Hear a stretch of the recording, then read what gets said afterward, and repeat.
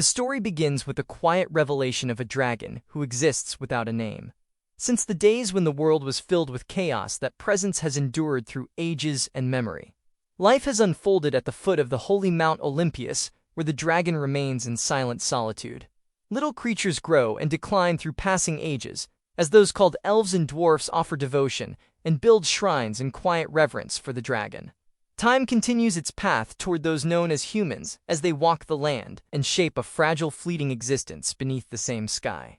Memories endure of dark kings and dark queens who build their castles nearby, yet it does not truly affect life upon the mountain where the dragon continues to exist in quiet distance.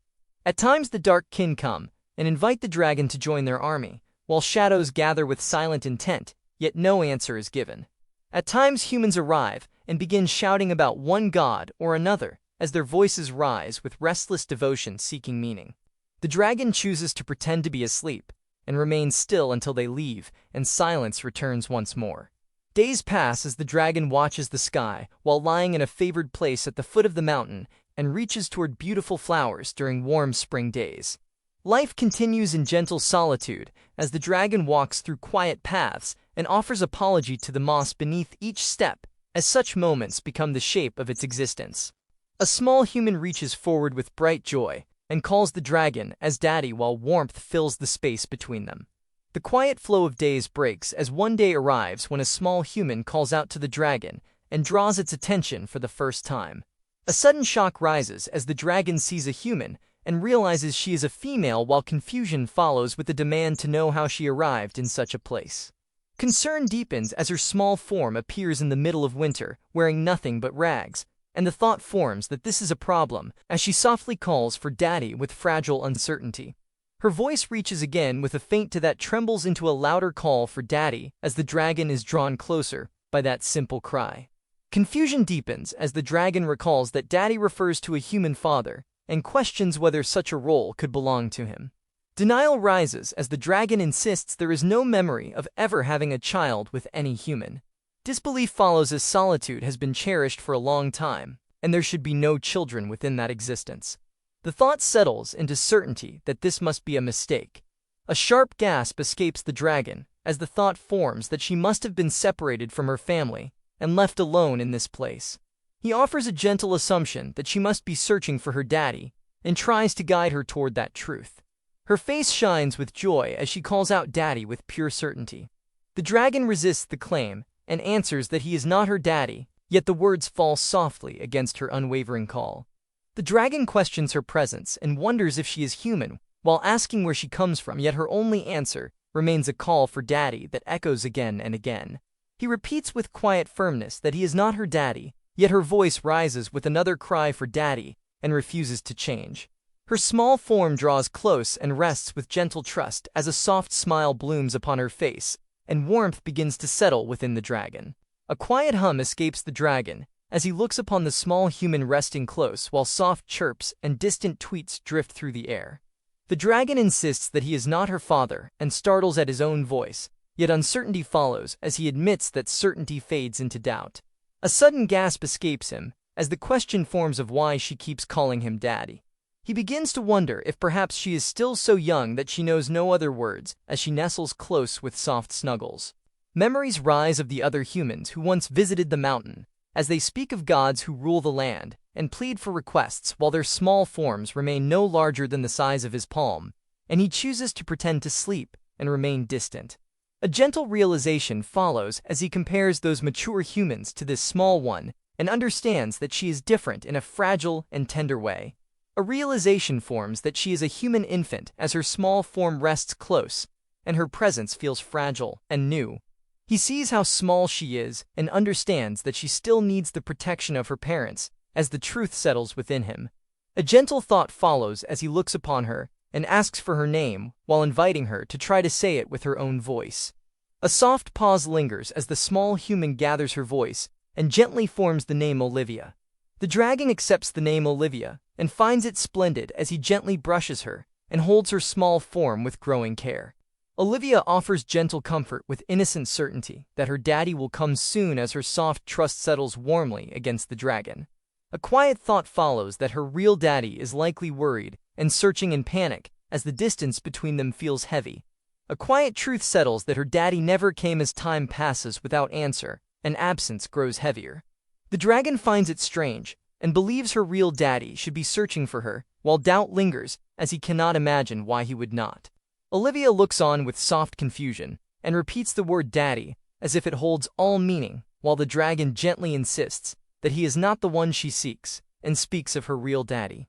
Her small voice answers again with the same call for daddy, and her expression falls into a faint murmur as uncertainty begins to touch her fragile heart. A soft hum escapes the dragon as he notices the flowers resting upon him, and considers that they look good as Olivia answers with a bright call for daddy. Olivia moves gently among the flowers as her small hands gather them with care, while the dragon watches in quiet attention. He tries to make her understand, and explains that there is no way he could be her daddy as distance stands between their natures. The truth is spoken with firm clarity that he is a dragon, and she is a human, and that there is no way they could be related, or that he could be her father. Olivia falters as the flowers slip from her small hands. The dragon notices her unease, and believes she must feel upset because her daddy has not come yet, and decides that something must be done as hesitation follows in his thoughts. He gently asks if she is from Pius, and waits as her silence leaves only a small question behind. A thought forms that she may come from Pius, as it stands as the closest village, and there seems no other place she could belong. The dragon forms a gentle thought that her daddy may have become lost upon the mountain, and that this is why he could not find her, as he seeks a small sign of agreement. He offers comfort with quiet resolve that it will be all right, and that she will be taken back home, soon as a promise begins to take shape within him. The dragon lowers his great form, and invites Olivia to climb upon his back, as an unspoken offer of safety takes shape. Olivia responds with bright delight, as she calls the warmth cool, and clings closer, while small shakes of excitement move through her. A quiet realization follows that many years have passed since the dragon last walked beyond solitude, as each step carries a heavy thump through the forest. A light thought lingers that such simple movement brings praise to oneself, as if the act alone holds meaning after so long. A sudden pause comes as the dragon sees the village ahead, and realizes he cannot enter in such a form, as the thought of it feels wrong. A shift begins as power gathers, and a transformation takes hold while his form changes, and carries Olivia safely within his arms. Her voice trembles with surprise as she calls for daddy while the new presence stands before her in a different shape. A quiet understanding forms that remaining in that former shape would have caused fear within the village and brought trouble upon them. The path nears the village as he tells Olivia they are almost there, and assures her that she will be home soon while her quiet face holds something unspoken. He notices her silence and wonders what is wrong as concern begins to grow within him. A firm belief settles that her real daddy must have been searching everywhere and must be deeply worried for her. He thinks that perhaps she feels like she was lost and now stands close to home, yet her silence remains, and the thought lingers that something within her does not match that hope. A tender thought lingers that Olivia is still so small and so tiny and adorable as her quiet presence rests close. Gratitude is given as they reach the village, and a direction is offered toward a small house on the outskirts, while disbelief grows that any parent could abandon a child like her.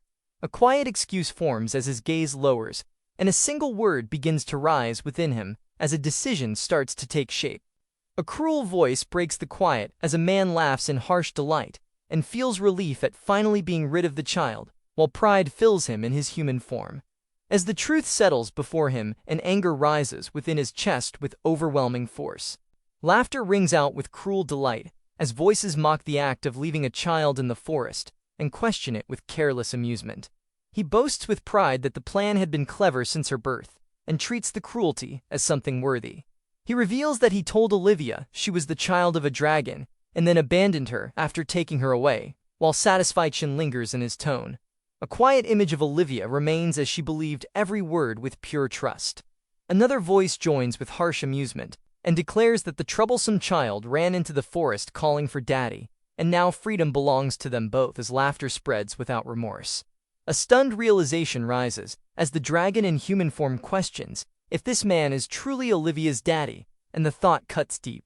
The truth settles with heavy weight, as he sees the man clearly, and understands the cruel answer that stands before him. The man speaks with bitter indifference, and claims to be the victim, while revealing that Olivia's mother died giving birth, as if her loss holds no meaning beyond his own grievance. The man continues with cold reasoning and claims that a woman carries a child long enough to grow used to being a mother, while a father is forced into the role without warning, and calls it unfair, as if burden defines his cruelty. He speaks with mocking ease and declares that a good mother raises both her child and her husband while laughing as though responsibility belongs elsewhere. His voice turns darker as he reveals that the woman died at the moment of birth and treats it as a simple fact without sorrow. He adds that his misfortune had only just begun and holds on to that belief while Olivia remains small and silent as pain quietly gathers within her fragile heart. The man mocks Olivia with cruel words and calls her useless, while claiming she could do nothing and cried all day, as if her pain were a burden to him. A harsh realization strikes as the dragon sees the place meant to be her home and understands the truth behind it. Laughter rises again and fills the space with sharp noise as the dragon holds Olivia close. He realizes that Olivia has never once thought of that man as her father, and that her heart had already chosen a different meaning for that word. A deep realization rises as every time Olivia called out for her daddy, her heart was reaching toward him alone. He understands that in every lonely moment and every fragile call she had been thinking of him. A truth unfolds that Olivia did not come because she was lost as her steps carried her with quiet purpose. She came searching for him on her own as her small heart held on to that path without doubt. Her fragile hope remained bound to the lies that man had told. A quiet thought lingers that she is only a human child and so very small. He understands that she still depends on her parents, and that such a bond should have protected her. A quiet resolve takes shape as he accepts the truth before him. He turns toward Olivia and lifts her gently as her small form rests securely in his arms. A promise is born as he declares that he will become her daddy. The cruel laughter fades into distance as harsh words declare that she is no longer needed in that house and cast her away without care. A new path is offered as he tells Olivia that she can stay with him and that they will live together in the forest on Mount Olympus as a place of belonging takes form. Tears gather in her eyes as the weight of pain meets the warmth of his promise. A fragile voice reaches out with a trembling call for daddy as Olivia clings tightly in his arms. A faint scoff rises with hollow pride as laughter echoes in the background, and he convinces himself that Olivia will be raised into a great person under his hand. A heavy thump resounds as something is cast aside without care, and a voice grants cold permission that he may do as he wants. A violent force erupts into a roaring boom that shatters the stillness and tears through the ground with overwhelming power. Shock grips him as a stunned breath escapes while Olivia cries out in fear. Voices rise in confusion as chatter spreads and questions ripple through the air about what just happened, while a shaken thought admits he forgot to hold back and realizes how strong dragons truly are. Panic tightens around him as he fears the entire house has been destroyed and dread urges escape before anyone notices, while Olivia instead bursts with wonder and calls him cool as disbelief clashes with alarm, and others question the sudden chaos around them. Concern lingers as distant voices hesitate and suggest it may be nothing, yet unease remains since that man's cruel words have already settled deep within his chest and refuse to fade. A quiet laugh escapes him as he accepts one truth from that man and admits within his heart that becoming a father came suddenly and without warning. Olivia looks up with gentle confusion and calls for daddy. He denies it softly and insists it is nothing while carrying her forward through the silent forest as the weight of that unspoken change lingers within him.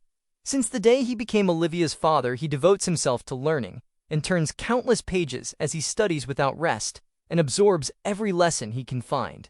Shock bursts from the shopkeeper as disbelief rises at the sight before him, while the young man proudly gathers every book in the store and claims the entire stock of a book vendor in the city as his own. From the day he accepted the role of Olivia's father, his thoughts turn inward with purpose as he spends his time reading countless books. A surge of surprise spreads as the shopkeeper reels at the claim that the entire stock of a book vendor in the city has been bought without hesitation.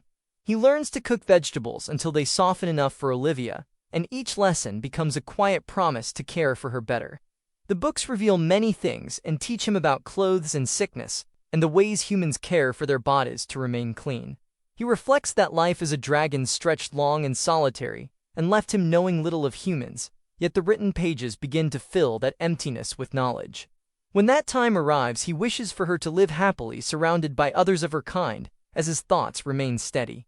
He holds a gentle hope that one day she will grow into an adult and find her place among humans with ease. He accepts that he is now Olivia's father and understands that her happiness must come first in his life. A quiet doubt lingers within him as he wonders when that distant future will arrive, while Olivia's cheerful call for daddy gently pulls his thoughts back to the present. Delight shines through Olivia as she admires a small treasure, and her voice fills with wonder at its beauty, while he answers with calm certainty that it is a fine red jewel. She beams with excitement and places a crown upon her head, and proudly shows it off while declaring it matches him perfectly. Confusion lingers as Olivia looks upon the scattered treasures and wonders if they all belong to her daddy. He reflects that these items only came because strangers kept arriving and offering them without reason, and he accepted them without question. He admits he does not know why such things gather around him. He adds that those strangers still helped by bringing clothes and books for Olivia, and believes gratitude should remain for their actions despite the strangeness behind them. Olivia grows silent as she listens, and her small expression settles into thought as she tries to understand his words. A quiet breath follows as she notes that the daddy spends his time reading and learning while Olivia watches him with soft curiosity. A sudden realization strikes him as he remembers the teaching that human children need someone who will love and care for them, and he calls Olivia's name with new purpose. Doubt grips him as he questions what he should do while uncertainty clouds his thoughts. Olivia lowers her gaze with a quiet sigh and remains silent as she listens.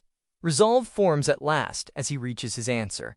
A soft rush of movement follows as he gathers her close and opens the pages before them as he invites Olivia to read a book together, and his voice carries a simple warmth shaped by newfound resolve.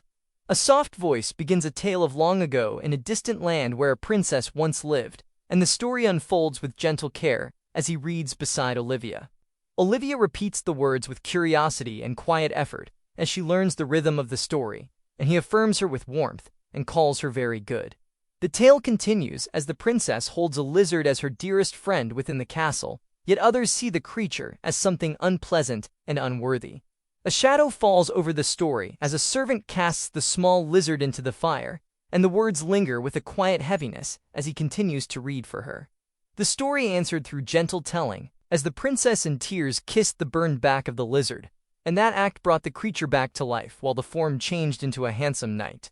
His tale moved toward its ending as the princess and the lizard knight remained together in a beautiful castle, and their days continued in peace while happiness lasted without end. Joy spilled from Olivia as she declared the story had been fun, and her small voice carried bright warmth. A quiet smile followed as he shared that the same joy had reached him too, and Olivia remained close within that simple happiness. A softer thought settled within him as worry lingered that Olivia had no one to speak with beyond him. Hope rose beside that worry as he believed reading these books aloud to Olivia would help her even a little, and the growing stack of pages became a quiet promise. Time passed into a few quiet days later. Olivia spoke of ancient dragons as proud beings, and her small form held a quiet certainty as she followed the lines within the book. She spoke of a time when dragons who lived upon the holy mountain were known, and her calm tone carried knowledge beyond her years. That those dragons were revered as gods and commanded the faith of the people, while her voice remained simple and clear.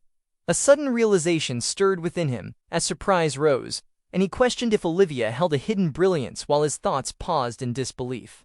Unsteady steps followed as he tried to grasp what she had done, and disbelief lingered as he realized she had truly been reading the book. He understood that the book was not a simple picture book, but a record of ancient mythology, and his voice carried astonishment at her ability. A softer warmth touched him as a faint blush appeared, and a quiet realization formed that the words within the book were speaking of him. A sudden burst of excitement overcame him as he declared Olivia a genius, and repeated it with rising amazement, while Olivia watched in quiet confusion. Time moved forward through the quiet reading as the words continued, and Olivia carried them with gentle confidence. The number of dragons that had survived since ancient times remained very few, and the world seemed to have nearly forgotten them. Long years passing since the last confirmed sighting of a dragon upon the holy mountain of Olympus, and the distance of time felt vast and heavy. A small laugh escaped Olivia as she turned the page with light delight. Excitement returned once more as he praised Olivia again, and called her a genius with growing pride. A quiet shift followed as more days passed, and the calm routine of reading continued. Olivia read on with steady voice and spoke of those few who possessed the greatest intellect ever known, and how they came to be called the 6 sages of Realis. Soft admiration filled his thoughts as he saw Olivia as a genius and found her presence unbearably cute. That feeling deepened as he noticed her brightness and the gentle way she read such difficult books. Curiosity rose within Olivia as she asked if the 6 sages of Realis had truly been real people. He confirmed that they were real, and the truth settled gently between them. Memory stirred within him as he recalled meeting one of them named Vandelson, and the past returned with faint warmth. He continued with calm reflection, as that man had only just begun learning to become a wizard in those days, and time had carried him far beyond that beginning into someone of great standing. Curiosity shone in Olivia as she wondered if he had truly been friends with the sages, and her admiration grew with that thought. A gentle answer followed as he found the true amazement in Olivia herself, and praised her for reading such a difficult book with quiet pride. Hope flickered within Olivia as she questioned if that praise was real. A new idea rose as he suggested trying an even harder book that day, and the challenge felt light. Joy came easily as Olivia agreed without hesitation, and her eagerness remained clear. A small voice followed as she expressed a wish to try that one, and her choice carried simple eagerness. A gentle response came as he noted her interest in another history book, and found her tastes curious, yet endearing as they stood together among the many books. Excitement sparkled from Olivia as she held a book close, and found it interesting, and her joy shone without restraint. A quiet admiration filled his thoughts as he reflected that Olivia was truly smart and also too cute. A quiet realization settled within him as the passing days formed a gentle count, and the thought came that this had become the 63rd day spent as Olivia's father. Ancient truth revealed that the voices of dragons who had lived since distant times possessed an incredible power. That power carried wisdom, and the words spoken aloud would be absorbed immediately by the children who heard them. A quiet realization followed, as he saw that his own voice had been passing knowledge directly into Olivia. A gentle thought formed within him, as he believed Olivia seemed like an adorable genius. Curiosity reached Olivia as she asked what had caught his attention. A calm answer followed as he brushed it aside and spoke of nothing at all. As he suggested lunchtime, and offered the milk soup she loved, and his tone carried quiet care. Joy answered him at once as Olivia expressed love for him, and her small voice held pure happiness. The quiet conflict stayed with him as he watched the pot bubble gently, as he remembered the cookbook suggesting that adding honey would make the dish better. Another memory rose to meet it, as the book on caring for children warned that honey should not be given to someone as small as Olivia. He wonders how old she must be, and he convinces himself that she is no longer a baby, and believes it may be fine to treat her as someone growing beyond that fragile stage. He studies the small piece in his hand, and wonders how many years it takes for a human to grow up. He calls out that it is done for Olivia, and presents the warm meal with quiet hope. Olivia lifts her small arms with joy, and her delight rises freely as she celebrates the simple moment. The steam rises from the bowl, and the warmth fills the space as he watches her reaction. She expresses love for the milk soup, and her happiness shines through each word. He feels relief as he sees her like it so much. She almost spills, and he reacts at once to protect her. He warns her that it is hot and tells her to be careful. He eagerly asks for seconds, and her small voice holds simple excitement. He reflects that their first winter together passes quietly and carries them gently into spring as time moves without pause. Olivia tastes the food and finds it delicious as her happiness shows without restraint. He watches her and quietly wonders how long she will remain a child. He suggests that Olivia should go look at flowers today and offers the idea with gentle care. He recalls that the pink flowers she likes should be in full bloom by now. He walks after Olivia and sees her small figure surrounded by blooming petals. Olivia runs ahead and calls for him to look as she finds the flowers so pretty, and her joy spreads freely. He follows behind her and agrees that they are quite beautiful as he watches her happiness more than the blossoms. He tells Olivia not to run too far. Olivia answers with a bright promise to be careful and continues forward with innocent trust. He imagines that her childhood will pass in the blink of an eye. He realizes that it will happen faster than someone like him can ever imagine. He forms a quiet resolve within himself and accepts the path ahead as he chooses to cherish each passing day with her. He decides that he will show Olivia all the beautiful sights he has seen in his long life. He promises to share every wonderful thing he understands and to discover many new things together with her before she grows. He accepts that even if he raises her with all his care, she will always remain human, and that fragile truth deepens the bond he chooses to protect. He understands that her lifespan and way of living will be different from his. He reflects that the things Olivia will eat, the places she will live, and the way she will see time are all different from his own. He remembers that he could sleep for hundreds of years at a time, yet Olivia could only rest for a single night. He realizes that he could live fine on his own, and that truth remains simple and certain within him. Olivia calls for him to watch her spin, and her laughter rises as she turns freely among the flowers. He sees her joy and understands that Olivia and humans like her cannot live as he does. He reflects that each human is independent and unique, yet they live together in groups and share their lives with others. His thoughts revealed that he could not let her continue living that way, and he told Olivia that he wanted to ask something. She asked what it was and waited for his answer. He then asked if she wanted to look for a house with him and offered the idea of them leaving together. She repeated the word house with soft wonder and tried to understand what he meant. He confirmed it was a house and guided her gently toward the idea he wished to share. She pointed at the hollow tree and thought that must be what a house was like. He told Olivia that it was only a hollow tree and not the kind of place he had in mind. He then assured her that they could find a much bigger house than that and offered her a vision far beyond what she knew. He told her they could find a house so large that even if he turned into a dragon it would not break, and offered her a place strong enough to hold both her life and his true form. Olivia repeated the thought of a big house and tried to picture something beyond the small space she knew. She wondered if such a place meant something like a castle. He considered her idea and accepted that a castle might indeed be the kind of place that could become their home. She remembered seeing one in a book filled with many windows that shone brightly. He accepted that memory and let it become part of the dream they were shaping together. He asked Olivia if she wanted to live in a castle. Olivia answered with simple joy and chose that dream without hesitation. He then told Olivia that such a life would make her a princess and offered her a future shaped by warmth and belonging. She continued her bright imagination and declared that he could become the prince within that castle world she had formed. The promise of a shared home and a new life rose between them and turned into something powerful that neither could ignore. She called out to him with concern and asked what was wrong as his expression changed. He told Olivia it was nothing and asked for a moment so he could calm himself and steady the feeling rising within him. He then accepted the idea of a castle and admitted that it sounded good as he held on to the dream she had given him. Olivia spoke with eager determination and declared that they would make one together and that she wanted to help. He gently refused her worry and told her to leave it to him as he took that responsibility upon himself. He asked Olivia if she would like to go flying that day and offered her a new experience beyond the ground. Olivia answered with surprise and wondered if he could truly fly as excitement rose within her. He revealed that he had seen a castle somewhere nearby and turned that idea into a destination they could reach together. He declared that the fastest way to reach that distant castle was to fly, and he carried Olivia into the sky as the world below stretched wide and the castle rose ahead like a promise. She realized it was a real castle and let that discovery fill her with awe, while they drew closer to the place that had once only lived in her imagination. He urged Olivia to hold tight and not let go as they rushed.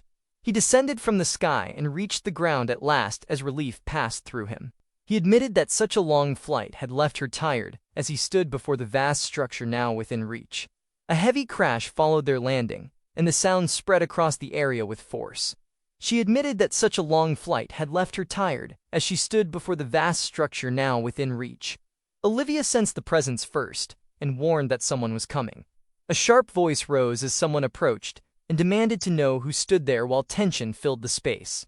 Recognition followed as that voice struck a memory and revealed a connection to the elder dragon of Mount Olympus.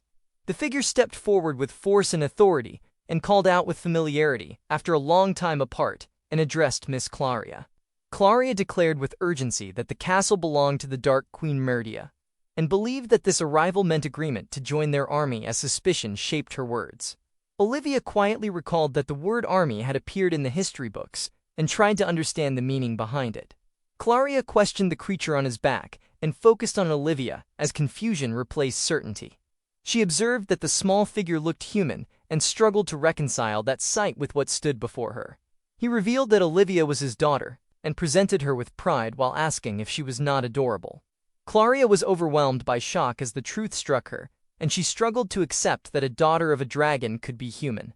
She rejected the claim, and believed it to be deception, as she refused to be fooled by what stood before her. He warned her to be careful before anything could go wrong. The dragon bent the sword with ease and showed strength far beyond ordinary resistance. Claria cried out in distress as her hex blade broke, and the loss struck her with disbelief. Olivia watched in shock and realized that the blade had been broken. He insisted that he had not meant harm, and explained that he had only tried to take hold of it as the situation slipped beyond control. Claria gathered herself and declared that a dragon of such size must be defeated at once. He tried to correct her and made it clear that this was not the reason they had come, as he sought to stop her before things escalated further. He denied any intention to join them, and he revealed that his aim was to speak with the Dark Queen. He expressed the desire to ask for a favor and held to that purpose despite the tension. Claria echoed the words and lingered on the meaning of that request. The moment settled into reluctant acceptance as she allowed the path forward to open before them. Claria declared that as Lady Meridia Knight she would hear the request, and asked what the dragon wished from them. He revealed that the wish was to have the castle, and expressed it as a simple desire. Claria accepted the meaning and acknowledged that this was all, and that she understood. Claria reacted with a cry of shock as the request struck her with overwhelming force. He explained that the castle seemed large for only 2 people, and reasoned that it would be enough for his purpose. He then asked if his daughter and himself could move in until she grew up, and revealed a simple wish for a place to stay. He added that the air there was not good, and intended to bring the castle back to his mountain as part of that plan. Olivia brightened with excitement and imagined living in the castle as joy filled her voice. Suddenly Claria collapsed to the ground as her strength gave way. Olivia then noticed Claria's condition and believed that something was wrong with her as worry filled her voice. He grew concerned and called Olivia to come down as unease spread through his thoughts. Olivia answered with simple agreement. He turned toward Claria and called out to her with urgency as the situation shifted into concern. He held Claria in his arms and called to her with concern as he asked if she was all right. Claria murmured to her lady with fading strength and revealed how sudden the collapse had been while weakness overtook her. Claria stirred with faint awareness and expressed frustration at the lack of sense that had led to this state as her voice carried both strain. He decided that Claria must be taken inside at once as urgency guided every step forward. He carried her toward the castle while Olivia followed close beside him. He entered the castle while carrying Claria and called out in urgency as he asked if anyone was there and revealed that Claria had collapsed. Olivia looked around the silent hall and called out as well while searching for any presence that could answer them. He raised his voice and called for the Dark Queen to come out and revealed again that Claria had collapsed. Olivia sensed the emptiness of the castle and believed no one was there as uncertainty filled her voice. He refused that thought and assured her that someone was coming as he held Claria close and waited. A fierce presence rose and demanded to know who had dared to summon her, and questioned what fool had disturbed her slumber, while a threat followed that none who stood before her would leave the castle alive. She revealed herself as the Dark Queen Meridia and declared her name with power, as she warned that such barbarism would lead only to death for those who trespassed.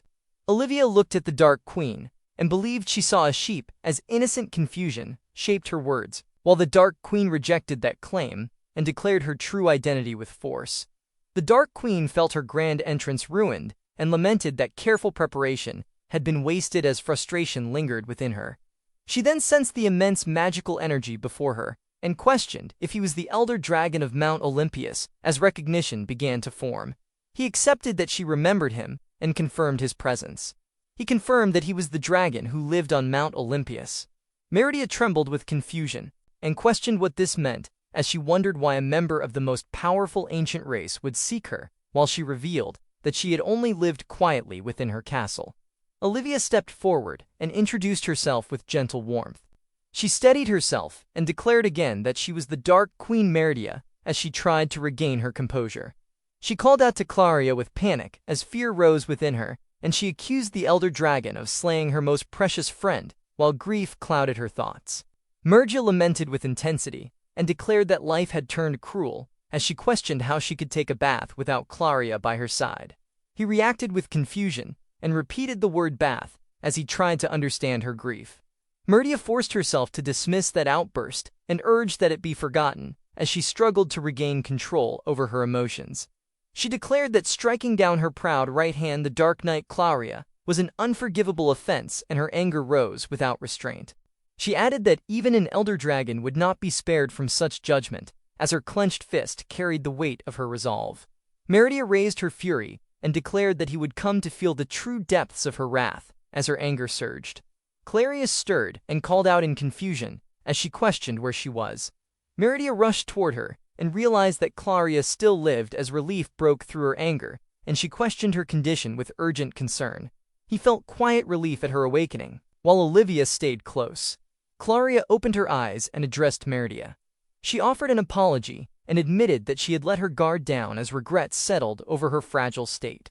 Meridia trembled as tears fell, and she called Claria a fool while grief and relief mixed within her voice. Meridia held Claria close and confessed that all that mattered was her safety, as she admitted that losing her would bring an end to everything she held dear. He stood apart with Olivia and watched in silence as their bond unfolded before them. He raised his hand and offered an apology for interrupting as he addressed Meridia with careful respect. He explained that he had wanted to ask if she would allow them to move into her castle, and revealed that he had been speaking with Claria when she suddenly collapsed. Meridia listened while holding Claria close as concern remained in her gaze.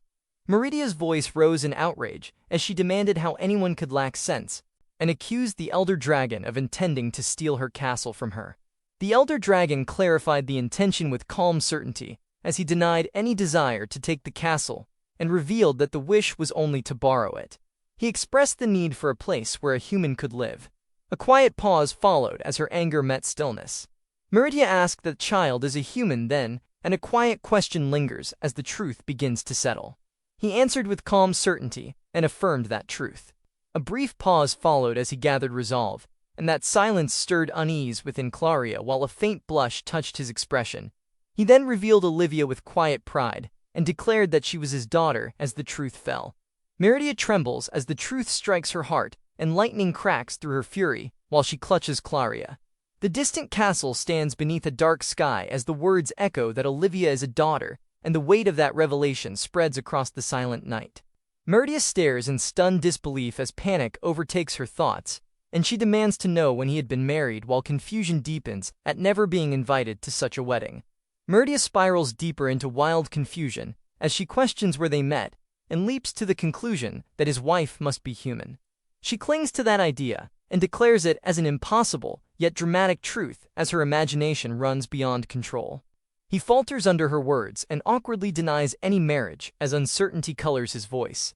He tries to explain that Olivia was found alone and that she grew up by herself before he brought her back with him. Claria trembles in Olivia's arms as weakness spreads through her body, and she confesses how awful it feels while tears fall without restraint. Olivia asks with worry if Claria is all right and wonders if pain remains anywhere as Claria answers with a weak voice that her heart aches and breath grows heavy.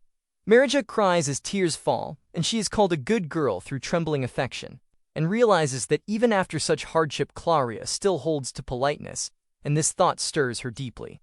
Meridia clenches her resolve and calls out to Claria as she declares that the castle will be lent to the Elder Dragon, and her voice carries firm decision, shaped by concern. Claria looks on with surprise and asks if such a decision is truly certain, while Meridia affirms it without hesitation. Meridia declares with firm resolve that a single castle is a small price to secure the future of this child, and she adds that as long as space remains within the West Tower, nothing else matters to her, and her voice trembles. Meridia proclaims that her generosity shall be bestowed upon this child and her kind elder dragon, and Olivia gazes with shining emotion and calls Meridia a beautiful queen. Meridia adds with rising excitement that if the dreaded elder dragon of legend resides in her castle, then the greatest security system in the world will belong to her, and she laughs at her own cleverness, while Olivia remains uncertain and wonders about this strange idea of security. Meridia proclaims with bright pride that the human child and that elder dragon shall live within this castle from this day onward, and her decision stands firm. Olivia gazes with shining amazement and questions the truth of such fortune. Meridia answers Olivia with proud certainty. Olivia bursts with wonder as she realizes she may live in such a grand castle, and she imagines becoming like a princess while gratitude fills her voice, and Meridia accepts that gratitude with pleased confidence. Olivia wanders through the vast hall with quiet steps and begins to wonder what it means to be a princess. Olivia leans forward with bright curiosity and wonders if their status means they stand as two queens, or if they are instead princesses, as her innocent question reaches both Claria and Meridia. Meridia falters at the thought of being called a princess, and confusion shakes her voice as she struggles to respond. Claria gathers herself and admits that such a title does not suit her, as she serves as a loyal knight, and though a distant past once tied her to the role of a princess knight, that time has long faded, and lets out a gentle sound as happiness colors her face while Meridia holds her. He turns with an easy motion and decides that it is time to return home, and Olivia answers with bright agreement. The sky trembles as ropes groan and stretch, and the world itself seems to shift under unseen force. Olivia bursts with delight and praises her father with shining admiration as she marvels at the sight of him carrying an entire castle, while Meridia cries out in shock and demands to know what madness unfolds. Meridia protests with rising disbelief as she realizes her castle is being carried away by ropes from the world tree, and she questions the sanity of such an act while Claria struggles to keep balance and reports with alarm that the castle has begun to fly as the ground falls away beneath them. The distant voice reflects that the others seem to be enjoying themselves, while far below the castle drifts through the sky carried by unseen force. Meridia cries out in panic and calls for Claria to hold steady while fear grips her, and she refuses to be left alone in such chaos. The tale concludes with simple certainty as this wild journey becomes the reason they gained a home. After returning the Dark Queen Castle to Olympias, the long effort begins as Olivia and her father devote an entire week to cleaning and restoring what was shaken by the journey, while the castle stands once more in quiet dignity. Olivia moves with quiet focus as she sweeps the floor with steady effort. She squeezes water from cloth and lets it fall in gentle drops as she keeps cleaning without pause. She continues her work as she wipes the surfaces and tends to every corner, while small sounds mark each careful movement. He watches in silence and reflects that Olivia is such a hard worker, while admiration settles within him. He reflects that even after living for thousands of years, Olivia surpasses him in cleaning by a vast margin, as every surface shines with brilliance. He watches Olivia with quiet wonder and considers that she may be a genius while gentle admiration grows, and he finds her presence charming in a simple way. During the entire time spent restoring the castle, the Dark Queen and her knight remain unseen and never once emerge from the West Tower. Olivia calls to her father with gentle curiosity, while a quiet thought lingers that wonder remains about what rests inside the hidden place. He acknowledges that the shelves stand empty and confirms the simple truth while Olivia gazes at the space. He answers that the emptiness exists by design and reveals that the space before them will belong to Olivia as her own room. Olivia brightens with excitement and questions the promise while the answer unfolds that the empty shelves will be filled with books she loves little by little. Olivia shares her wishes with eager joy as she hopes for many books about the 6 sages of Rallis and picture books filled with many princesses. He assures her that space remains for many more things and the future holds room to grow. She wonders if the work in the room has ended. He expresses that the work is finished and praises Olivia as a great help. Olivia smiles with gentle joy and shares that cleaning together feels fun, while she recalls that in the past she had to do everything alone. He reacts with surprise as Olivia reveals she once cleaned with only her hands, and he questions the hardship behind such effort. Olivia quietly remembers how the broom and cloths fell apart, and how no one replaced them, as she remains surrounded by ruin and loneliness. He falls into brief silence as her past words echo that she once had to rely only on her hands, and the weight of it strikes him deeply. Sudden urgency breaks through as he calls Olivia with force, and in a swift motion, he throws himself forward. He faces Olivia with fierce devotion and declares that he will do whatever it takes to make her happy, as his resolve burns with intensity. Olivia offers warm gratitude to him, and her smile carries simple joy as she calls him daddy. He follows behind her and promises that the room will be filled with many kinds of things, and every object will hold love and happy memories, while she declares that she will work hard on cleaning with eager spirit. He looks upon the room and envisions a distant future, where Olivia may leave this place to live among humans, yet he ensures that whenever pain or worry finds her, she can return to this home. Olivia calls out with lively energy and urges him to hurry as her small steps echo with excitement. He then acknowledges that only one place remains untouched and declares that the West Tower stands as the final space left. He reflects that the answer is clear and accepts that she truly did, while Olivia speaks with hesitation and reminds him that Meridia forbade anyone from going there. He considers the thought in silence and admits a wish to clean the place for them, since they were allowed to live within the castle, yet he concludes that their wishes must be respected because it is their home. He turns away from the silent hall and decides that they should go back, while Olivia accepts with a gentle agreement and follows beside him.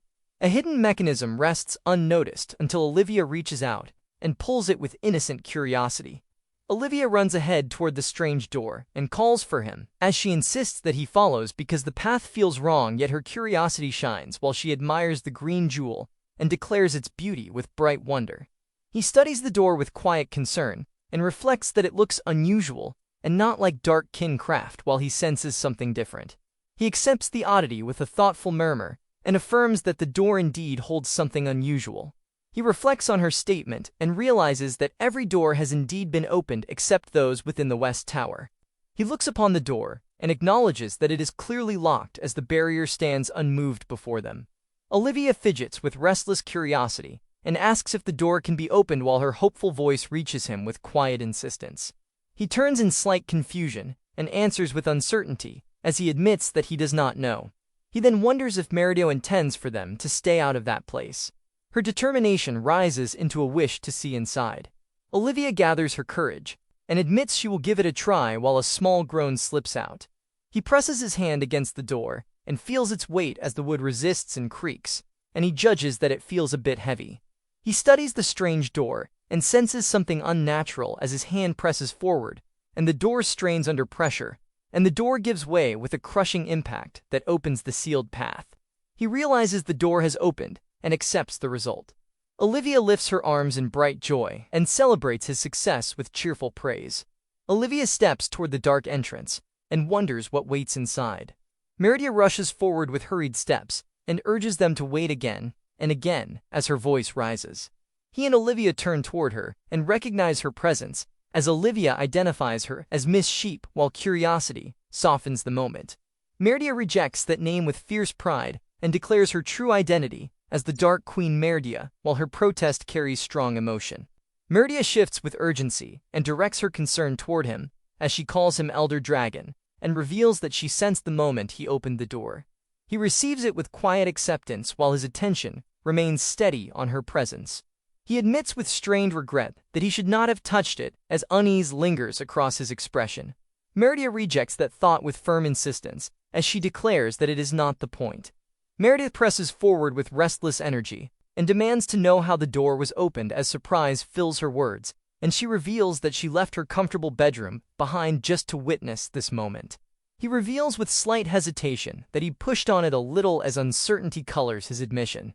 Meridia reacts with disbelief as she repeats that he pushed on it and cannot accept such simplicity, while she insists there is no way it was that easy. Meridia trembles with shock and confusion as breath falters and thoughts scatter, while she confesses that she has tried to break that seal for so long and still cannot understand it at all.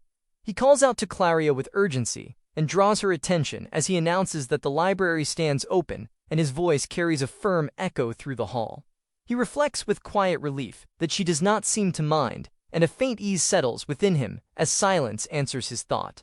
Olivia brightens with delight and recalls that this place was meant to be a library and seeks confirmation from him, while hope shines through her words, and he affirms that it is true.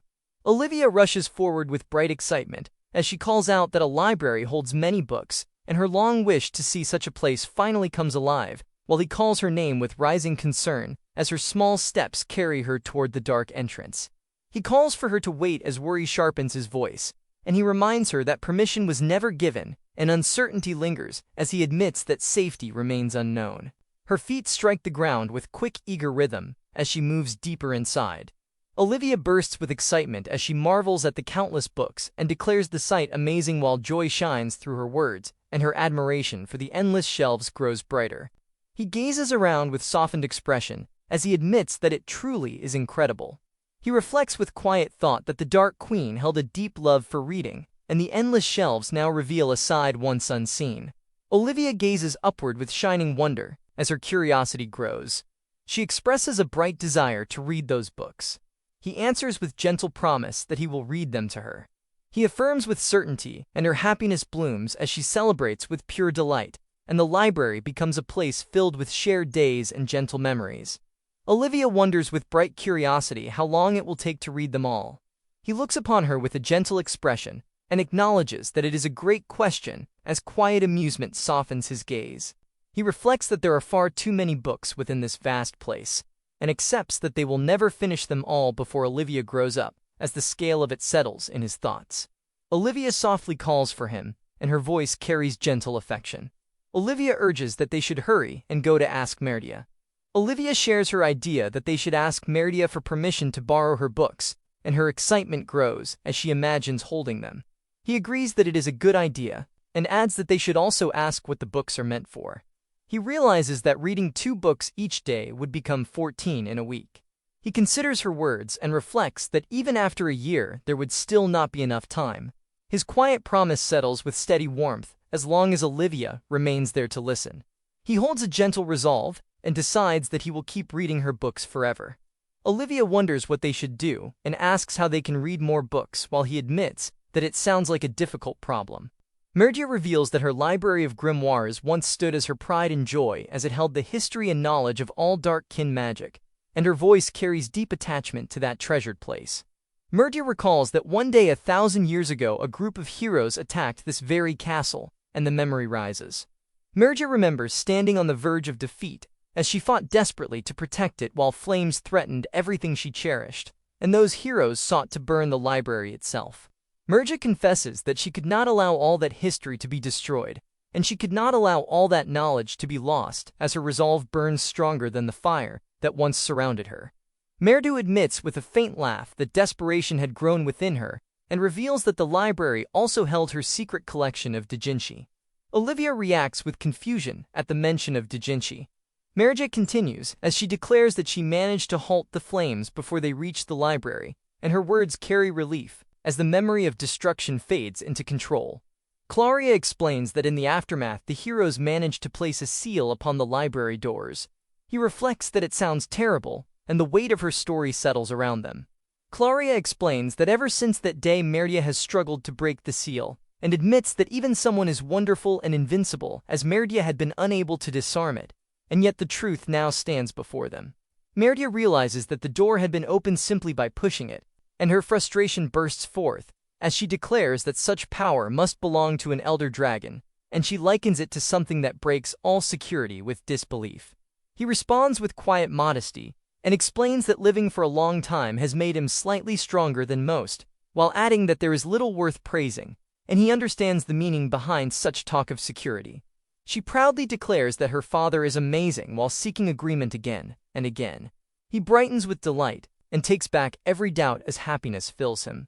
Since that day, Olivia spends every spare moment within the library, and she is always found studying among the endless shelves as her quiet dedication grows. He notices that she truly loves reading and realizes that her excitement now reaches him as well while she eagerly shows a book about Vandersloot and proudly shares that she has found a book called Fundamentals of Magic as her joy shines through. Her love for study becomes clear. Meanwhile, he turns his attention to the kitchen and settles into a new task as he prepares himself for something different. He decides that he will try making a dish today and begins practicing cooking by using the cookbooks along with the castle kitchen. He opens the book and moves forward with purpose as he reaches the first step and reads that the vegetables must be cut into bite-sized chunks. He pauses and wonders what such a term truly means and questions how large bite-sized could be. He reflects that the library holds picture books and cookbooks and grimoires, and everything within it, and wonders if Merdia might also enjoy cooking. He continues working in the kitchen and slices the ingredients with steady care as his thoughts turn toward Olivia, and he wishes for her to try many kinds of food that he prepares. Olivia arrives and calls for him. He turns toward her and greets her warmly while asking if she has finished in the library for the day. Olivia hesitates and fidgets before admitting that it is not about the library this time. Olivia gathers her courage and asks if there is anything she can do to help, as she notices that he always prepares dinner alone. Olivia reflects on her own actions and realizes that she never helps at all and that she is always reading books in the library. He suddenly breaks into emotion and praises her as a good girl. He reassures her that everything is fine. Olivia accepted that reading books in the library belonged to her role, while he claimed making food as his own duty, and a quiet understanding formed between them. Olivia sought reassurance and heard certainty returned as real agreement, while doubt lingered within him, as he admitted a beginner could not keep her safe with knives and ovens, and simple dangers felt too great for his care. Olivia continues to insist that she wants to help, and her determination remains gentle yet firm. He considers the situation and wonders if the cleaning has already been finished. He reflects that such work is something she can handle on her own, and accepts that it is not too dangerous. Olivia reacts with sudden excitement as the idea takes shape. He pauses in thought, and then realizes a simple answer, as he suggests that the library has been closed for a long time, and proposes that airing out the books could be something she can do. Olivia holds on to each word as the meaning settles within her mind. He explains that the books should be laid somewhere the sun does not reach, yet a good breeze must pass over them, and he adds that this will keep them safe from mold stains or bugs. Airing out the books becomes a quiet question within Olivia, as she listens while he recalls reading about it in a book called Work Around the House. He answers with gentle agreement, as he admits it would help greatly if she could air out the books. Olivia lifts her voice with bright wonder, as she declares that Meridia too would be pleased, and hope rises within her small frame. Olivia bursts with joy as she accepts the task with all her strength and promises she will do her best.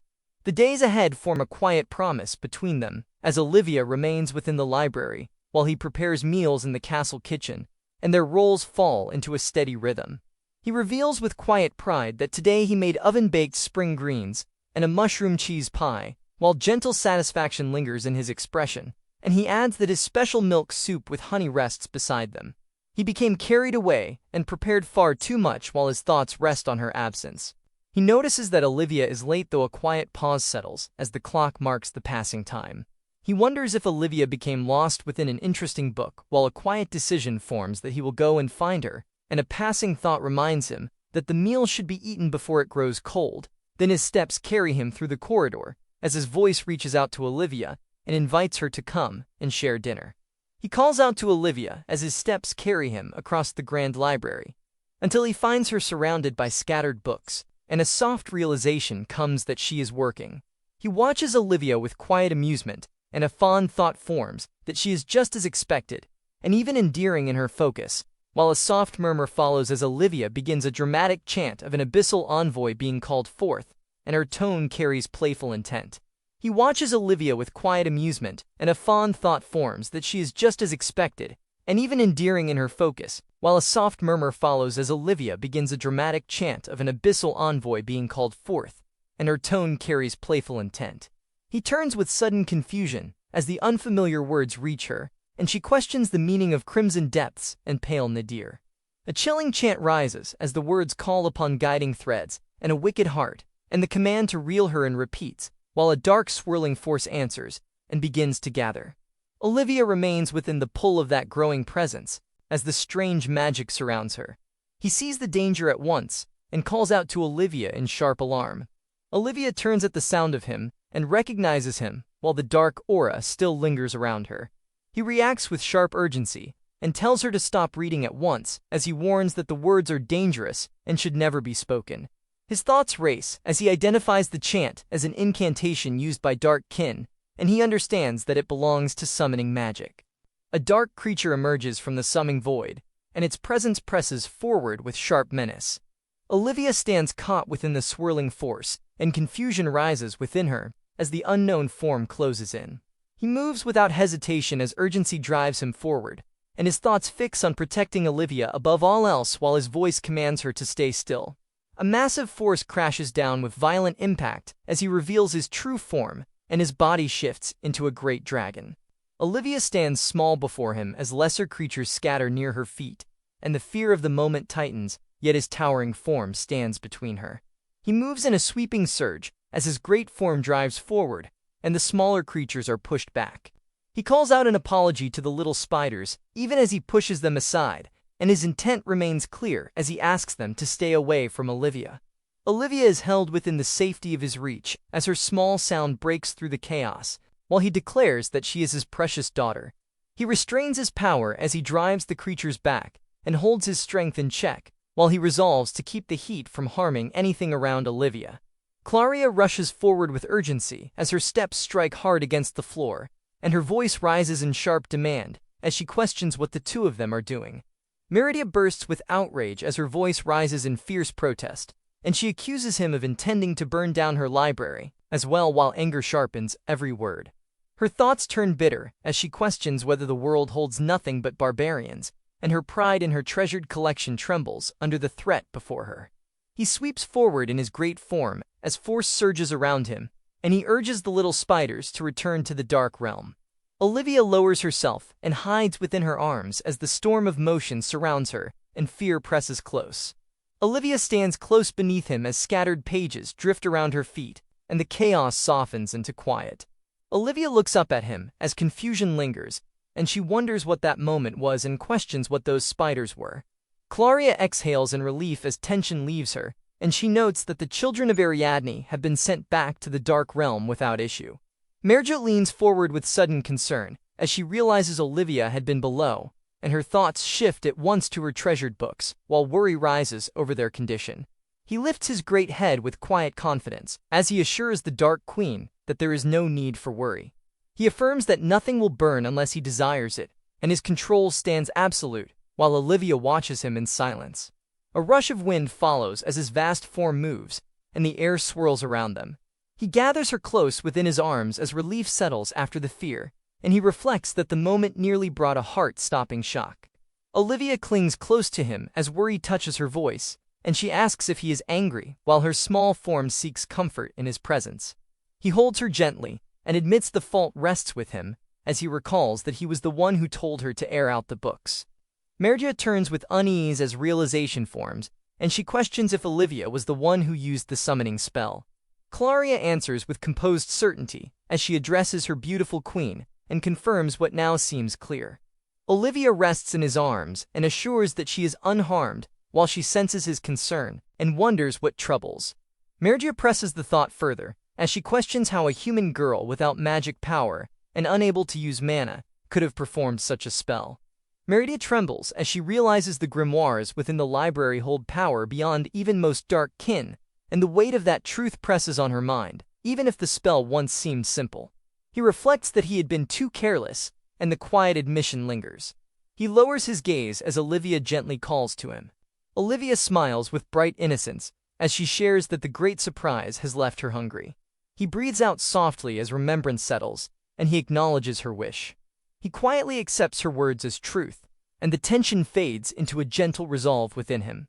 Olivia brightens with eager joy as she declares that it is time for dinner, and her excitement carries warmth that reaches him. Olivia beams with delight as she shares her wish to see what he prepared this time. He breathes out softly as remembrance settles. He turns toward them and extends a gentle invitation as he asks if they would join for dinner, and his voice carries a calm warmth that reaches both Mergia and Claria. He gathers his thoughts and reveals with a faint smile that too much milk had gone into the soup. Mergia listens with surprise as the simple truth settles over her. Mergia gathers herself and offers that the invitation could be taken as an apology. Claria brightens with sudden delight as the thought of dinner fills her with excitement, and she expresses that it sounds wonderful. Olivia answers with pure joy as she declares that his cooking is truly delicious. Meredith hesitates yet yields as she admits that insistence leaves little room to refuse, and she allows the invitation to draw her closer, while Claria remains beside her. He accepts their presence with open approval, and his voice carries simple pleasure as he welcomes them to join. Claria embraces the moment with bright excitement and urges them forward toward dinner, while Olivia shares that her book teaches that meals are best when everyone gathers together. He regards them with quiet amusement and notes their deep interest in child-rearing knowledge, while he turns the moment into gentle teasing toward Merdia. Merdia leans forward with bright curiosity as she discovers the dish before her. Merdia joins with warm delight as she praises the taste and declares the meal to be wonderful, while Claria adds that the pie holds its own excellence for her queen. She listens as Olivia explains that the vegetables become even better. Olivia shares with gentle certainty that the vegetables taste even better when placed inside a sandwich. He listens to them and accepts their reactions as they discover the harmony of flavors, and their agreement forms as they declare the combination to be exquisite. Meredith reflects with growing admiration as she realizes that such skill belongs to an elder dragon, and her thoughts rise into praise for his cooking, and adds that such warmth must come from a father's love. He receives Olivia's praise as she declares his cooking wonderful and urges everyone to eat well, and her bright trust draws a soft agreement from Claria, who accepts with shy certainty. Meridia continues to eat as she reflects with quiet envy that Olivia enjoys such meals each day, and her thoughts linger on that gentle fortune. Olivia answers with playful laughter that carries light warmth. Olivia lifts her voice with eager energy as she asks for seconds, and her excitement spreads across the table. Meridia lifts her voice with sudden eagerness as she claims her desire for more, and her bold request follows Olivia's joy without hesitation. Claria softens with quiet agreement as she admits that more would be welcome. He watches them with a calm smile as he prepares to serve again. He reassures them with easy confidence that there is plenty of food prepared for the day. Meridia questions the abundance with disbelief as she wonders if such a meal was meant to feed a dragon. Olivia answers with bright certainty that she can eat a great deal, and her cheerful claim meets his quiet humor. From that day, the Dark Queen begins to leave her room in the West Tower with growing frequency, and her presence slowly joins their shared days. He pauses in quiet surprise as the thought reaches him that someone wishes to become Olivia's teacher. Meridia answers with firm resolve as she admits her fear of letting harm reach Olivia again within the library. Merja declares her intent to guide Olivia with personal lessons before danger can return, and their shared purpose settles into something unwavering. Claria supports the choice with steady belief, as she explains that those who hold power must learn discipline, and her words place dark kin and humans upon the same path.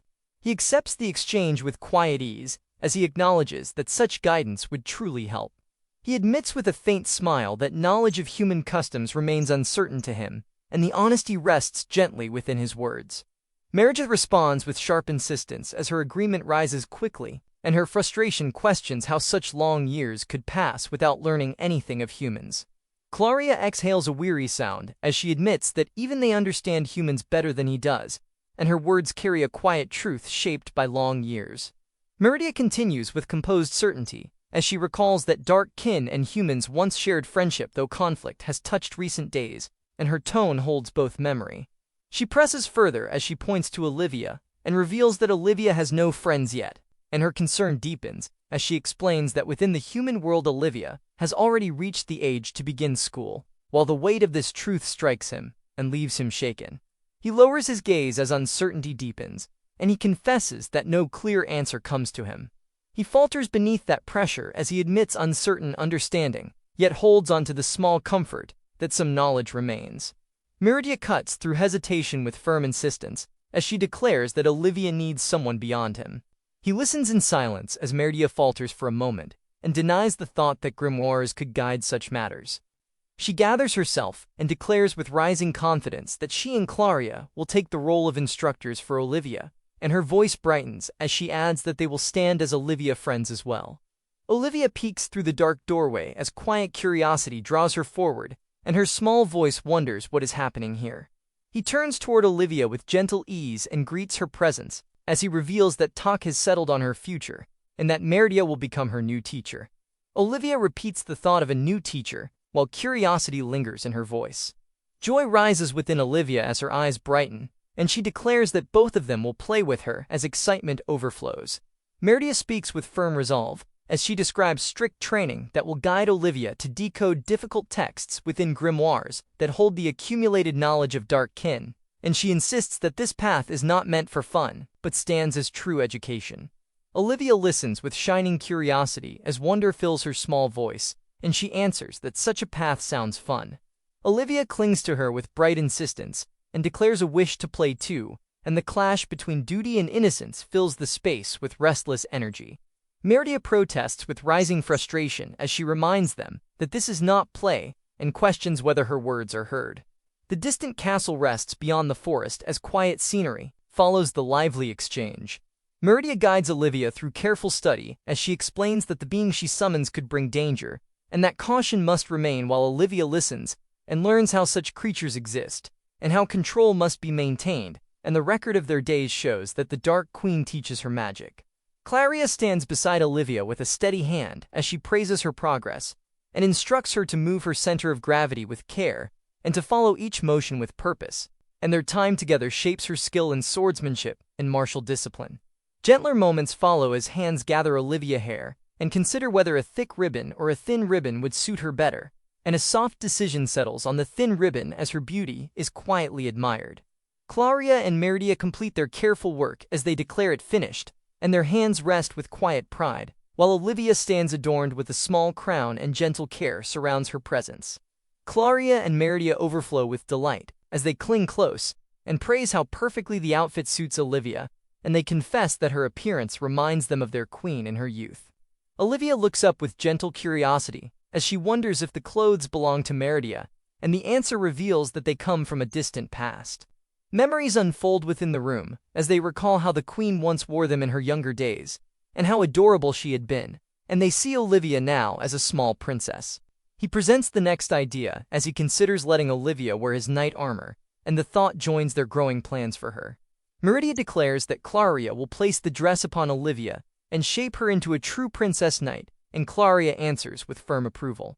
A wish forms that Olivia might have known such closeness as sisters, and that life would have carried the same warmth for her.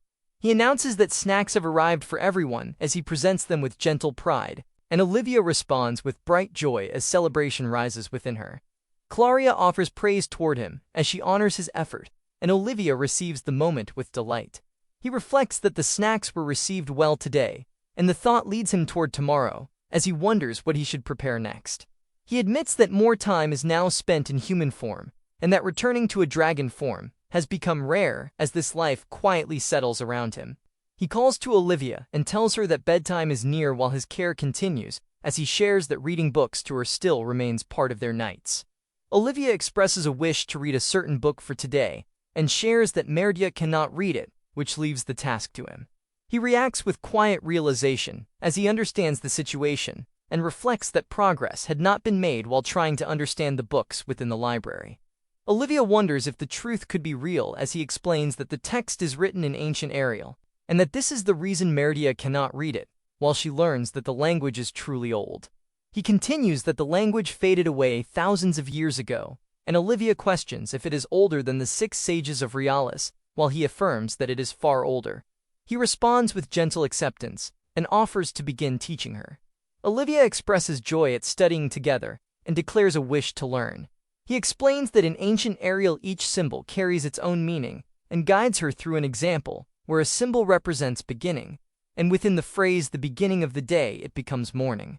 Olivia admires him, and calls him smart, which softens the lesson into warmth as learning continues. Peaceful days continue for a time as Olivia grows steadily, becoming smarter, stronger, and more beautiful, while he watches over her with quiet pride. The passing days lead forward until a sudden shift approaches, and one day arrives. Her heart pounds heavily as she draws closer while he remains resting in silence beneath the arch. Olivia peeks from the doorway and wonders what is happening here.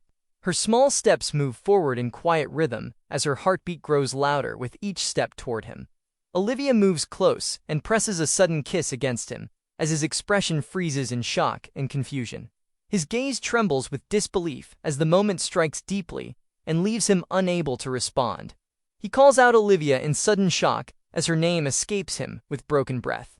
He reacts in stunned disbelief as the question of a kiss rises sharply within him and leaves him shaken. Olivia lifts the fabric with bright delight and calls for him to look as she laughs softly in playful pride. Olivia twirls with joy and declares herself a bride as happiness shines through her and fills the space between them. His thoughts drift with mild confusion as he notices that she has wrapped herself in a simple sheet and wonders if those are lace curtains. He softens and accepts her joy as he acknowledges that she appears as a bride and that the look suits her well. Olivia seeks his approval with bright hope as she asks if it is truly so and waits for his answer with quiet excitement. Olivia brightens and gives thanks with open joy as relief fills her small voice. He leans closer and asks why and what is going on as his voice carries quiet concern. She turns to him with certainty and calls him daddy as she reveals that she has decided something important. Olivia beams with bright joy as she declares that when she grows older she will marry him and become his bride, her small hands lifting the dress. He stands still as the meaning reaches him slowly, and his gaze lingers on her with quiet shock. Olivia shares that she reads many books in the library, and her voice carries simple pride. She speaks of a bride and wonders about being married as the thought grows closer to her heart and turns gently toward him. She recalls that when a prince and a princess become married, they live happily ever after, and she accepts that truth with quiet belief. He reflects that it is common for young girls to wish to marry their father, and remembers those words from books as understanding slowly settles within him. Olivia lifts her voice with bright certainty as she declares that she will marry him, and her joy shines without doubt. He becomes quiet and calls her name as hesitation appears, and the weight of her words moves his heart. He answers with gentle honesty as he shares that her feelings bring him happiness, yet he explains that she and him cannot be married. Olivia looks at him in confusion as she questions why not, and her voice carries simple disbelief. He answers with quiet certainty as he reveals that the reason rests in the bond between them, and he is her father. Olivia lowers her gaze and accepts his words as she repeats the reason and understands that she cannot marry him because he is her father. He answers with calm certainty and affirms that truth while explaining that humans cannot marry their own fathers. Olivia holds onto her question and wonders why not. His doubt lingers within her small voice. He admits that her question holds weight and confesses that being a dragon leaves him without full understanding of humans, while he still offers what he knows. He explains that such bonds follow a different path among most creatures. He hesitates and searches for an answer as uncertainty settles over him. Olivia grows quiet as the question forms within her, and she wonders if a day will come. He falls into silence as the thought of her belonging to someone unknown lingers within him. He pulls her close and calls her name as urgency rises, and he confesses that he cannot be her husband.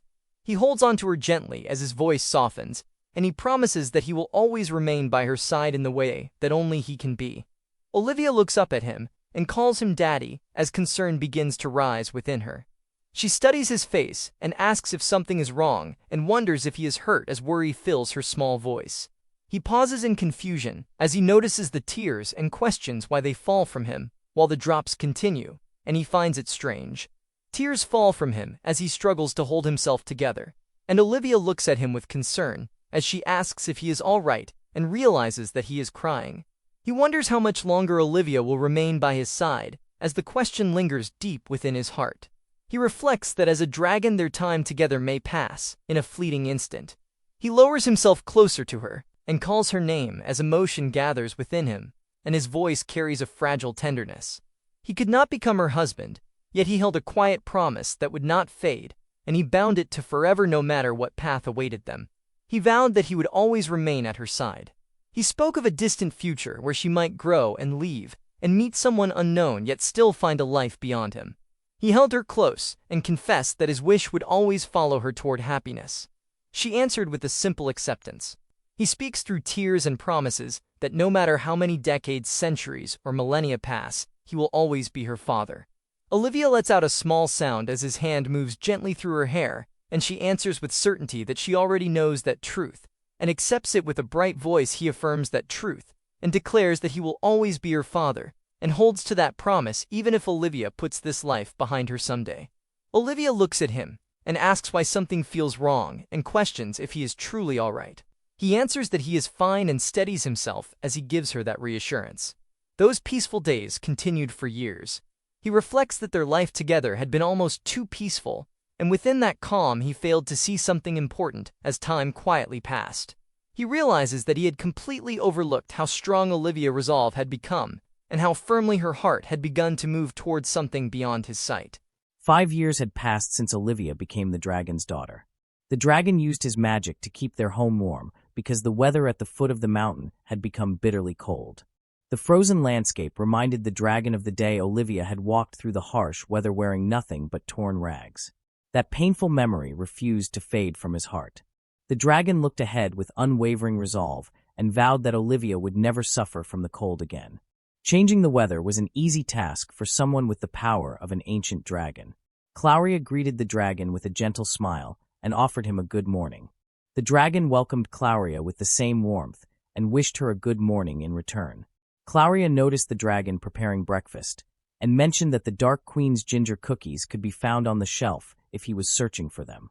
The dragon gently dismissed the suggestion because those cookies were not the reason for his visit. Clauria gathered her thoughts and revealed that she and Merdia had been discussing something important. Their wish was to celebrate Olivia's birthday together this year. The dragon repeated the word birthday in quiet surprise because the meaning of that day had never crossed his mind before. He fell silent because the thought of Olivia's birthday left him without an answer. Clauria looked at him with growing disbelief. Clauria cried out in complete shock because he had never celebrated Olivia's birthday. Olivia's birthday simply meant the day she was born, and that was the only meaning he had ever given it. He hesitated before admitting that he had lived since long before calendars were ever invented. He looked at Clauria with uncertainty and wondered if a birthday was truly that important. Clauria could only answer that a birthday was the most important event in a human's life, and her heartfelt words left him speechless. Merdia froze in disbelief before crying out in complete shock because the dragon had truly never celebrated Olivia's birthday. He quietly admitted that no celebration had ever taken place. He could only let out a hesitant reply while Clauria stood speechless. Merdia staggered in disbelief because the thought that a human child's birthday had been ignored felt far too cruel. Clauria confessed that both of them had always believed he had celebrated Olivia's birthday in private every year until now. Merdia hurried back with a towering stack of books and dropped them before him. Every volume was pushed toward him because the dragon needed to read them all at once. He looked at the mountain of books with surprise and quietly wondered if they were picture books. Merdia immediately dismissed that thought and urged the dragon to stop asking questions and simply read every single one. He opened the first book and found a story about a child waiting for tomorrow with endless excitement because tomorrow would be a birthday. The child looked forward to delicious food, a cute cake, and the best of all wonderful presents. The next page showed the child dreaming about many presents. The child happily wondered what kind of gifts a loving father would prepare for that birthday.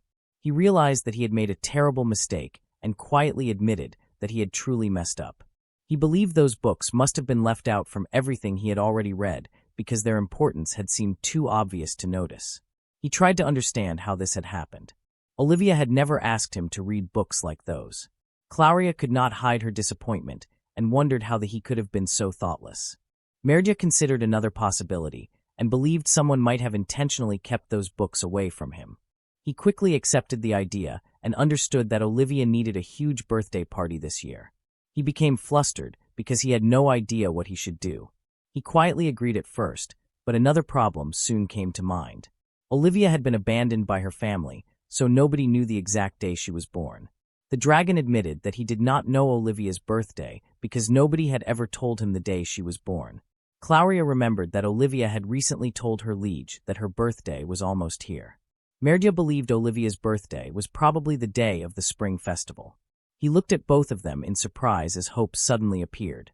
He looked at the book with confusion. The book explained that the Spring's Near Festival was a celebration held by humans to welcome the coming of spring. He quietly wondered about the Spring's Near Festival because he still did not understand it.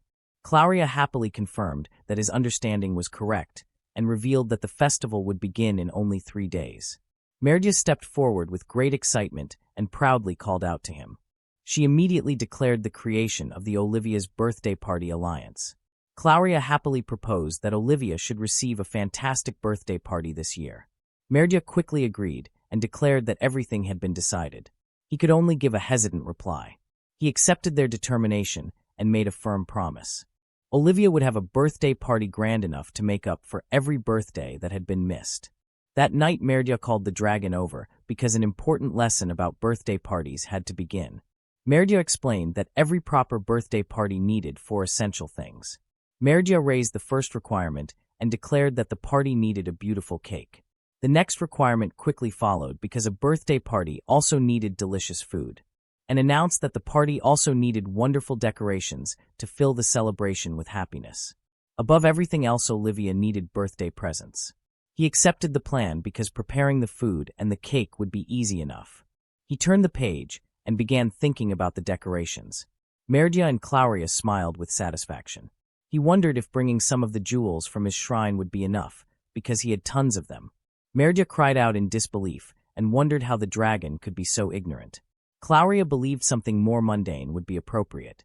Merdia suggested using chains of paper rings because they were perfect decorations for a birthday party. Clauria happily added that some decorative stars would also be good and believed they would make the party even more beautiful. He quietly accepted the suggestion and understood that the decorations should be left to Merdia and Clauria.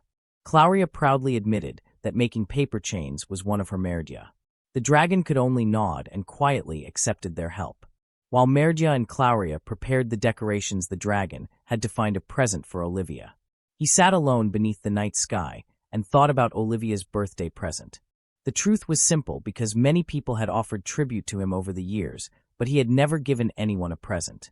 Even then, the responsibility of choosing a present felt so great that he still did not know what to do. He gazed at the moon and thought that it looked so big and pretty tonight. He quietly thought about Olivia's birthday and realized that finding a present for her was far more difficult than expected. He wondered what on earth he could give Olivia because nothing seemed worthy of becoming her birthday present. He imagined choosing something for himself instead, because that would have been much easier. He remembered that even a single flower from Olivia would make him happy. Even so, he believed a present for a human's birthday should be something truly special. He rose to his feet with quiet determination and stepped away from the shrine. A soft breath escaped as he prepared to search for something worthy of Olivia. He looked at the countless treasures humans had given him over the ages. Those were the things humans had offered him, but none of them felt right as Olivia's birthday present. He looked over the countless treasures and remembered that people had given him all sorts of things long ago. Even so, none of them felt right for Olivia. He picked up a sword and considered whether it could become Olivia's birthday present.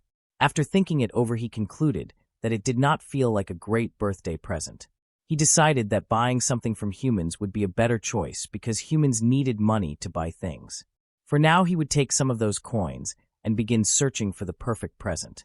He gathered several coins into his hand as they clinked together. The weight of the responsibility remained in his heart because he still was not sure what he should do. He looked at the coins and wondered what a human father would give to his daughter. Finding the right answer felt harder than gathering any amount of treasure. He remembered Olivia's bright smile as she happily called him daddy. He wished to find something that would make her happy. If possible, he also wanted it to be something that would help her grow up healthy. A sudden sound echoed through the quiet night. He immediately turned toward the sound because something had caught his attention. He looked toward the object that had caught his attention. A small black gem rested on the ground and quietly reflected the moonlight. The sight of the black gem awakened an old memory. He remembered a little girl happily reaching out toward the same beautiful gem with innocent delight. He gently picked up the gem and quietly examined it. He remained silent as one thought slowly filled his heart. He smiled with certainty because he had finally found the perfect birthday present for Olivia. Merdia laughed happily and called out to Clauria.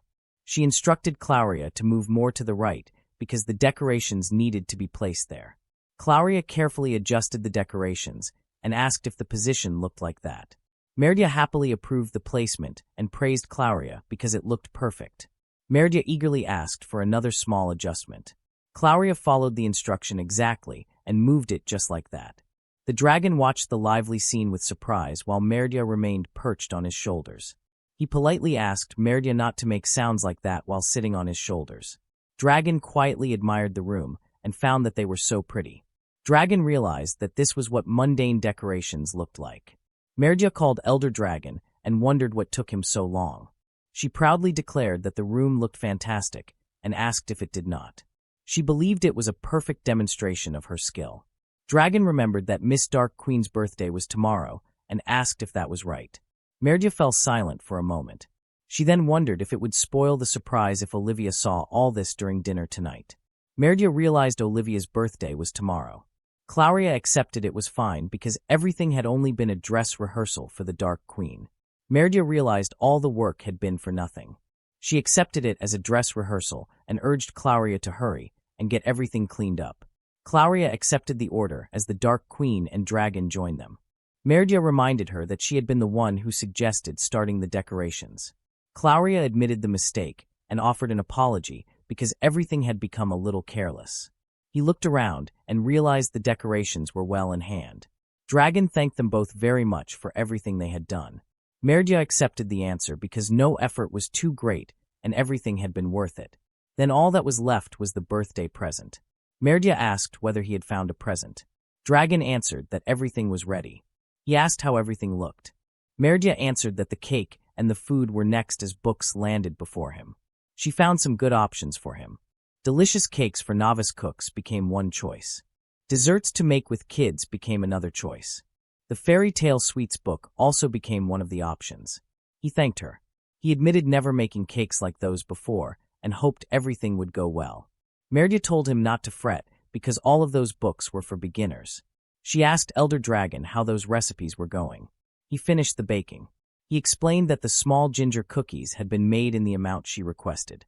Merdia praised the result as fantastic work. He also felt they looked too small. Merdia asked why so many cookies had been made. He accepted the answer and understood. Merdia decided that Dragon should make one of those cakes next, because Dragon had already gotten the size right. She decided that he should make one of those cakes next, because he had already gotten the size right. He asked whether Merdia did not want one of the fancier cakes. She answered that the cake Dragon had already been shown was the correct one. Dragon still hesitated. Merdia told him there was no need to fear. She confidently declared that everything should be left to her and tomorrow's party would be a blast. She praised the sweet smell and declared it great. She believed he could become a professional baker. Dragon wondered whether that was really true. He suddenly heard Olivia's voice. Olivia happily called him. He froze in surprise when Olivia appeared. He could only stammer Olivia's name. She smiled and asked what everyone was doing. He insisted that nothing was happening. He reminded Olivia that it was 5 in the morning and far too early for Olivia to be awake. He hoped Olivia understood. Olivia cried out in confusion as Merdia carried her away. He cheerfully urged Olivia to come back to bed and invited Olivia to go. Olivia pouted with a small humph. He remembered asking someone to keep Olivia away from that place. He let out a sigh, then laughed and apologized. He reflected that the cake base was finally finished. Merdia wondered about the base. She declared that the rest could be left to her. He noticed that the decorations still needed attention. She assured him that everything would be fine. Dragon accepted those words, yet remembered that Olivia's present still needed to be picked up. He admitted that was true, yet another concern remained. She realized Dragon was still worried. She reminded him that only half of the food preparations had been completed. She pointed out that Dragon had to collect Olivia's present anyway. She urged Dragon not to worry about anything. Merdia insisted that Claudia would handle the rest because the cake only needed to be placed inside the oven. Dragon slowly accepted those words as Merdia gently pushed him toward the door. She added another reason. She reminded Dragon that Olivia's present arriving late would become a disaster. He immediately realized the truth and accepted that Merdia was right. He expressed deep gratitude and promised to return soon. He transformed into the form of a dragon and soared into the sky with powerful wings. He flew across the sky while carrying Olivia's present. Dragon felt relieved after leaving the remaining preparations to Merdia. He realized that the present had barely been collected in time for Olivia. Dragon admitted that the rushed schedule had been caused by Dragon's own poor planning. He remembered Meridia's promise that the remaining preparations should already be finished by now. Both of them had taken responsibility for everything that remained. He realized that Olivia was about to leave the library because lunchtime was drawing near. He resolved to hurry without delay. He rushed forward with great speed while holding Olivia's present close. He crossed the open grounds in a swift blur as powerful momentum carried every movement forward. He paused before the entrance and quietly rehearsed the words that would become Olivia's birthday greeting. He repeated the greeting once more and sought reassurance before accepting that everything was ready. He steadied every breath and gathered enough resolve to move forward. He quietly encouraged personal resolve before stepping inside. He hurried through the hall as every heartbeat grew louder with each step. He called out that Dragon had returned and began to apologize for taking so long. Claudia and Merdia welcomed Dragon back with bright smiles as Olivia happily called Dragon Daddy and wished Dragon a happy birthday. Colorful confetti burst through the air while Olivia celebrated with joyful laughter. Dragon stood frozen while a quiet breath escaped him, and only a puzzled sound remained as confusion filled his thoughts. Olivia smiled with gentle warmth while she wished him a happy birthday and the unexpected greeting struck him with complete surprise until disbelief filled his expression. Merdia raised a cheerful victory sign, while joyful laughter revealed that Operation Elder Dragon Birthday Party had become a great success. Olivia smiled with quiet pride while she wondered whether the surprise had worked, and revealed that the spell had been practiced many times until it could be performed perfectly. He stood in silence while uncertain words slowly emerged and revealed that something still remained unsaid. Olivia smiled with heartfelt joy while revealing that the celebration had been prepared because she wanted to celebrate his birthday, and she had asked Merdia and Clauria to help make everything possible. He quietly repeated the words about his birthday, while disbelief filled his thoughts because he was a dragon who had lived since long before calendars existed, and there was no possible way anyone could truly know his birthday. Olivia gently revealed that today was the spring's near festival.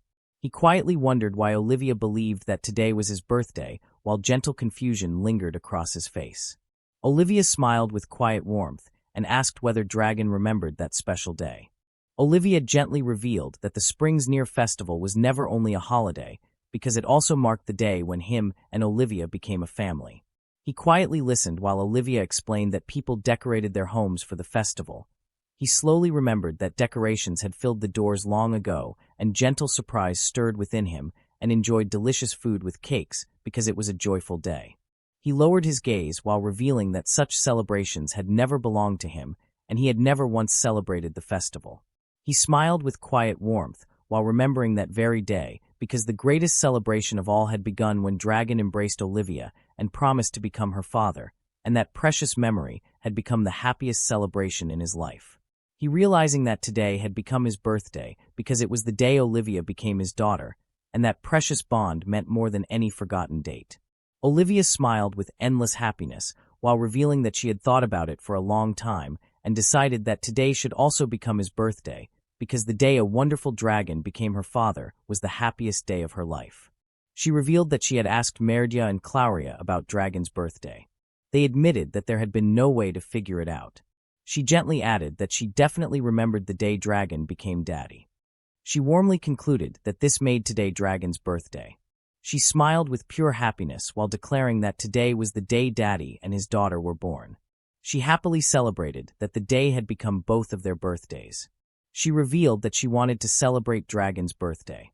She admitted that she had no idea when Dragon's birthday was. She revealed that she had spent a long time thinking about it. He softly called Olivia's name, as Olivia suddenly embraced him with a warm hug. She laughed happily and apologized because it had taken so long. He embraced Olivia while Olivia remained close against him. Merdia laughed with delight after calling the sight beautiful. Dragon agreed that the moment truly was wonderful. She urged Olivia that the time had come to do it. Clauria admitted that was not everything they had prepared. Olivia accepted with a bright smile and stepped forward. She gently called for Dragon to look at her. Dragon slowly lifted his gaze toward her while his heart remained full from the surprise. He turned toward the display before him while surprise quietly filled his expression. Olivia revealed that she and Merdia had made everything together. He stood before the grand cake while Olivia and Merdia remained close beside him. He continued gazing at the magnificent cake while quiet amazement remained across his face. The remarkable creation rested on the decorated table as he silently admired the heartfelt present prepared for his birthday. Dragon quietly revealed that this was the cake he had made. Olivia explained that all the little cookies had been used to decorate the cake he had baked. Merdia proudly declared that the result was incredible. She happily presented the handmade sugar doll. She proudly declared that the doll was Olivia. She proudly revealed that she had also made Dragon figure too. Clauria presented the small addition with quiet pride. Brilliant fireworks burst across the celebration and filled the festive hall with bright colors as the joyful surprise continued. The warm celebration surrounded Dragon as Olivia called Dragon Daddy. Merdia happily called Dragon Elder Dragon. Clauria respectfully called Dragon Sir as well. Olivia and everyone warmly wished Dragon a happy birthday. Dragon quietly looked at everyone while a single thought filled Dragon's heart that this truly was a birthday party. The heartfelt words carried every feeling that Dragon could no longer keep hidden. He looked at Olivia and Merdia and Clauria with gratitude. Dragon thanked Olivia as well. He wiped away the tears from his face and admitted that he had believed the celebration would be for Olivia's birthday. He gently called Olivia's name while warm gratitude filled his heart. He revealed that Dragon also had a present for Olivia. She looked at him with surprise and happily wondered if he truly had a present. He held out the small gift wrapped with a ribbon and wished Olivia a happy birthday. He gently encouraged her to go ahead and open the present. Olivia gazed at the gift with shining excitement while surprise filled her face. The precious jewel from that treasured memory rested before her as he quietly watched her joyful reaction. He smiled warmly and asked whether she remembered. He reminded her that the jewel came from the time her first came to live with him. He recalled that Olivia had found the jewel in a pile of treasure and had said the jewel looked like Dragon's eyes. He remembered that day when Olivia had looked at the jewel and thought it might become a good luck charm for him. She happily told Dragon to look while proudly holding the jewel in small hands. Dragon remembered taking Olivia to town and asking a jeweler to make something that would suit her. When her father pleaded for the work to be finished within 2 days because the gift had to be ready for her, Olivia recognized the brooch as something that looked just like Dragon's eyes. She accepted Dragon with overflowing happiness because the gift felt amazing, and Olivia thanked Daddy with all her heart. Merdia declared that all that remained was the food and proudly announced the feast was ready. The table became filled with delicious dishes as the birthday celebration prepared by Olivia, Merdia, and Claudia continued with warmth and joy. Olivia happily held the plate toward him and proudly showed the pie she wanted him to taste first. He looked at the birthday cake, while Merdia stood beside him with a satisfied smile, and he quietly accepted the warm celebration prepared for him. Olivia enjoyed every bite with a bright smile while Merdia and Claudia watched beside her, and the birthday feast continued with cheerful happiness. Claudia reminding him that as the birthday boy Dragon had to remember something. Winter passed and spring came. Olivia's favorite pink flowers began to bloom. A new year was starting. This was a short story from a little before the dragon became good at cooking. Merdia looked at the oven mitts and wondered what oven mitts were. He explained that humans wore those things on their hands while cooking so they could pick up hot things. He also remembered there was supposed to be a burnt-out pear in the kitchen. Merdia finally realized they were those items. She wondered what those things were needed for, because even if she held the hot part of the pan, nothing would hurt a dragon at all. Dragon admitted that was true. Dragon then realized that was not the case for Olivia. One of his books stated that human children learned by watching their parents. He suddenly realized that if Olivia saw Merdia doing that, then Olivia might try to touch a hot pan with her bare hands.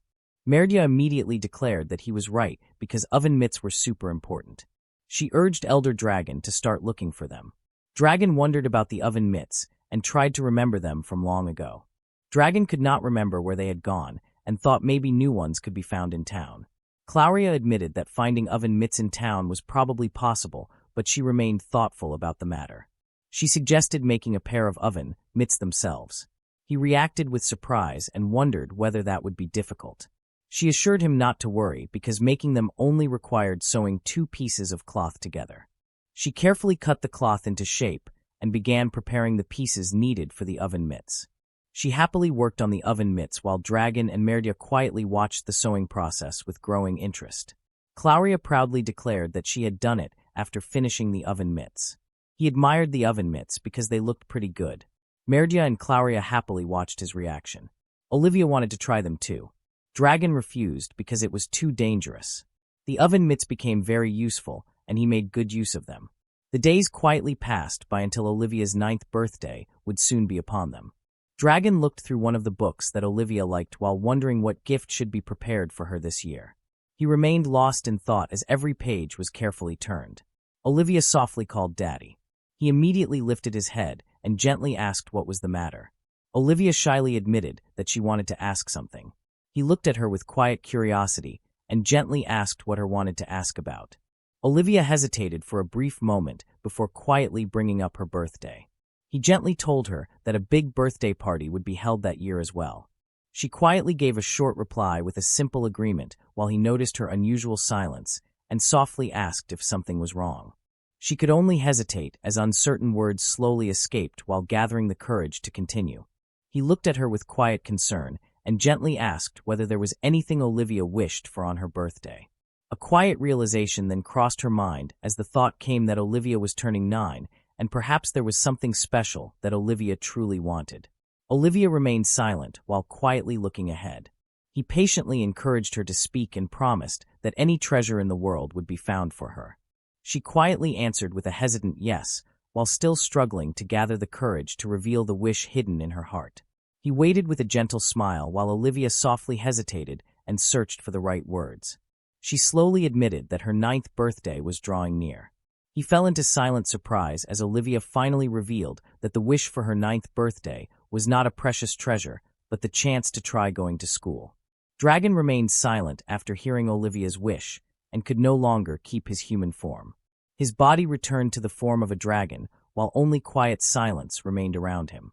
Claudia found Dragon resting in his dragon form and gently asked what had happened and why Dragon was no longer in his human form.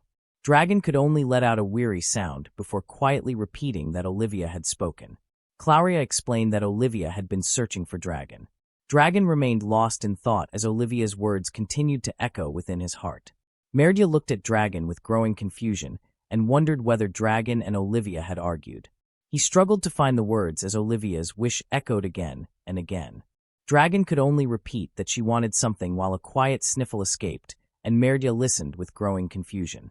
He finally cried out that Olivia wanted to go to school. Claudia quietly accepted the truth and realized that Olivia wished to attend school. Merdia could only repeat that Olivia wanted to go to school, while Claudia remained quietly surprised beside her. She admitted that going to school was normal for human children. Dragon let out a troubled sigh and admitted that the matter had been mentioned before. He quietly understood that truth, but still could not bring himself to accept it. He suddenly imagined that if Olivia went to school, something terrible might happen to her. Merdia immediately agreed with dramatic concern and feared countless dangers could be waiting for Olivia. Merdia imagined that Olivia's life might even turn into a school romance story while becoming completely absorbed in the thought. Merdia cleared her throat to interrupt the wild imagination and reminded everyone that Olivia was a clever child who would surely learn everything taught at school very quickly. Claudia admitted that Olivia had effortlessly mastered every martial arts skill that Dragon had taught her. She then concluded that Olivia had no need for school as far as studies were concerned. He quietly acknowledged those words and answered that it was true. However, another matter still remained. Merdia gently explained that humans truly needed friends their own age. They realized that every one of them was ancient from a human perspective, and none of them could truly replace companions of Olivia's own generation. Merdia sadly wondered whether Olivia would become lonely if she went to school. She quietly admitted that Olivia would still feel very, very lonely without friends of the same age. Claudia reassured Merdia not to fear because as unworthy as she might be, she would always remain by her side. Dragon let out a weary groan, while Merdia thanked Claudia from the bottom of her heart and admitted that she already knew. Merdia gently explained that Claudia's reassurance was not the real problem. He imagined that if Olivia started going to school, she would make friends there, and she would have someone to play with besides him. The thought quietly filled his heart with unease as he imagined Olivia growing closer to children of her own age. He finally confessed that he simply wanted Olivia to stay with him forever. Merdia sadly admitted that even so it was what was best for Olivia. She then asked him what should be done. He quietly reflected that Olivia was human after all and admitted that there was only one choice. He finally accepted that Olivia should live among other humans. He believed she should make friends and spend her days surrounded by happiness because that was the life Olivia truly deserved. He spent the next week reading everything he could find about human schools. He searched for a place where Olivia could enjoy learning and a place where she would always be safe. They devoted a great deal of time to searching for the perfect school for Olivia. They carefully compared every choice while hoping to find the place that suited her best. He remained determined to find the best place possible. Nothing mattered more than giving Olivia a future where she could learn happily and live in safety. Dragon discovered the Florence Royal Academy for Girls. He learned that the academy would soon hold a special entrance examination for 10-year-old applicants and immediately paused to consider it more carefully. Merdia tried to stay reasonable and wondered whether Olivia could truly gain admission to such a prestigious academy. Merdia discovered that the academy accepted only 1% of its applicants. Claudia pointed out that the academy required mandatory boarding and a strict entrance examination because those rules were meant to keep suspicious people away. Claudia noted that Olivia was only 9 years old. Claudia explained that enforcing the use of dormitories would keep the students much safer. She added that walking to school would be difficult for a human, and living in the dormitory would remove the need for Olivia to return home late at night. He quietly agreed with her reasoning, while Merdia also accepted her conclusion. She suggested that Olivia should also apply to other schools as insurance. He immediately worried that Olivia might only be accepted by schools they could not fully trust. Merdia anxiously asked Claudia what they were supposed to do. Claudia questioned how Olivia could be sent to only one school. Merdia quickly realized Claudia's point and immediately agreed with her concern. Claudia declared that the solution was simple. She firmly insisted that Olivia had to be thoroughly prepared for the entrance examination. Claudia decided that they would begin by reviewing the previous entrance examinations. Merdia quickly realized that the questions covered current events and admitted that she would have to study them as well. Dragon quietly realized that entering a human school would be far more difficult than expected. Claudia requested books covering the last century of human history, while Dragon agreed to obtain them by the following day. Dragon also admitted that they would need many more materials before Olivia could face the examination with confidence. Olivia quietly realized that living at the Florence Royal Academy for Girls meant she would no longer be living with him. He fell silent for a brief moment before quietly confirming that she would not, and simply answered with a yes. He gently wondered whether that was not good, and Olivia lowered her gaze and softly confessed that she did not really know how to answer. She quietly admitted that she would also be lonely without him. Olivia quietly remembered he had chosen the Florence Royal Academy for Girls for a reason and asked whether that was true. He calmly confirmed that it was. He explained that he and the Dark Queen had looked through all kinds of options and believed that this was the safest place for Olivia to go. Olivia quietly accepted those words and simply acknowledged them with understanding. She smiled and reminded Dragon that she was already 9 years old. He gently smiled and admitted that she truly was growing up. He hesitated and admitted that there were many other schools, and that he simply did not know whether this choice was truly the best. Olivia warmly assured him that this school was a good one. She noticed that Dragon still looked uncertain and softly asked whether he was sure. She continued with a bright smile and pointed out that the uniform was really cute and that the academy also had a great library. Olivia smiled brightly and admitted that if this was the school he had chosen for her, then it had to be a wonderful place. He could only return her smile. He accepted her trust and firmly declared that the decision had been made. 2 months later, Olivia departed to take the entrance exam for the Florence Royal Academy for Girls. She stepped forward with hope in her heart as a new chapter of her life quietly began. 2 days passed after Olivia departed to take the entrance exam for the Florence Royal Academy for Girls. The examination lasted for 3 days and 2 nights. The academy arranged all travel to and from the campus, and guardians were not permitted to attend in order to prevent cheating. Olivia happily waved farewell before leaving with the academy staff. He could do nothing except wait for her return, until that moment finally arrived. Olivia happily rushed toward him and proudly called out to him. She joyfully revealed that she had passed the entrance exam. He caught Olivia in a warm embrace as her excitement filled the air. He looked at the academy emblem and quietly realized that she had truly passed the entrance exam. That precious smile became the greatest proof that all of her efforts had been worthwhile. She proudly showed the proof that she had passed the entrance exam.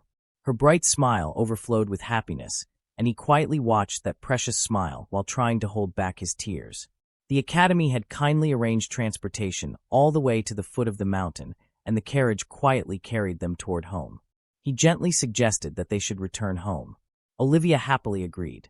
He praised Olivia as truly amazing because she had handled such a difficult exam all by herself. Olivia only answered with a cheerful laugh. She happily revealed that the entrance exam had actually been very easy. He quietly wondered if that was truly the case because everything heard about the academy described the entrance exam as extremely difficult. She simply confirmed it with a bright nod. She eagerly turned another page and curiously asked about a section called the subset exam. She corrected Dragon and explained that it was called the subject exam rather than the subset exam. She continued that the test required answering every question. She happily explained that the questions covered famous historical figures and magic. She also revealed that there had even been mathematics questions and proudly admitted that every answer had already been known. Olivia believed the exam had been much easier than studying with Merdia. She explained that the practical exam came next and Dragon concluded that the good news should be shared with the Dark Queen. Dragon turned another page and asked about the next section called the practice exam. Olivia happily explained that the practical exam required fighting a magic doll with a toy sword. She proudly admitted that the doll had moved so slowly that it had felt much easier than training with Claudia. She happily revealed that the examiners had even prepared extra magic dolls just for her. Dragon quietly decided that Claudia also deserved gratitude for helping Olivia reach that level. He remembered how Claudia and Merdia had devoted themselves to helping Olivia study. Claudia had trained Olivia for the practical exam, while Merdia had never stopped teaching magic along with mathematics, history, and many other subjects. Dragon looked at the exam result and wondered what the rank marked as SS meant. He simply believed it could not be anything bad. He noticed another section called Mana Reading and wondered how the Academy had performed such a test. Olivia happily revealed that it had never been an actual test at all, that it had only checked the type of magic each student possessed. Dragon reacted with surprise because such a thing had seemed unbelievable. Olivia explained that a large crystal ball had been placed inside the examination room.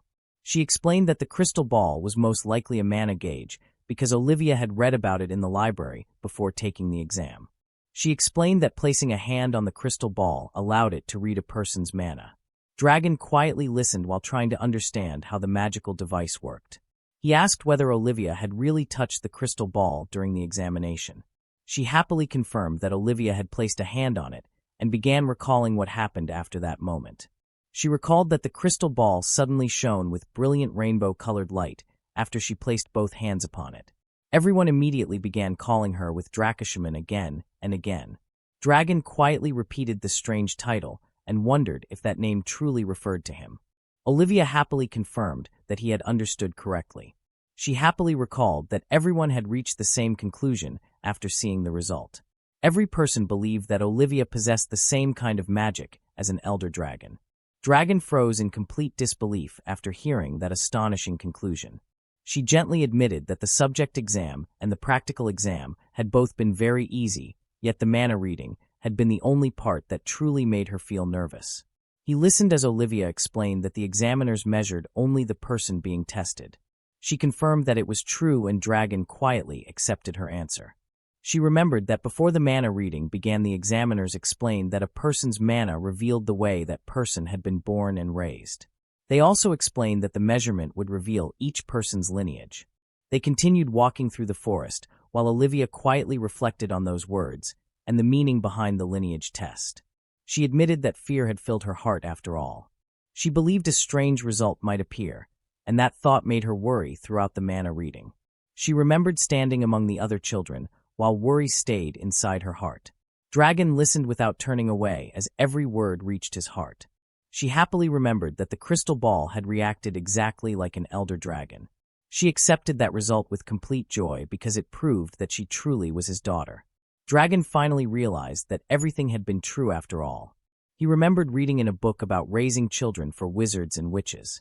He recalled that children who grew up near someone with powerful magic from an early age could inherit that magic. Dragon also remembered Olivia talking about the children and giving Dragon a present. She even praised the brooch because Olivia believed it was truly beautiful. He had not believed those words back, then yet Olivia's magic now looked exactly like his own. He realized that staying together through every day had become undeniable proof that both of them had always remained by each other's side. He believed that every choice and every day spent beside her proved that he had truly become a good father for her. The successful result had already been decided, but Dragon still carried a complicated feeling inside. The entrance exam result proved their efforts were not wasted. Dragon thanked the entrance exam while accepting the proof that Olivia had passed. They walked along the forest path after leaving the academy. Claudia and Merdia followed them as they returned home together. Merdia could hardly believe the result and praised Olivia for passing the difficult entrance exam. Claudia proudly told Olivia that she had done wonderfully. Merdia hugged Olivia tightly and happily praised her achievement. She told Olivia that she was amazing and incredibly smart after passing the entrance exam. Olivia laughed softly and thanked Merdia because she knew the success came from all the help. She reminded Olivia that this achievement was the result of Olivia's own hard work and effort. Claudia looked toward the future and realized that they would soon become busy preparing Olivia for school.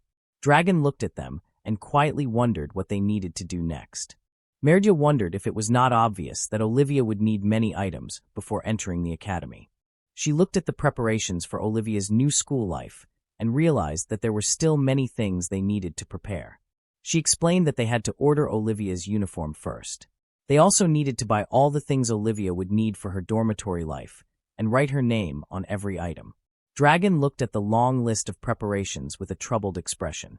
He realized there were still many things to do. Dragon read the list of necessities for beginning school. He carefully checked the required items, including the summer and winter uniforms, the textbooks, dormitory clothing, formal wear, and stationery. He understood the preparations needed for Olivia's school life. There were many things to prepare before she could begin her new journey. Claudia looked at the list and wondered why they needed to buy so many things when the castle already had many of them.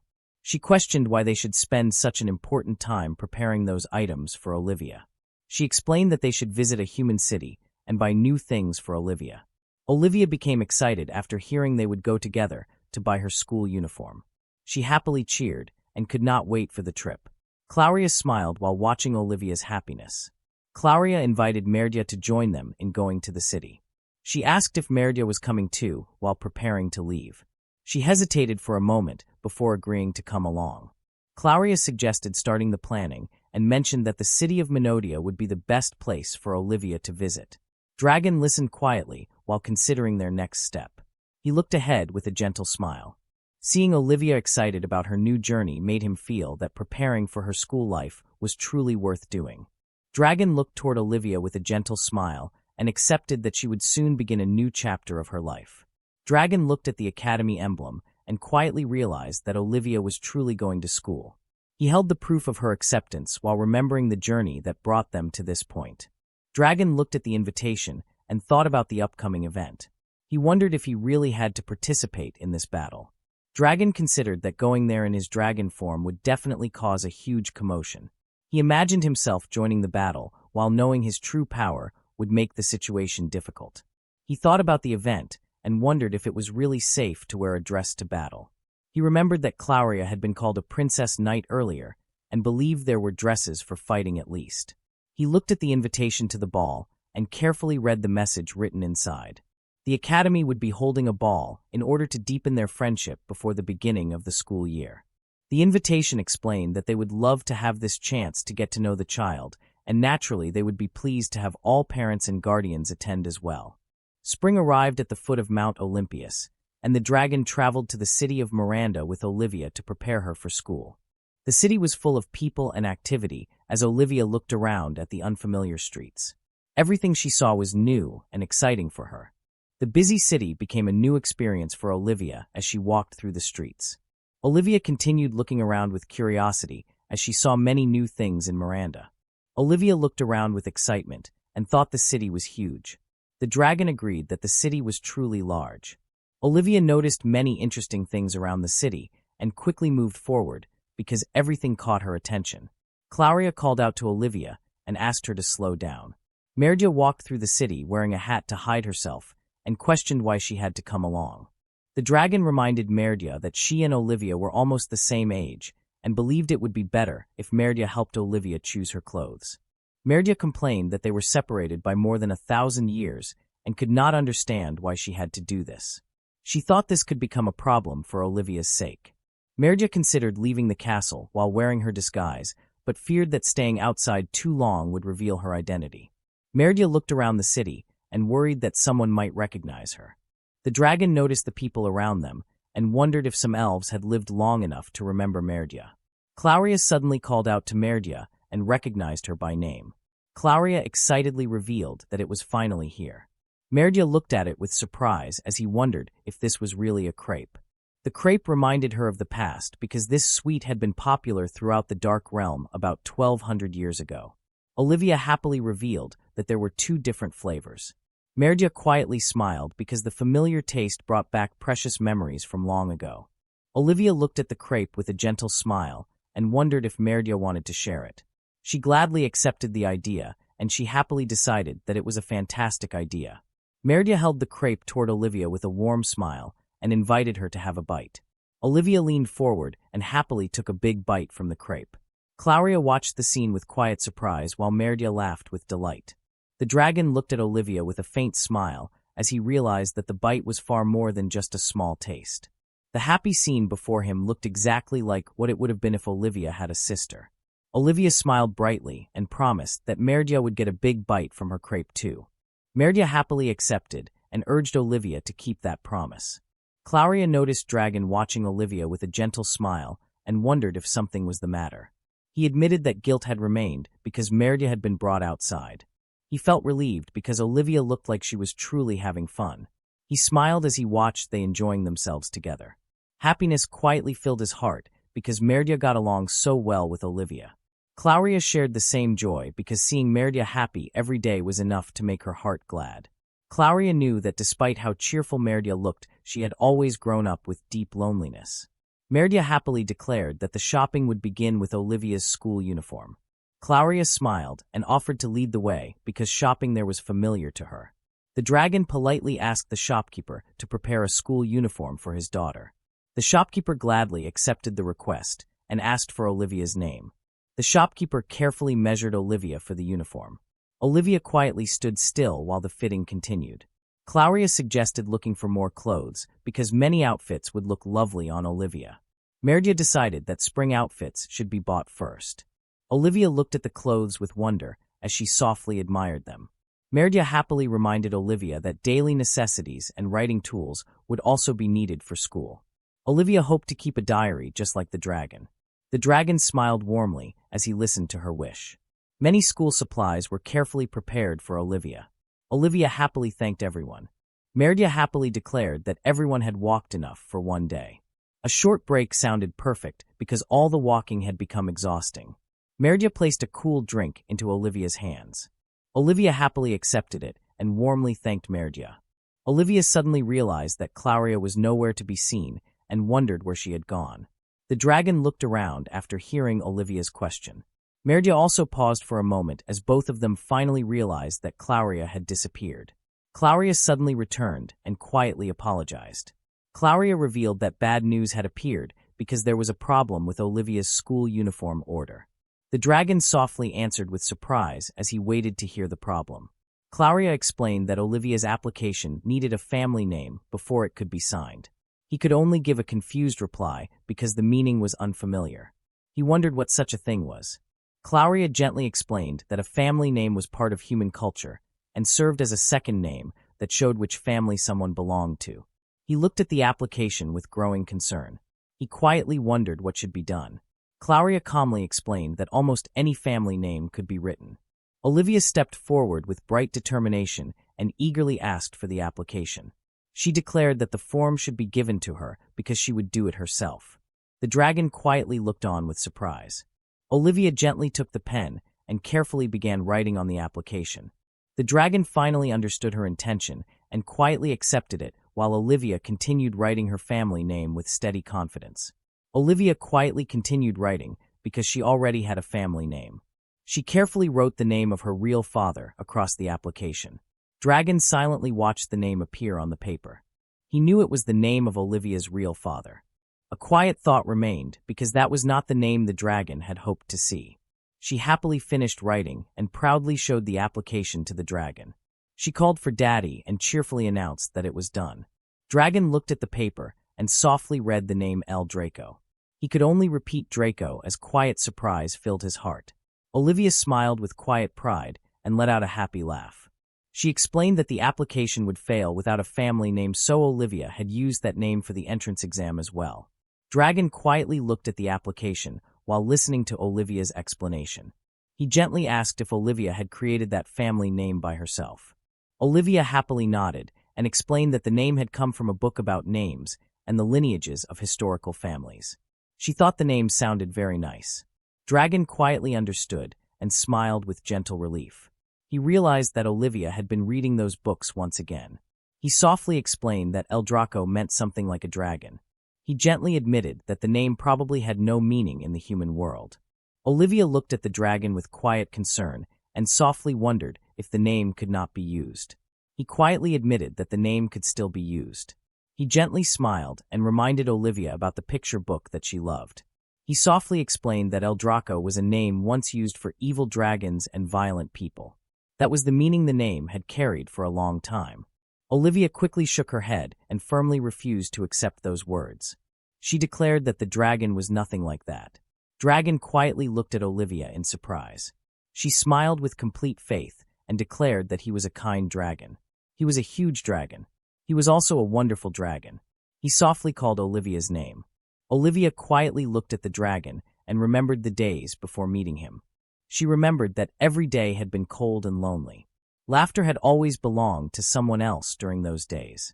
She gently smiled as everything changed after living together with him. Every day had become warm and filled with comfort. She smiled with all her heart and confessed that every day had been so much fun. He quietly stood in silence as Olivia's words reached his heart. She gently embraced him and confessed that happiness had filled every day since they became family. Olivia smiled with all her heart and confessed that she wanted to have the same family name as him. Olivia believed that everyone would know she was the daughter of a kind dragon. He quietly looked at the application while Olivia beamed with joy. She happily declared that it was a wonderful idea and looked at him with hope as she waited for his answer. A quiet breath escaped from Dragon as Olivia's name lingered within his heart. Claudia smiled with bright delight because Olivia El Draco sounded like a wonderful name. Merdia nodded with quiet approval because Olivia El Draco truly was a fitting name for the daughter of a dragon. Olivia beamed with innocent happiness as joyful laughter escaped. She warmly introduced herself as Olivia El Draco and happily greeted everyone. Olivia eagerly urged Dragon to hurry back to the store because excitement still filled every step. Dragon gently accepted the request and agreed without hesitation because returning together felt only natural. No matter where the future led them or how far distance might separate them, they would always remain a family. Olivia smiled with bright happiness as every time Olivia introduced herself or wrote down her name became the proof that would be right there. That precious proof would always remain with Olivia. Dragon quietly wondered if that was what the humans in the distant past thought too. That gentle thought lingered within him as Olivia's happiness remained before him. He embraced that precious truth because Olivia was his daughter and the most adorable girl in the world. He looked toward Olivia with quiet affection as Olivia happily called out the name Olivia El Draco. Dragon walked beneath the quiet night sky while Olivia rested peacefully in his arms. Claudia and Merdia followed beside Dragon as the long road carried the family home together.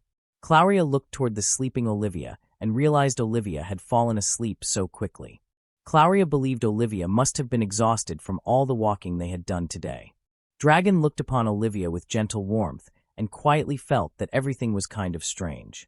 Merdia looked toward Dragon with quiet curiosity and wondered what felt so strange.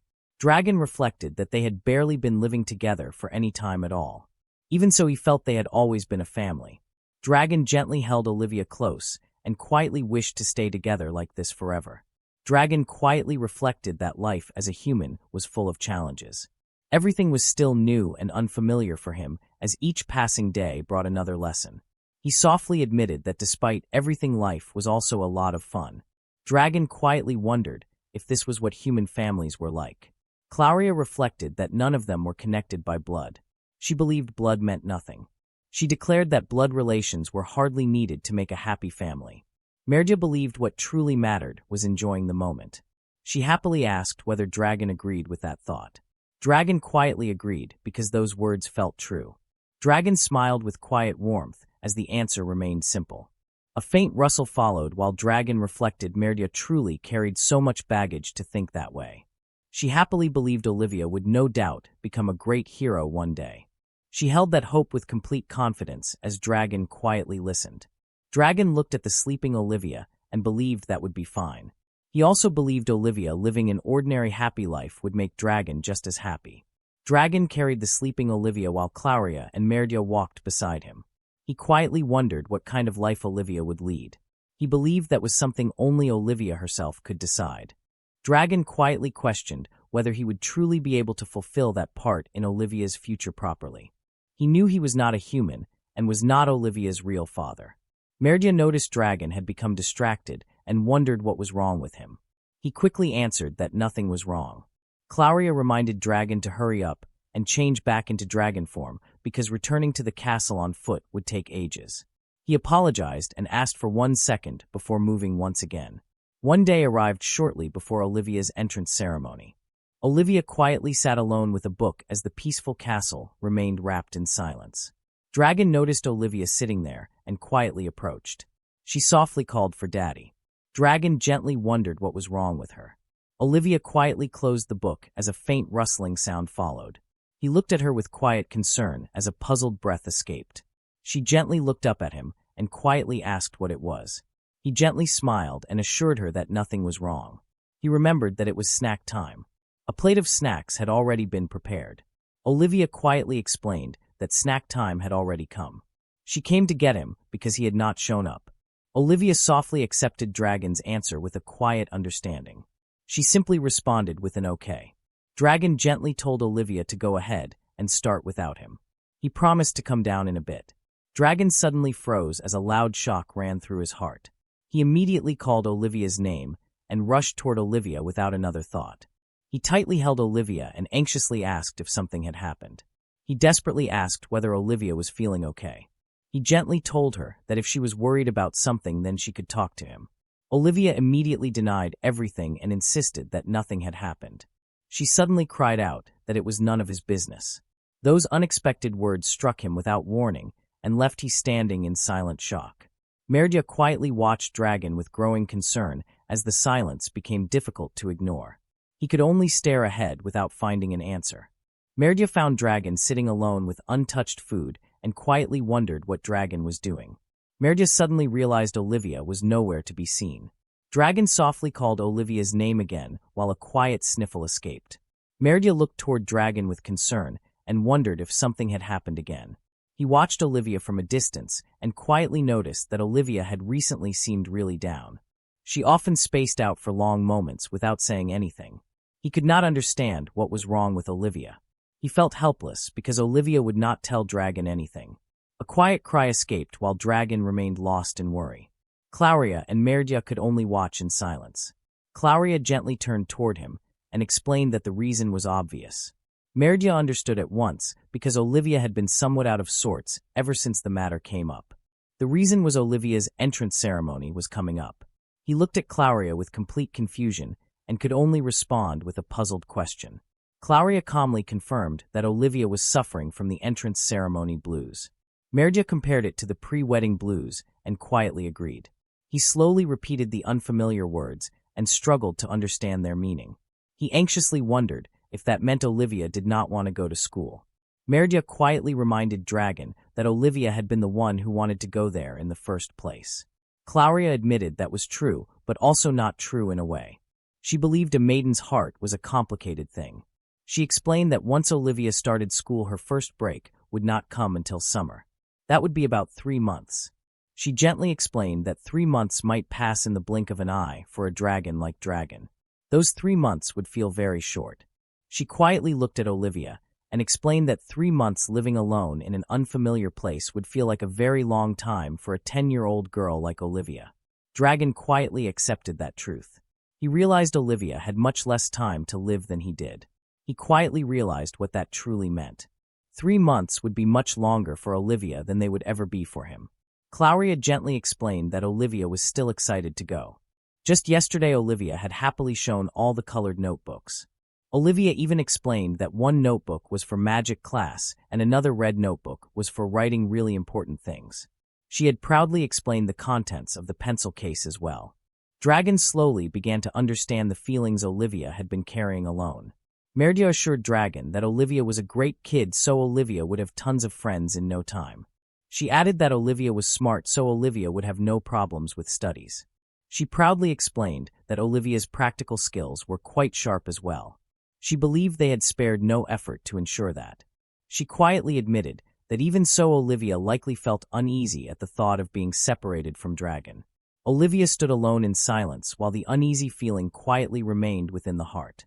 He quietly remembered that Merdia had said there was nothing to worry about, yet those words still left concern in his heart. Olivia softly called him, and he gently asked what was wrong with Olivia, while Olivia quietly answered that nothing was wrong. He slowly accepted Olivia's answer and quietly understood. He gently suggested that Olivia should go out for a while. He paused in confusion after hearing Olivia ask whether now was the right time, while Olivia quickly assured Dragon that of course it was. He gently revealed that spring had arrived and his favorite pink flowers should already be in full bloom. He eagerly decided that they should leave at once and immediately reached for Olivia. She called out for Dragon to wait and asked her father to hold on. Olivia cried out in astonishment as he transformed into his dragon form and powerful wings spread wide before her. He soared high through the sky while Olivia watched with amazement as they flew together through the open air. She quietly gazed ahead while the endless sky stretched before her and the journey continued beyond the horizon. He rushed through the sky with overwhelming speed while powerful winds surged around his wings and carried both of them across the endless forest. Olivia watched the distant castle become so small beneath them while Dragon continued soaring across the sky. She admitted that the sudden flight had surprised her and warmly praised him as truly amazing while he proudly answered that such speed was only natural because he was a dragon after all. He happily declared that he could travel anywhere in an instant. He gently landed in a vast field covered with countless flowers while she quietly followed beside him and admired the peaceful scenery. She softly called for her father and wondered whether this field had always been so full of flowers. He thoughtfully answered that the field had remained that way for a very long time.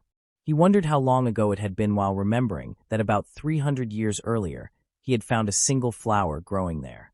He remembered thinking the flower was cute and wishing there were more of them, so he moved some rocks out of the way.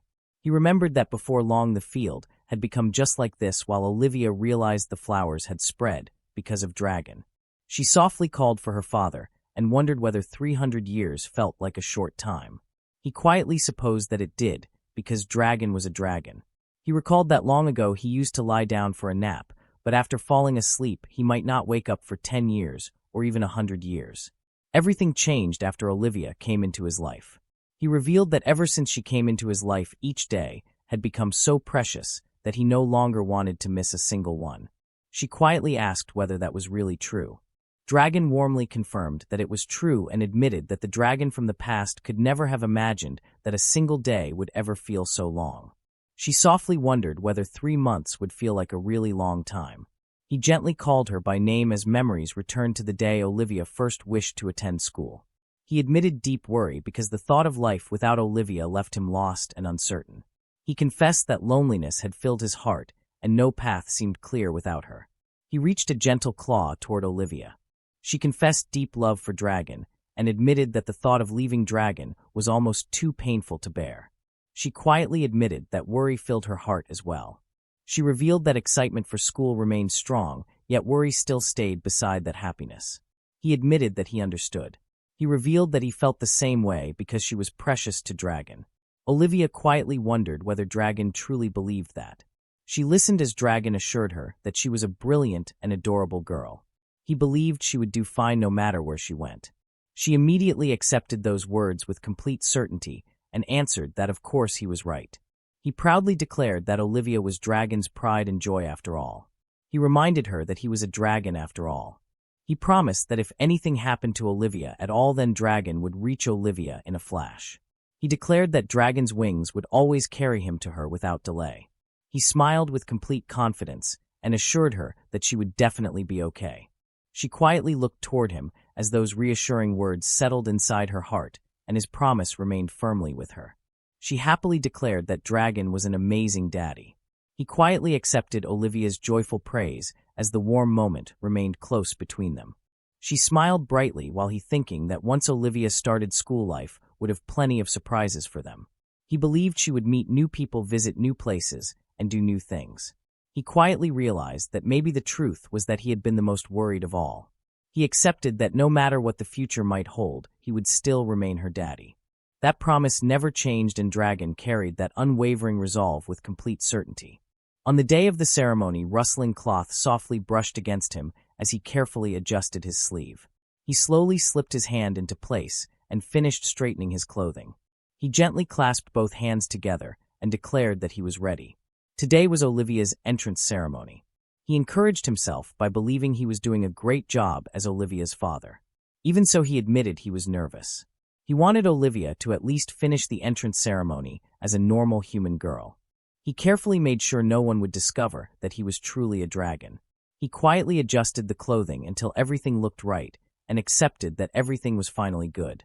Olivia happily called out to Daddy and eagerly urged Dragon to go together. Her bright smile filled the room as excitement for the entrance ceremony overflowed from her heart. Olivia gazed ahead in amazement as the enormous school came into view. Olivia breathed out a quiet expression of wonder and felt the academy looked incredibly large from that distance.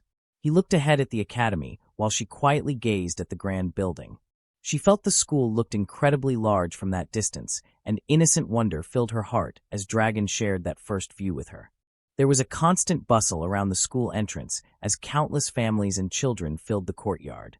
The lively atmosphere spread in every direction while he quietly noticed that there were so many children around Olivia's age. Olivia searched through the crowd and wondered where Claudia was. Merdia had already gone ahead to find seats for everyone. Claudia assured them that everything could be left to her because she was a maid of the El Draco family.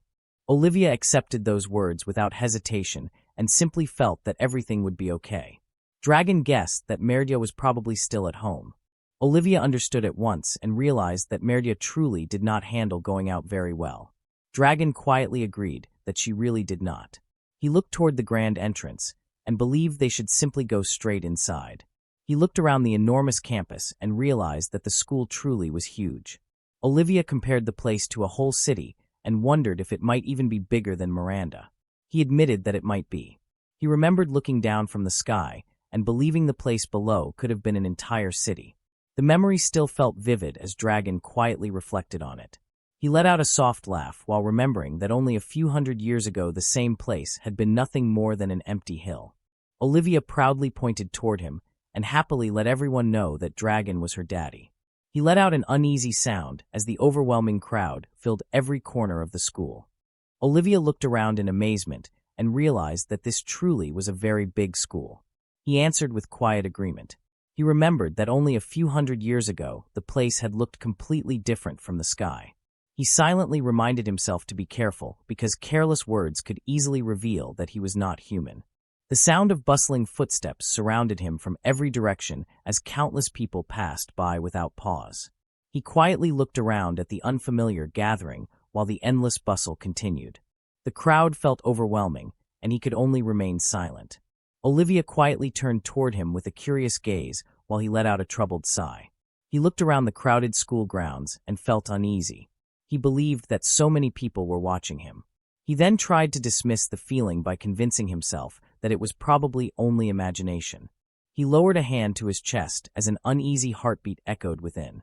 He hesitated before calling Olivia's name, while another thought quietly wondered if the uneasy feeling truly meant something. He looked at her with lingering uncertainty and wondered if something looked strange about him. She listened carefully and wondered if there was something wrong with Dragon's clothes. Olivia looked at him with quiet curiosity while waiting for an answer. He forced out an uneasy laugh. Another awkward laugh escaped as Dragon panicked inside. He became convinced that something had gone wrong and desperately wondered what mistake had been made. He quickly denied that the clothes were not the problem. She smiled warmly and assured Dragon that nothing was wrong. She simply believed Dragon looked very nervous. He quietly admitted that he truly did not know what to do there. She gently told him not to worry because this day was such an important occasion for her. He struggled to find the right words. He admitted that this was also the first time facing such a place. He confessed that so many unfamiliar people made him feel nervous. She stepped closer and softly whispered that there was still one more thing. She smiled with complete confidence and declared that he was definitely the coolest daddy there. Dragon fell silent as Olivia's heartfelt praise reached him. He could no longer hold back his emotions. He embraced Olivia tightly and poured every feeling into heartfelt gratitude. He thanked Olivia with all his heart. The people nearby watched the scene with surprise. Some believed Dragon looked like a prince while others quietly wondered what was happening. The ceremony grounds remained lively as families continued gathering across the vast campus. A familiar voice called through the bustling crowd and guided him toward the waiting place. Claudia came into view while the crowd continued to chatter. Dragon learned that Olivia had already gone to the stage and quietly accepted the news. He learned that the parents had been told to come there to watch. He settled into the seat beside Clauria. Wonder quietly filled him as the lively atmosphere and the countless families gathered for the ceremony spread before his eyes. "These are great seats," became Miss Dark Queen's proud declaration. She asked what Dragon thought, and proudly insisted that these were definitely the best seats in the house. She also revealed that arriving early had truly been worth it. Dragon suddenly recognized the small black cat as Miss Dark Queen. Shock spread across his face as the mighty Dark Queen had transformed into a cat. Her unexpected feline appearance left Dragon completely stunned. Merdia admitted that she had believed Dragon would stay at home.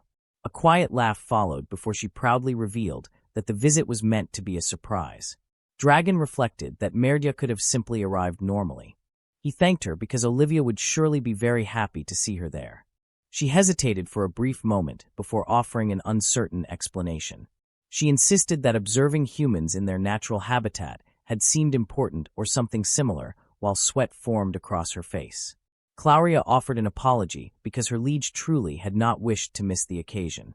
Dragon understood her explanation while Merdia hissed in embarrassment and demanded that Clauria stop because the truth had been revealed. Dragon observed that the place seemed quite crowded because even the second floor was already full of people. Clauria explained that the Florence Royal Academy for Girls was widely known. She added that many powerful families sent their children there, while Dragon realized that the academy truly was a prestigious school. And now Olivia had reached the day when she would attend the academy. He remembered that when they had first met, Olivia had been so small that Daddy had been the only word she could say. Olivia happily reached toward Dragon and called for Daddy once again. Clauria noticed Dragon quietly sniffling and gently asked whether something was the matter. Dragon denied that anything was wrong. Dragon only admitted that seeing how much Olivia had grown left him unable to hold back his emotions. Clauria gently remarked that Olivia truly had grown so much. Dragon quietly agreed and admitted that both of them felt deeply proud of her. Dragon acknowledged that Clauria and Merdia had also watched over Olivia throughout all those years. She teasingly remarked that their pride could never compare to Dragon's. Dragon answered with a quiet agreement. Merdia noticed the ceremony was about to begin and pointed out that it looked like everything was finally starting. The announcement declared that the new students were arriving. Silence spread across the venue as everyone was asked to welcome them with a round of applause. Dragon felt his heartbeat quicken as Olivia was finally about to appear. Clauria quietly agreed that the long-awaited moment had arrived while anticipation filled all of them. The curtains slowly parted, and the new students stepped onto the stage. A quiet breath escaped Dragon as the long-awaited moment finally arrived. Dragon stared ahead while his heartbeat pounded inside his chest. The instant every new student stepped onto the stage became forever engraved in his heart. He recognized Olivia the moment she appeared among the new students. Olivia stood on the stage with a gentle smile. Loud applause echoed through the hall as everyone welcomed the new students. They looked toward the stage and believed Olivia was the cutest one there. Dragon felt Olivia looked so brilliant that none of the other children could catch his attention. His gaze remained fixed on Olivia alone. Clauria noticed someone could barely see Daisy anymore because she had completely captured his attention. A voice from the audience found the sight unbelievable because a member of the Palestria family had been allowed to sit beside commoners. She tightened a clenched hand with growing displeasure. She continued with cold contempt as the speaker claimed the school only wore the appearance of meritocracy. She believed the idea looked admirable on the surface, yet also believed the school had fallen so far because of it. The story continued as the woman looked upon the academy with deep disappointment. Meritocracy might appear beautiful on the surface, yet she believed the school had fallen farther than ever before. Both of them quietly watched the woman as surprise grew across their faces, and neither of them understood what had happened. Clauria quietly wondered who that woman was. Dragon could only admit that the answer remained unknown, while Merdia softly urged Clauria not to ask. Another thought quietly concluded that the woman was probably the mother of one of the students. Clauria continued watching the woman as an unwavering glare remained fixed upon her. The woman fixed her attention on Dragon and demanded to know who he was. Dragon hesitated for a brief moment before introducing himself as El Draco. The name sounded magnificent in his own mind, and quiet satisfaction followed that proud declaration. The woman softly repeated the name El Draco as she reflected upon it. A faint scoff escaped her before she dismissed it as nothing more than a suspicious name that deserved little trust. The woman looked at Dragon with growing disbelief. She revealed that the El Draco family had never once appeared in memory. Deep disappointment followed, as she could not understand what had persuaded the Academy to lower its standards and accept commoners. The question returned with greater force, as she demanded to know which school Olivia had attended to prepare for the entrance examination. She directed another question toward Dragon, and demanded to know which school Olivia had attended before taking the entrance examination. The woman declared that her beloved Daisy could never be sent to a place that accepted commoners. Pride filled every word as she revealed that the Palestria family had employed the finest private tutors for generations. The woman pressed Dragon for an answer, and demanded to know where Olivia had gone for cram school. Dragon quietly listened while he leaned closer, and whispered a question about what a cram school actually was. Claudia could only whisper back that it was probably a place where children studied to prepare for entrance examinations. A hesitant reply slowly emerged while Dragon searched for the proper words to explain Olivia's situation. He finally revealed that Olivia also had something similar to a private tutor. He explained that the entire family helped Olivia study together. The woman looked upon Dragon with open disdain. She concluded that a family teaching Olivia by themselves proved they truly belonged among the lowest of commoners. Dragon quietly accepted every harsh word while Claudia listened in growing disbelief. The woman reluctantly admitted that Olivia had at least managed to pass the entrance examination. She immediately warned Dragon that the Academy stood far beyond Olivia's ability and believed the school was much too prestigious for her. She proudly declared that her daughter Daisy had earned second place across the entire Academy. Dragon warmly acknowledged that the woman's daughter was Daisy. He happily introduced his own daughter as Olivia and sincerely hoped the two girls could become good friends. The woman's expression immediately hardened with disbelief. The suggestion of friendship sounded utterly ridiculous to her, and she demanded whether Dragon truly understood his place within the Academy. Merdia rested quietly in Dragon's arms until the woman suddenly noticed the black cat. Shock spread across her face as she cried out at the sight. Merdia slowly lifted her head and answered with an annoyed hiss while her husband could only watch in confusion. The woman immediately stretched out her hand toward Merdia and condemned her as a vile omen. Without hesitation, she tried to drive Merdia away. Claudia quietly remarked that the world truly held every kind of person. Dragon agreed without hesitation because Dragon had already spoken exactly what rested in her thoughts. Merdia climbed back onto Claudia with heavy footsteps while she scolded both of them for treating the situation far too lightly. The announcement declared that the ceremony would now continue with a speech from the new student representative. Excitement quickly replaced every unpleasant thought because this was Olivia's entrance ceremony. Olivia El Draco was summoned before everyone. Dragon immediately answered with cheerful enthusiasm and proudly announced Olivia's presence. The announcement of Olivia El Draco's name spread through the hall, and confusion immediately followed. Many people quietly repeated the unfamiliar family name because none of them had ever heard of the El Draco family. Others struggled to remember the name, yet no answer came to mind. The woman froze in disbelief as the name El Draco echoed through the hall. Shock quickly turned into outrage because a commoner had become the head of the class. Dragon quietly admitted that the meaning of head of the class remained unclear.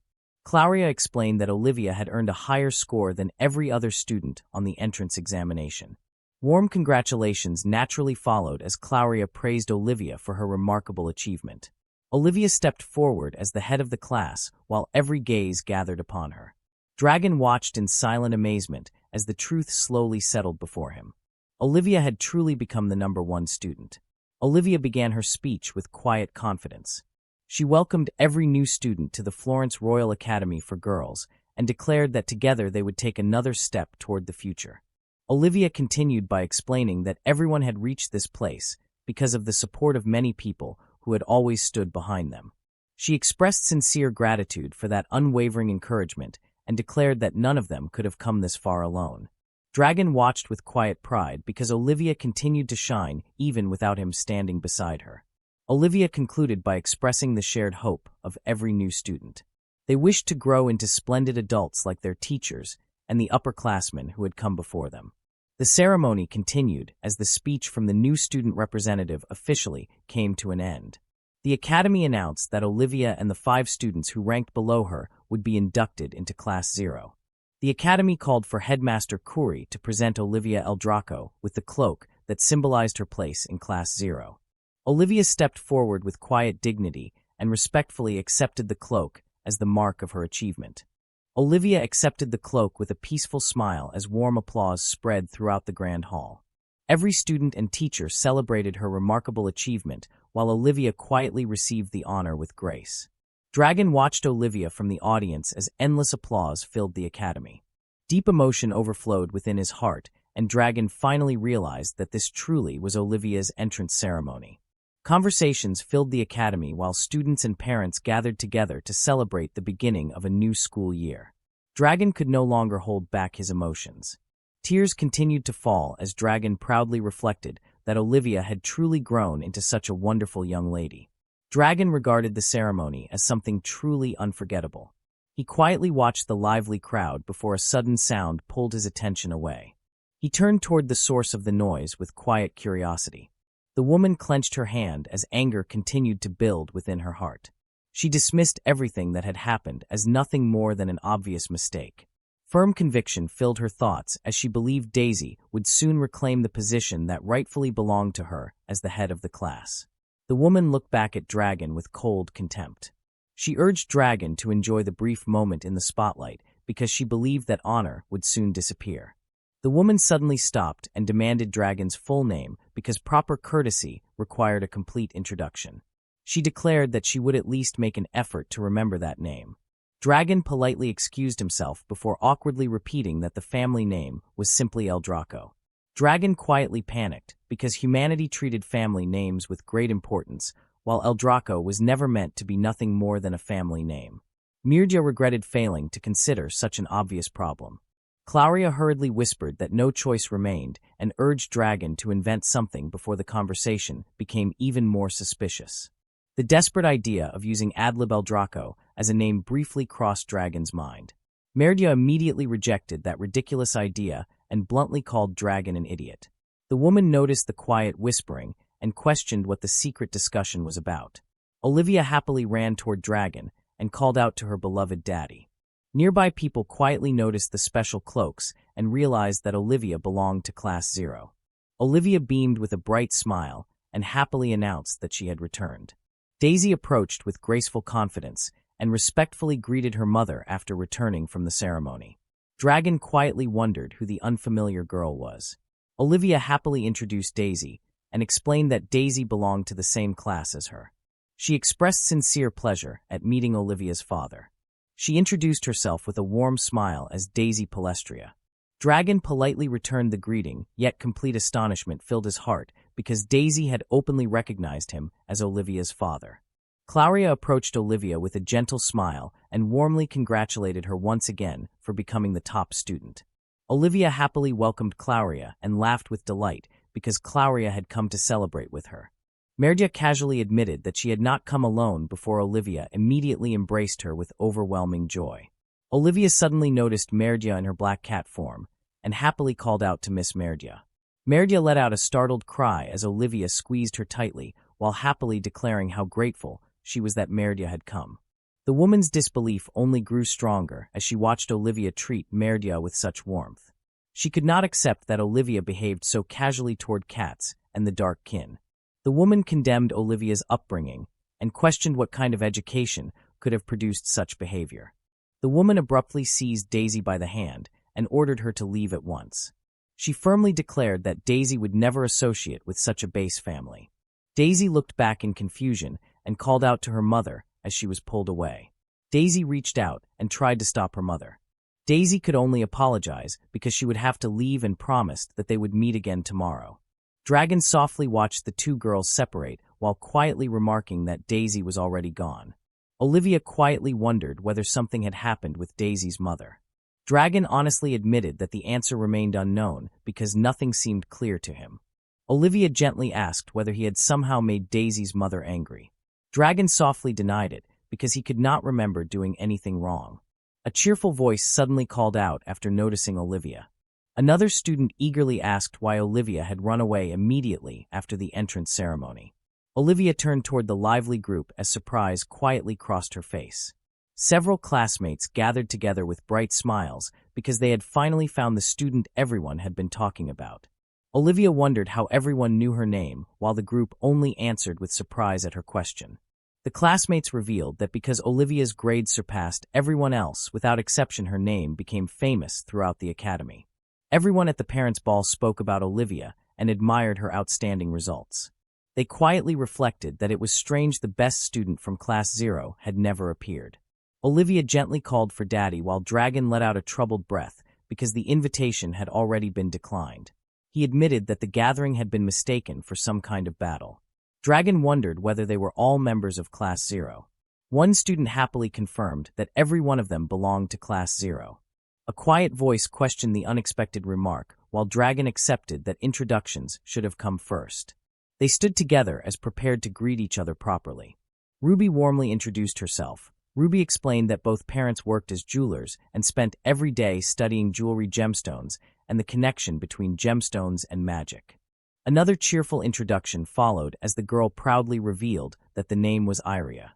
Iria shared that swordsmanship was the greatest specialty because Iria's father served as a respected general. Kate stepped forward with a bright smile and introduced herself. Kate revealed that Kate's father worked as a royal chef and that Dream had brought Kate to the academy to study herbology. The quiet girl softly introduced herself as Lena. Lena politely greeted everyone and gently revealed that Lena was the name she carried. Dragon looked upon Olivia's classmates with growing admiration because they all seemed like such good girls. He introduced himself and revealed that he was Olivia's father. He gently entrusted Olivia to everyone and wished for them to get along well with her. The girls gladly accepted the request and happily promised that they would. One of the girls wondered why Olivia had never appeared before. Another quietly admitted that the reason was becoming clear. Olivia cheerfully revealed that Daddy had believed the gathering was some kind of tournament and thought the event was far too dangerous. Claudia smiled as Dragon quietly watched Olivia laugh together with the other girls.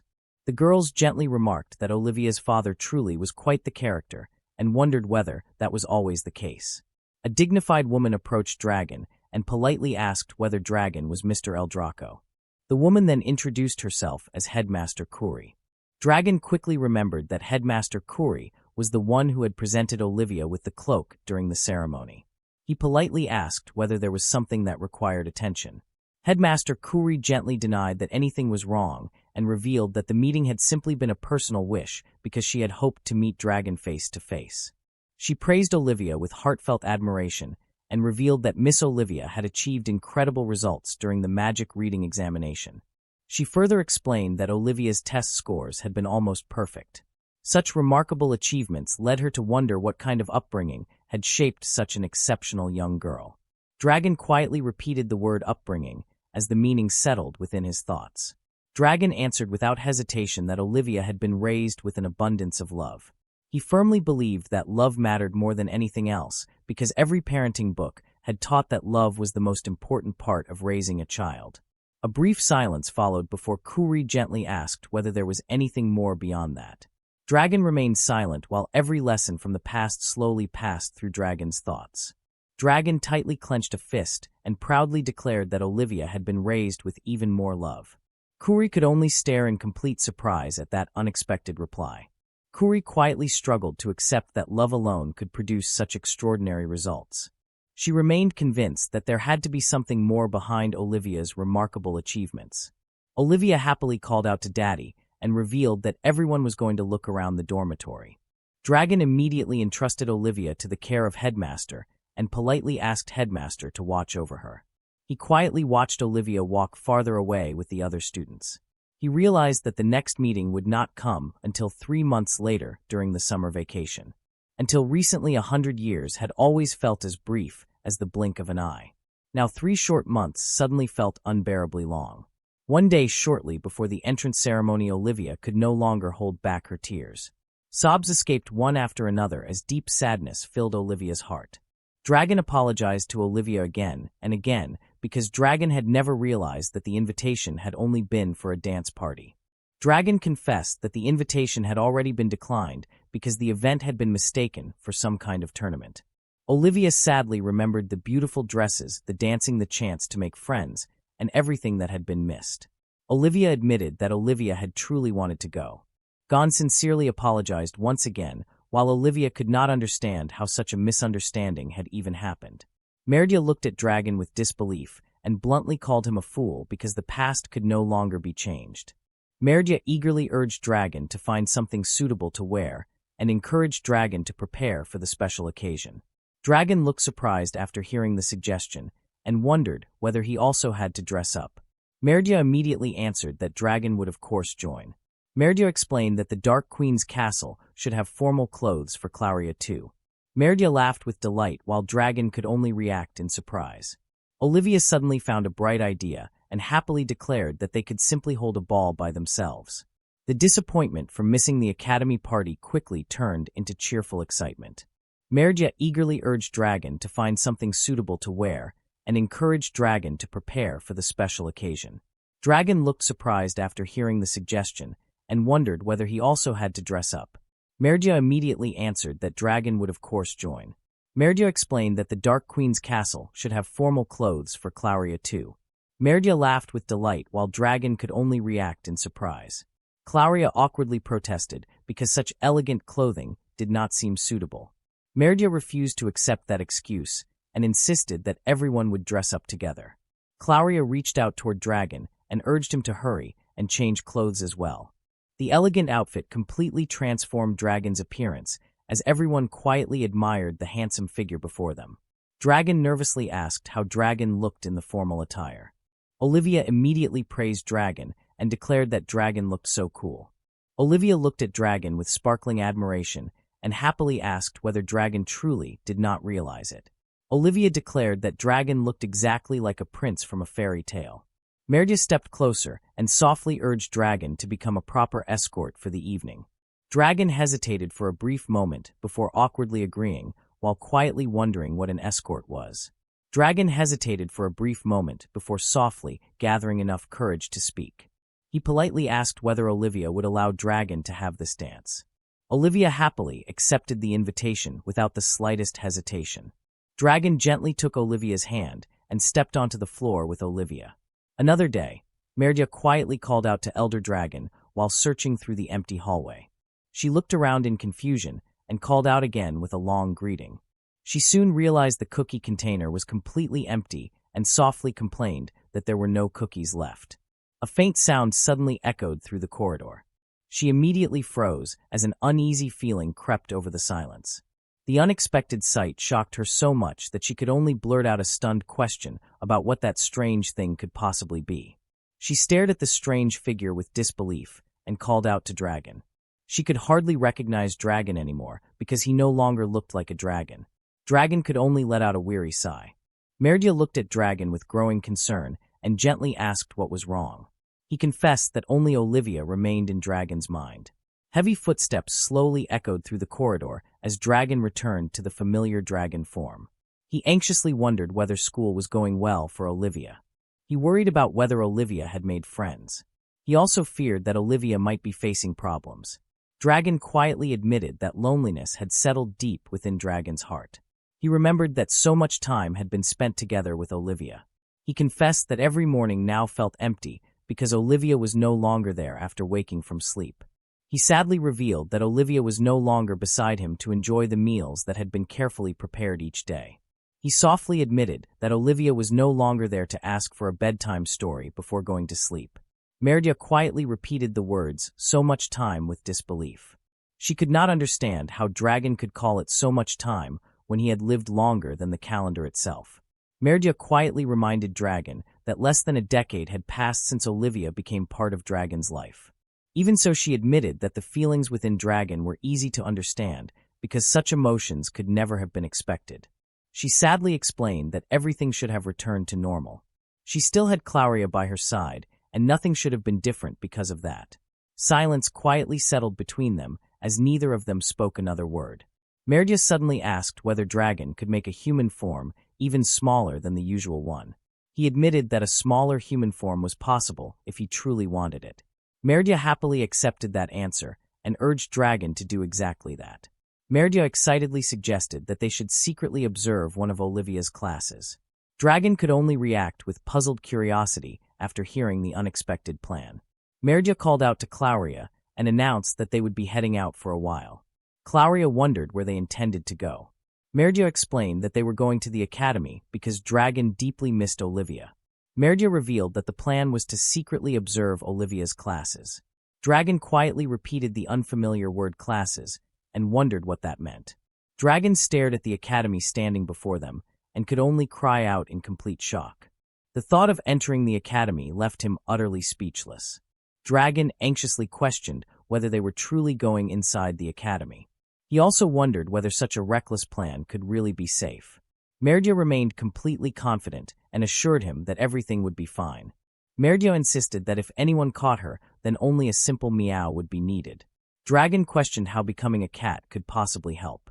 Merdia believed sneaking inside with one of the workers would be easy.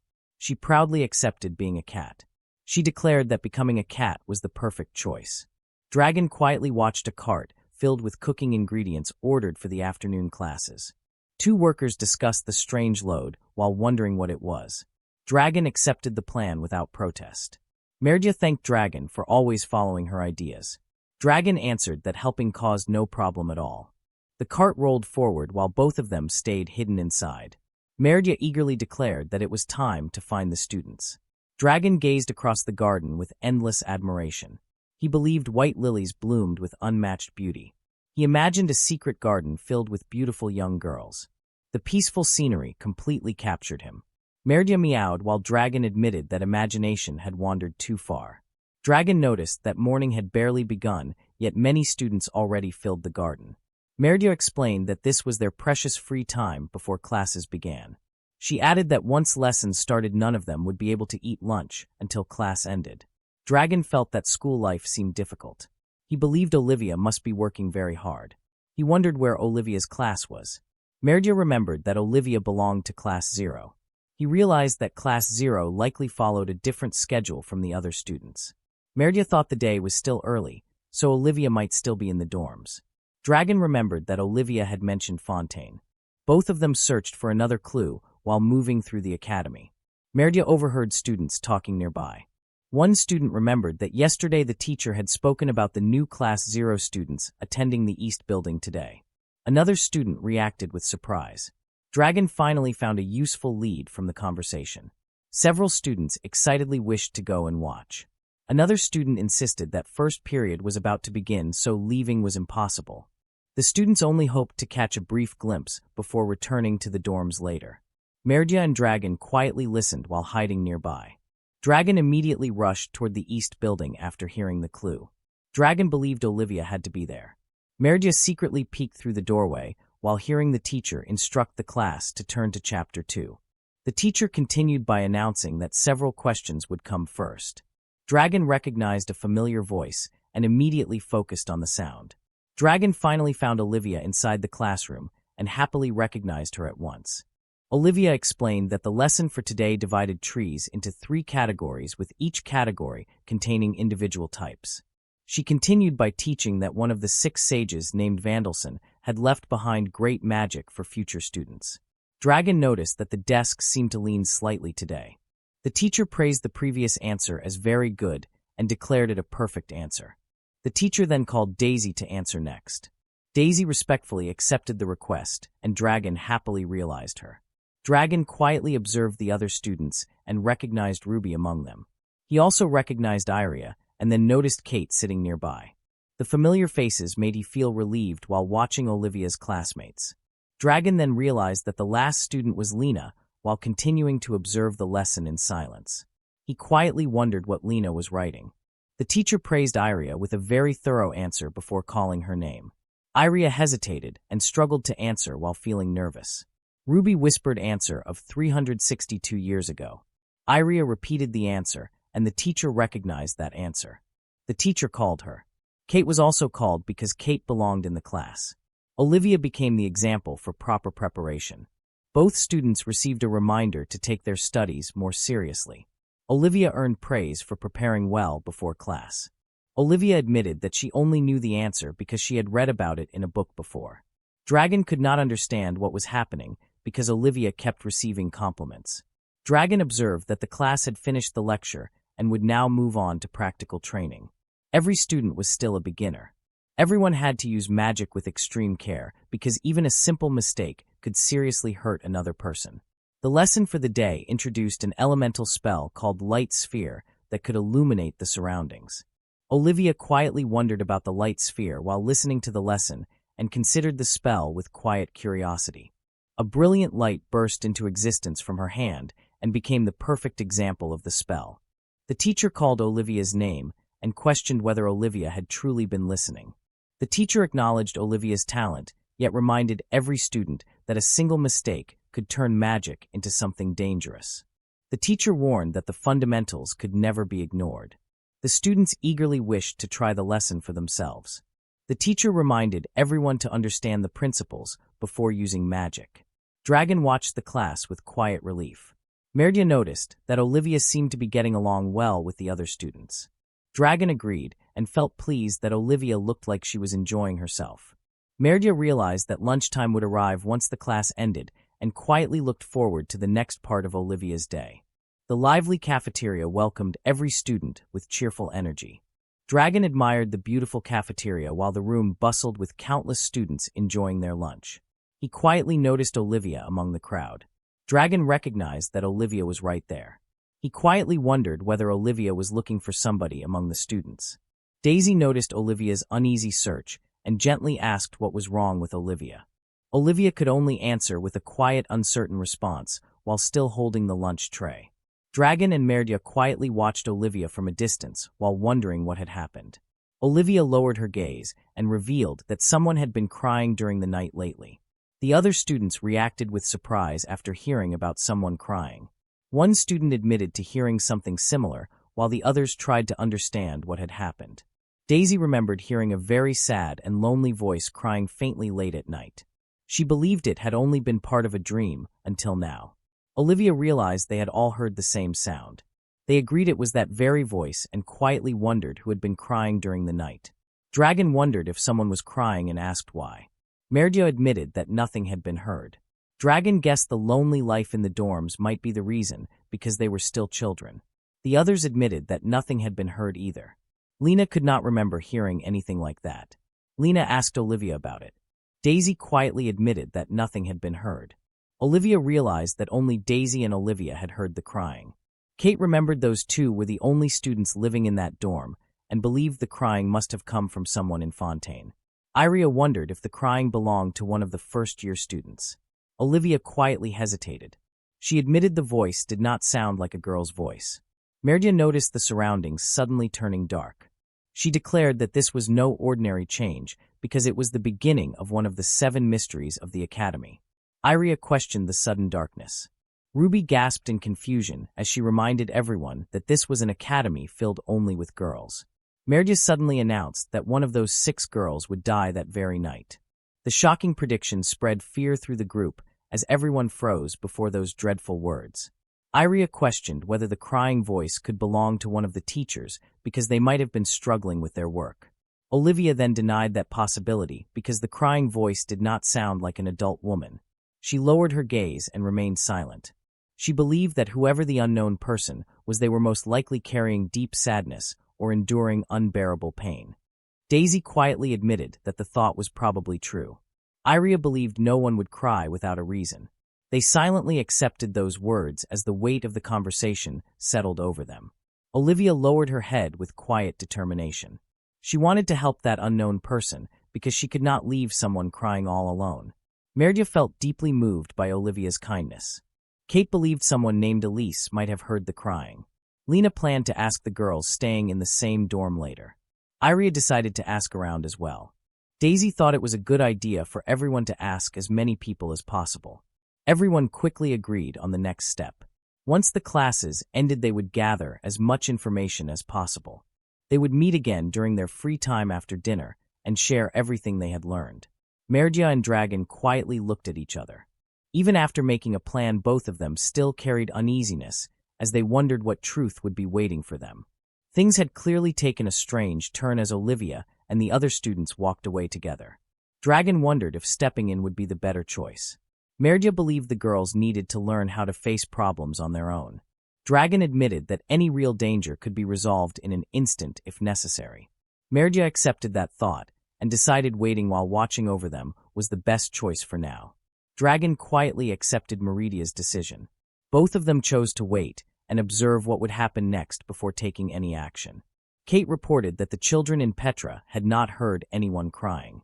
Every answer from Petra led to the same result, and no trace of the mysterious voice could be found. Ruby admitted that no one in Arbos had heard the crying either. Iria then asked about Daisy's findings. Daisy revealed that several students in Fontaine had heard the mysterious voice. Daisy added that the matter did not end there. Daisy continued the report with a troubled expression. Many of the students who had heard the mysterious crying had grown deeply uneasy after experiencing that strange voice. Dragon questioned whether everyone had become uneasy. Kate answered that feeling down at night was perfectly normal. Iria reminded them not to become an airhead. Kate accepted the explanation. Ruby admitted that the group had only started living there a short time ago after all. Ruby believed that explanation made sense. She reflected that a mysterious voice crying during the night would naturally be disturbing. Daisy agreed. Olivia revealed that she had found one more strange thing. She explained that everyone had been asked where the voice was coming from.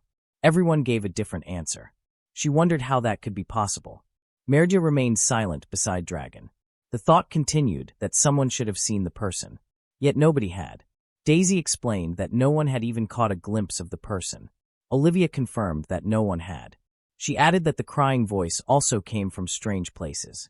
Lena revealed that the voice sometimes came from outside the dorms. She continued that it sometimes came from the top of the roof. She also revealed that it sometimes came from outside the third-floor window. Iria reacted in disbelief because the third floor was extremely high. The person must be huge. Kate firmly believed that could not be possible. Lena quietly murmured another possibility. Lena hesitated before revealing that it could be a ghost. Iria looked at Lena in confusion. Lena suddenly let out a frightened scream. Daisy guessed Lena had not performed well in magic class.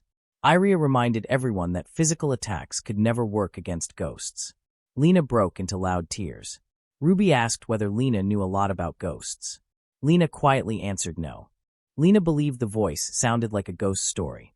Olivia agreed that many stories ended with someone claiming it had been a ghost. Iria cried even louder and begged everyone to stop. She asked whether Olivia was afraid of ghosts. Olivia quietly answered that she was not really afraid. Olivia added another reason. She believed that even if the crying voice belonged to a ghost, the voice still sounded very sad. She asked whether there was anything that could be done for the ghost. Olivia believed someone crying like that could never be ignored. Olivia insisted that something had to be done. She also reminded everyone that many girls had become frightened because of that mysterious voice. Daisy agreed that Olivia was right. Daisy admitted that many students in the dorms had already become uneasy, while Iria let out a troubled groan. Daisy suggested that everyone meet again at Fontaine that night. Dragon wondered whether the teachers would become angry. Ruby promised that everyone would figure something out. Kate promised that the group would help as well. Lena softly agreed. Olivia thanked everyone. The group decided to meet again that night. Merja remained silent beside Dragon. Neither of them voiced any opinion as they quietly watched the others. Dragon wondered whether the mysterious voice was truly a ghost. Merja quietly considered the question. She admitted that no answer came to mind. She confessed that meeting a ghost had never happened before. She asked whether the same question. Dragon quietly answered no. Dragon agreed that at least the possibility of a ghost did not seem likely. Merja concluded that the mystery was probably not caused by a ghost. Kate quietly wondered whether ghosts truly existed in the real world. Lena admitted that ghosts only appeared in stories.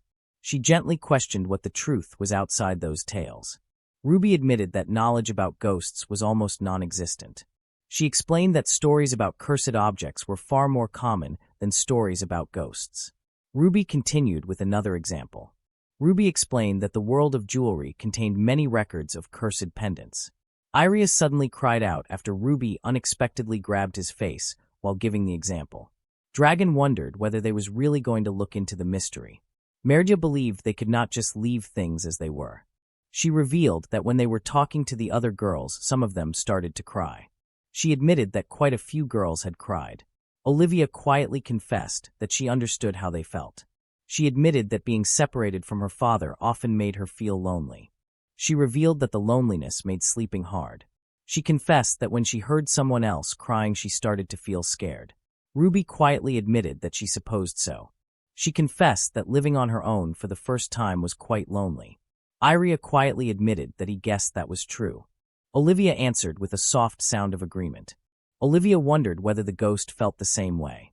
Olivia believed the ghost was probably all alone. Daisy softly called Olivia by name, then Olivia wanted to help them. She believed the girls in the dorm would not get scared anymore after that. She believed it did not matter whether it was the lonely ghost or the other girls being scared. She believed they could not just leave things this way. Merdia praised Olivia as a truly good girl. Olivia remembered that someone always showed up to save others in the stories. She wanted to help them too. Lena softly called Olivia by name. Lena admitted that she understood. Lena believed good stories always had happy endings. Olivia thanked Lena. Lena agreed completely. Iria reluctantly accepted that if helping was what Olivia wanted, then he would go along with it. Kate admitted that boredom had been there from the start. Daisy declared that everyone had to do this for everyone's sake. They reluctantly accepted that if helping was what Olivia wanted, then he would go along with it. Everyone answered with a united agreement. Lena admitted that nothing could be heard. Kate guessed that Iria had been so loud that she scared the ghost away. Olivia wondered whether the ghost was not there that night. Iria believed that if that was true, then it was good. Lena quietly reminded everyone that it did not solve anything. Olivia wondered what they should do. Ruby revealed that she had brought something for Olivia. Olivia wondered what the objects were. Ruby explained that they were stones imbued with magic. Ruby asked whether Olivia's family also used those stones. Daisy revealed that those stones were special. Daisy proposed using the stones to find the culprit. The stones suddenly began to shine. Olivia noticed the strange change. They watched in surprise. Everyone realized that the stones were moving.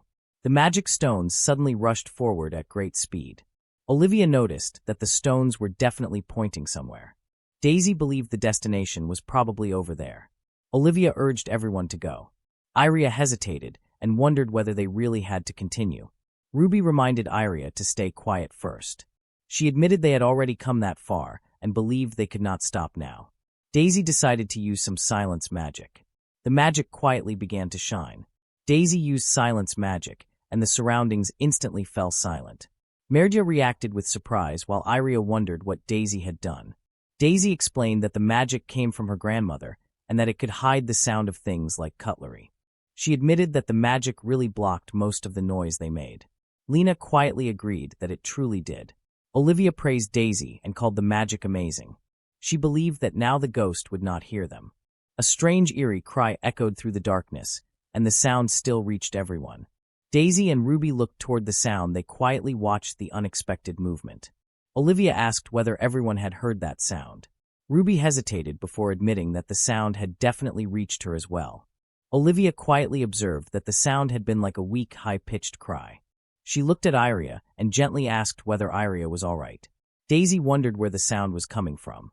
Olivia realized that light magic could not be used because it would make the surroundings look like daytime. Lena calmly assured everyone that there was no problem. She quietly focused on the darkness and watched the surroundings without looking away. She quietly admitted that something could be seen. Daisy looked toward Lena with surprise and wondered what Lena had found. Lena revealed that seeing in the dark was possible for her. Lena pointed into the darkness and revealed that the figure was right there. Iria looked in the same direction and wondered where it was because nothing could be seen. Lena pointed toward the roof. She finally noticed the figure on the roof. Olivia thought that it looked kind of small. Daisy guessed that it might be a cat or something similar. Olivia concluded that it was an animal. Daisy immediately believed that there was no problem if that was the case. Merdia suddenly believed the truth had been figured out. Dragon wondered what Merdia had figured out. Olivia concluded that the figure had only been an animal. Daisy reacted with surprise. Meridia believed everything would probably be fine then. Dargan questioned why she believed that. Kate revealed that food had been prepared just in case something like this happened. Kate showed several cookies and explained that the food had been made just in case. Olivia looked at the cookies with curiosity and wondered whether they were cookies. She quietly thought that they smelled a little strange. Kate hoped those cookies could be used to call the animal over. She also believed that people usually liked good-tasting food. Olivia volunteered to give them a try. Kate called out with a friendly greeting and encouraged the animal to stop hiding and come closer. She gently assured the animal that there was no need to hide and invited it to come over. The black cat immediately answered with a sharp hiss and remained wary of everyone. A loud impact suddenly echoed through the night, and everyone froze in shock. Olivia and Ruby cried out Kate's name as they watched the unexpected attack. Daisy and the others could only stare at the sudden scene in disbelief. Kate suddenly cried out in pain as something struck again. Kate desperately called for everyone to wait and stop while the strange creature let out another sharp cry. Olivia and Daisy shouted Kate's name in alarm. Merdya and Dragon watched the scene in shock, while Ruby stared without knowing what to do. Ruby suddenly dashed forward and shouted for the creature to stop. Kate suddenly cried out as something struck her. The creature faced her while she could only glare back and call out to it. The strange creature suddenly spread its wings and flew into the night. Ruby watched in surprise while Kate remained where she had fallen. Olivia hurried to Kate and worriedly asked whether Kate was all right. Ruby looked up in surprise as the creature had already flown away. Kate assured everyone that she was fine because it had only scratched her a little. Daisy looked toward the sky and wondered what that thing had been. She admitted that it did not look like a dog or a cat. Olivia wondered whether Lena had seen where the creature had gone. Kate believed it had looked more like a bat. Lena quietly nodded and believed it had gone there. Lena continued to believe it had gone toward the clock tower. Daisy wondered whether Lena meant the clock tower. Ruby believed it was the kind of place a bat would like. Olivia quickly gathered her resolve and decided that everyone should go after it. Lena quietly wondered whether the creature had gone up there. Olivia believed that was probably the place. Lena warned that it was dangerous because students were not allowed to go there. Kate smiled and reminded Lena that everyone was already breaking the rules by being outside so late. Iria quietly reminded everyone to be careful and not get caught as the group stepped into the clock tower. Iria noticed that it was pitch black inside because not even the moonlight reached that place. Daisy created a small light with magic. She encouraged everyone to keep going. Kate quietly wondered what that ghost actually was. She believed it had looked like a bat, but still remained uncertain. Daisy believed it had been rather large for a bat. Ruby wondered whether the creature was hungry because it had been quick to grab those cookies. Olivia remembered meeting a big spider that had come from the dark realm once before. Iria could only react with surprise. Olivia admitted that the thought was not exactly normal because she had once read a book in the old library and accidentally summoned a giant spider. She suddenly became curious and asked whether that big bat could be the same one. She believed it might have come from the dark realm and somehow become trapped. She believed that would explain why it was crying because it had no friends and nothing to eat. Iria quietly remarked that the story was making the creature seem pitiful. Lena looked ahead and realized that everyone was almost at the top. A strong wind rushed across the top of the clock tower and echoed through the night as everyone reached the highest level. A weak cry echoed nearby, and the sound made Olivia quietly react with a pained ache as the lonely voice reached everyone once again. Ruby looked around in amazement and realized everyone had climbed quite high. She noticed the lonely ghost should be nearby. Olivia suddenly spotted the creature and realized it was right there as it cried softly while resting on the edge of the tower. Olivia remembered seeing something like that in the monster compendium. Iria wondered what the creature had been called again. Olivia finally remembered that the creature was a babat and realized it was the spawn of a vamp. Silence spread through the night while everyone fell quiet and stared toward the roof as no answer came to anyone. Kate admitted that no cookies remained because the strange creature had already taken the rest of them, while Ruby quietly accepted the answer. The group realized there was no way to reach the roof, and Olivia wondered what they should do next as everyone searched for another solution. Olivia reached out toward the small creature and urged it to come closer because she believed it had lost its way, while promising that everyone would help it return to the dark realm. The small creature answered with silence while Olivia continued reassuring it that the path back to the dark realm would be found for it. Iria quietly resolved to go after the creature without waiting any longer.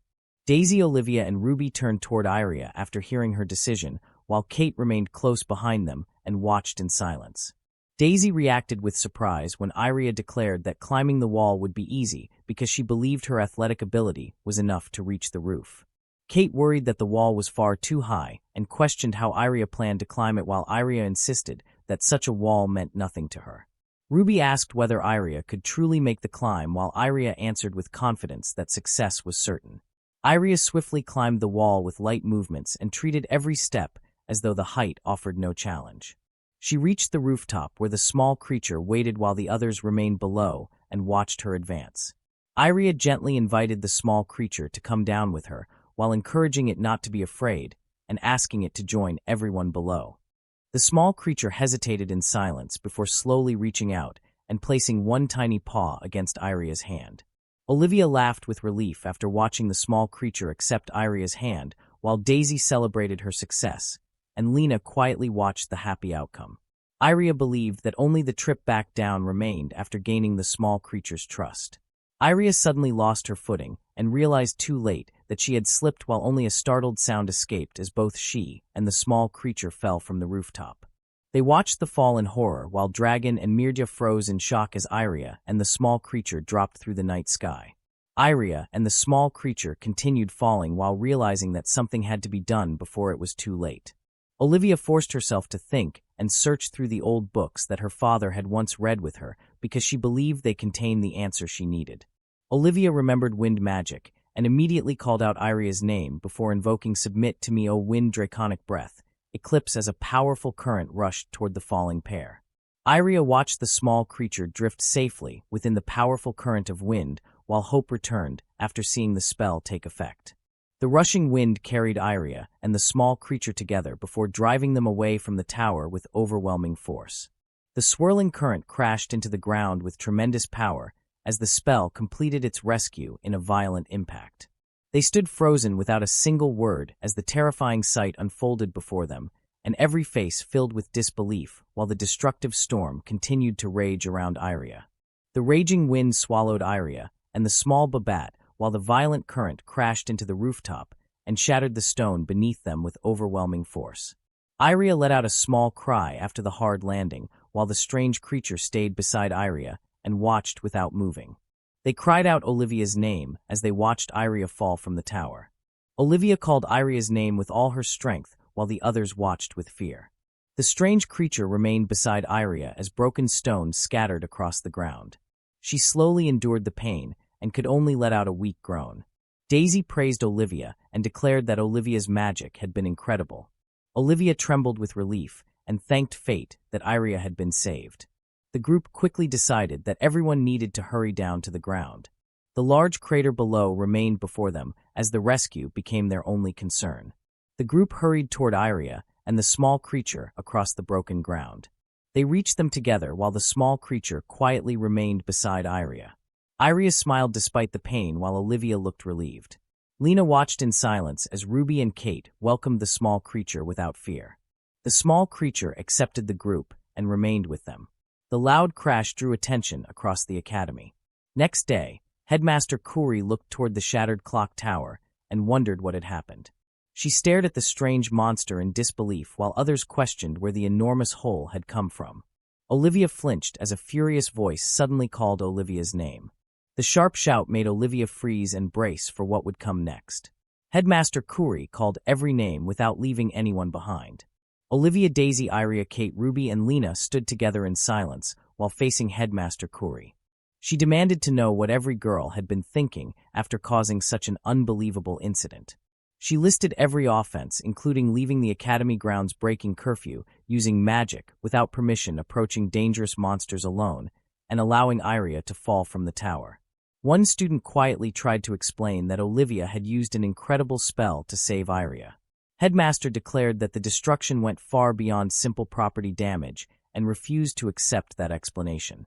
She demanded to know what part of saving Iria required creating such an enormous hole.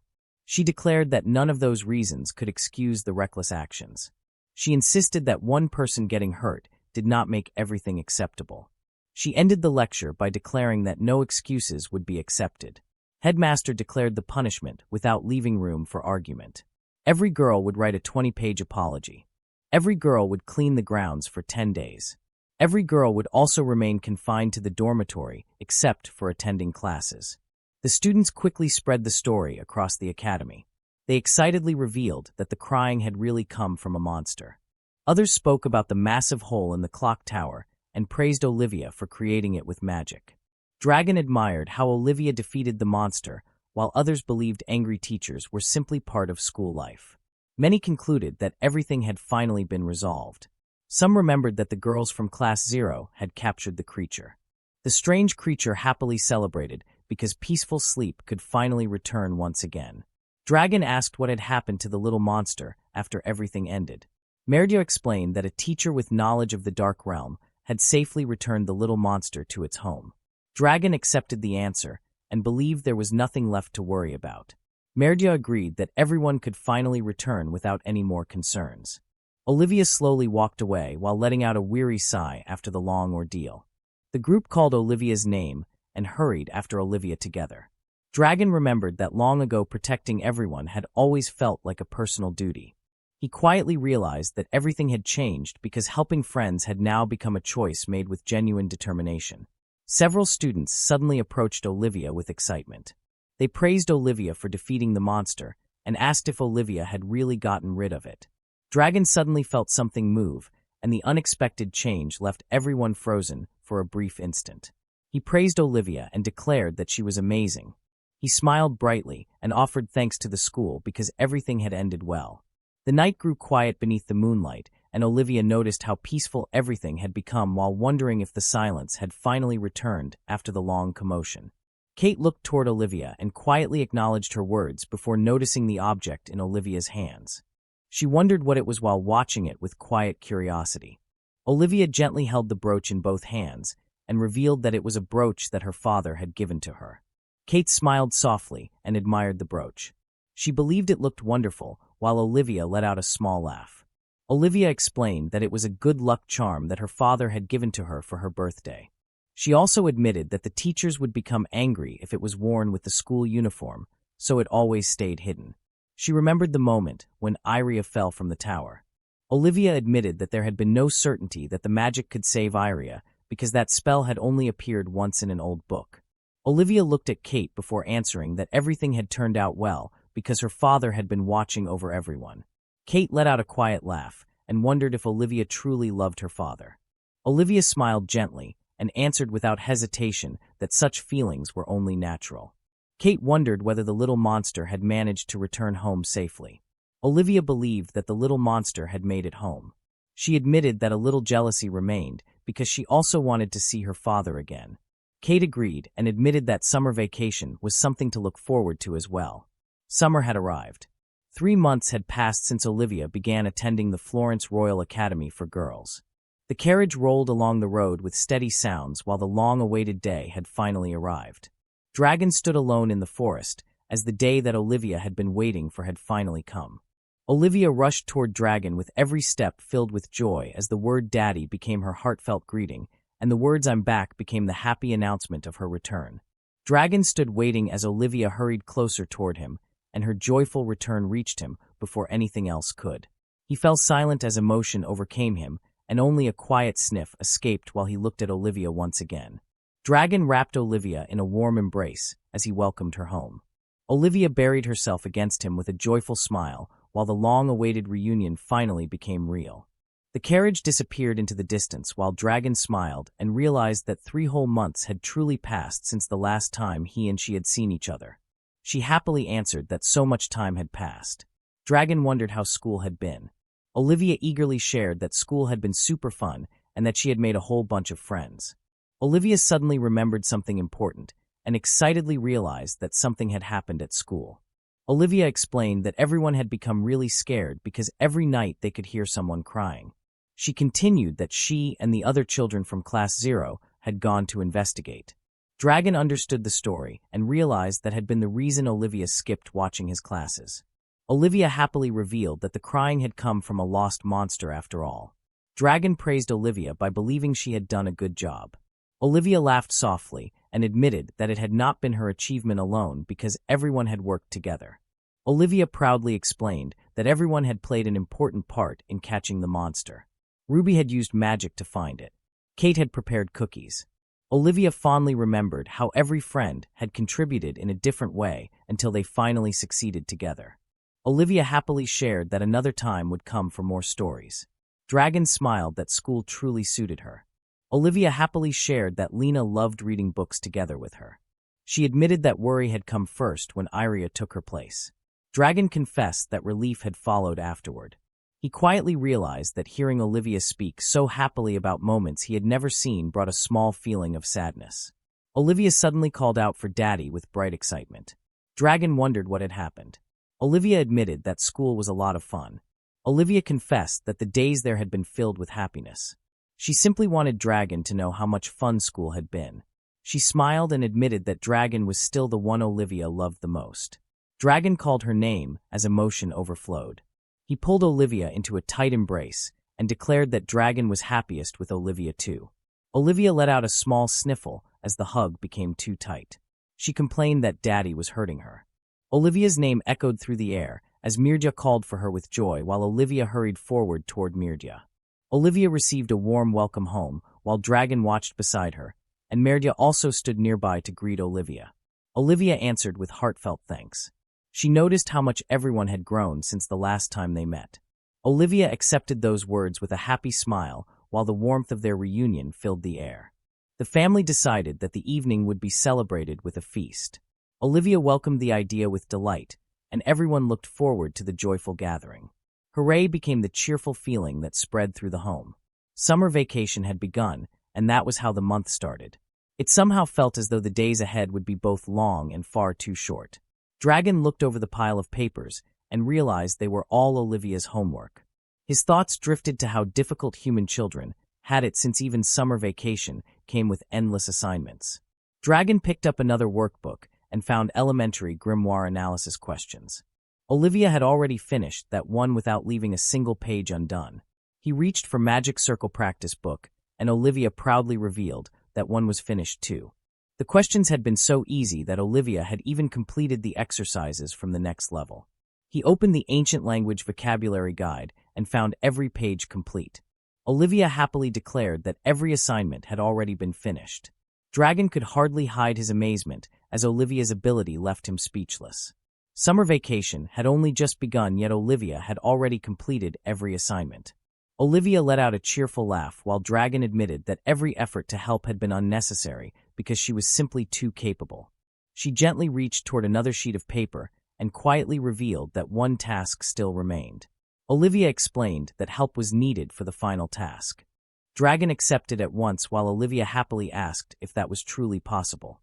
He gladly accepted the request without hesitation and eagerly declared that the task could be left to him. Mirja let out a weary sigh and wondered why going outside was necessary. She wished everyone could simply stay inside instead. Olivia explained that the outing was for her homework. Mirja agreed that helping Olivia was the right choice. Claudia happily declared that a picnic while observing the local flora was a wonderful idea. Dragon revealed that Olivia would begin a herbology class in the fall and needed to research wild plants to prepare for it. Olivia asked if lunch had been prepared. Dragon answered that everything was already ready. Claudia smiled with a quiet laugh as Dragon remarked that Olivia looked surprisingly fitting in outdoor clothes. Merdia looked exhausted and pointed out that Olivia seemed to have forgotten something important. Olivia accepted the straw hat that Mirja gently placed on her head. Mirja explained that no beautiful young girl should go on a picnic without a straw hat. Olivia quietly admired the gift as it rested comfortably on her head. Mirja happily revealed that there was something more prepared for the picnic. She happily declared that there could be no greater honor. She also reminded Olivia to be careful of heat stroke. Olivia smiled with delight after seeing the straw hat. Dragon led the way while Olivia, Merdia, and Claudia followed together through the forest. Dragon introduced it as one of the wild plants growing on the mountain. This plant was called 5-minute grass. He then pointed to another plant and explained that it was sorrel. He continued by introducing another herb that humans called round mint. Olivia looked at Dragon with admiration and realized Dragon knew a great deal about wild plants. Dragon laughed softly and admitted that everything about the mountain was familiar to him. Mirja admitted that plants had never received much attention before. Claudia suggested collecting some herbs to make herbal tea later. Olivia quietly wondered about the idea. A strange sound suddenly came from the nearby plants and caught Olivia's attention. Olivia noticed a plant that did not appear anywhere in the guidebook. Dragon explained that the plant was actually very common around the area. Olivia reacted with surprise after hearing that. She asked Dragon if some of the plants could be taken home. Dragon agreed, but reminded her to take only one because the plant might belong to a new species. Merdia called out that the others were going to leave them behind. Olivia hurried after everyone and called for them to wait. The weather was wonderful that day as everyone continued their picnic beneath the clear summer sky. Dragon noticed that the pink flowers from spring had already disappeared. Olivia wondered about them, and Dragon explained that those flowers only bloomed during that season. He pointed toward a patch of flowers and explained that summer brought honeybee flowers instead. Olivia quickly understood and admired the new blossoms. Merdia cheerfully suggested that it was finally time to open the lunch boxes. She called Dragon Elder Dragon with playful respect and invited everyone to begin lunch. Dragon happily agreed and proudly declared that this meal was something worth looking forward to. Olivia, Merdia, and Claudia could only stare at Dragon in complete disbelief. Merdia hesitated as she nervously called out to Dragon. She realized that Dragon had forgotten to prepare the food. Olivia and Claudia looked toward Dragon in surprise. Olivia quietly looked into the lunch basket and found nothing more than bread. She innocently pointed it out while Dragon let out an awkward laugh. Dragon smiled with complete confidence and proudly welcomed everyone to the Elder Dragon restaurant. He politely asked Olivia what kind of sandwich she would like to order. Olivia looked surprised and realized Dragon was actually making the sandwiches on the spot. Olivia thought for a moment before asking for bread with cream cheese egg salad and pickles. Dragon gladly accepted the order and immediately began preparing the sandwich. Dragon presented the finished sandwich to Olivia. She happily accepted it with delight. Merdia eagerly asked for one as well and wondered where Claudia's restaurant was. Claudia warmly accepted the order and asked what Merdia would like. Merdia happily requested everything and asked for every ingredient to be included. Olivia happily declared that Dragon's sandwich would be prepared next. Olivia asked what Dragon would like on her sandwich. He happily wanted lots of herbs with salt, pepper, and some salad oil to finish everything with. Olivia carefully prepared the sandwich with every ingredient Dragon requested until everything came together just as planned. Everyone gathered together for lunch and thanked Dragon for the wonderful food as smiles spread across every face. That meal had been truly delicious, and every bite had disappeared until nothing remained inside the jar. Merdia admitted that going outside once in a while was not too bad. Olivia felt happy because playing together again filled the day with joy. Claudia noticed that Olivia had spent quite a bit of time on homework lately. Olivia happily admitted that was true. Dragon remained silent while Olivia happily revealed that every homework assignment had finally been completed. She believed that finishing every lesson meant every day could now become another day to play together. Dragon listened as Olivia happily remembered that until 3 months ago, every day had been like this. Merdia quietly realized that once summer vacation ended, Olivia would be going back to school. Olivia stood beneath the bright sky, while Dragon silently wondered how much summer vacation was left anyway. The peaceful scenery gently carried that thought through the passing afternoon. Dragon remained lost in thought until Olivia softly called for Daddy. Dragon looked shaken as Merdia noticed something was wrong with him. Dragon could only let out a faint sound, while Merdia wondered if Dragon was all right. She asked what was wrong with Elder Dragon. A single tear fell before Dragon struggled to admit that Dragon did not want summer to end. Olivia looked at Dragon with worry, while Merdia wondered if Dragon had become a child. Olivia asked what was wrong with Daddy while trying to comfort him. Olivia reminded Dragon that 20 days of summer vacation still remained. Olivia also reminded Dragon that all homework had already been finished, so there was no reason to worry. Dragon remained silent as the truth lingered that Olivia loved school very much. He struggled to hold back the feelings that rose inside his heart. He believed those thoughts were selfish. He knew Olivia had to return to school after those 20 days. Merdia trembled as worry filled her heart.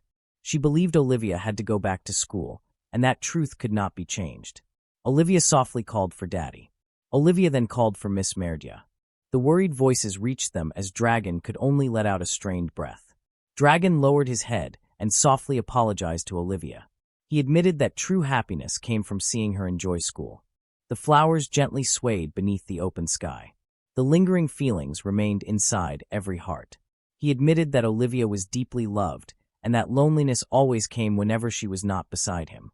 He remembered spending hundreds of years sleeping alone inside his shrine, yet no loneliness had existed during those days. He realized everything had changed because Olivia had become an irreplaceable part of his life. Olivia softly called for Daddy after watching Dragon from a short distance. She confessed that leaving Dragon by himself filled her heart with regret. She quietly apologized because Dragon had been left alone.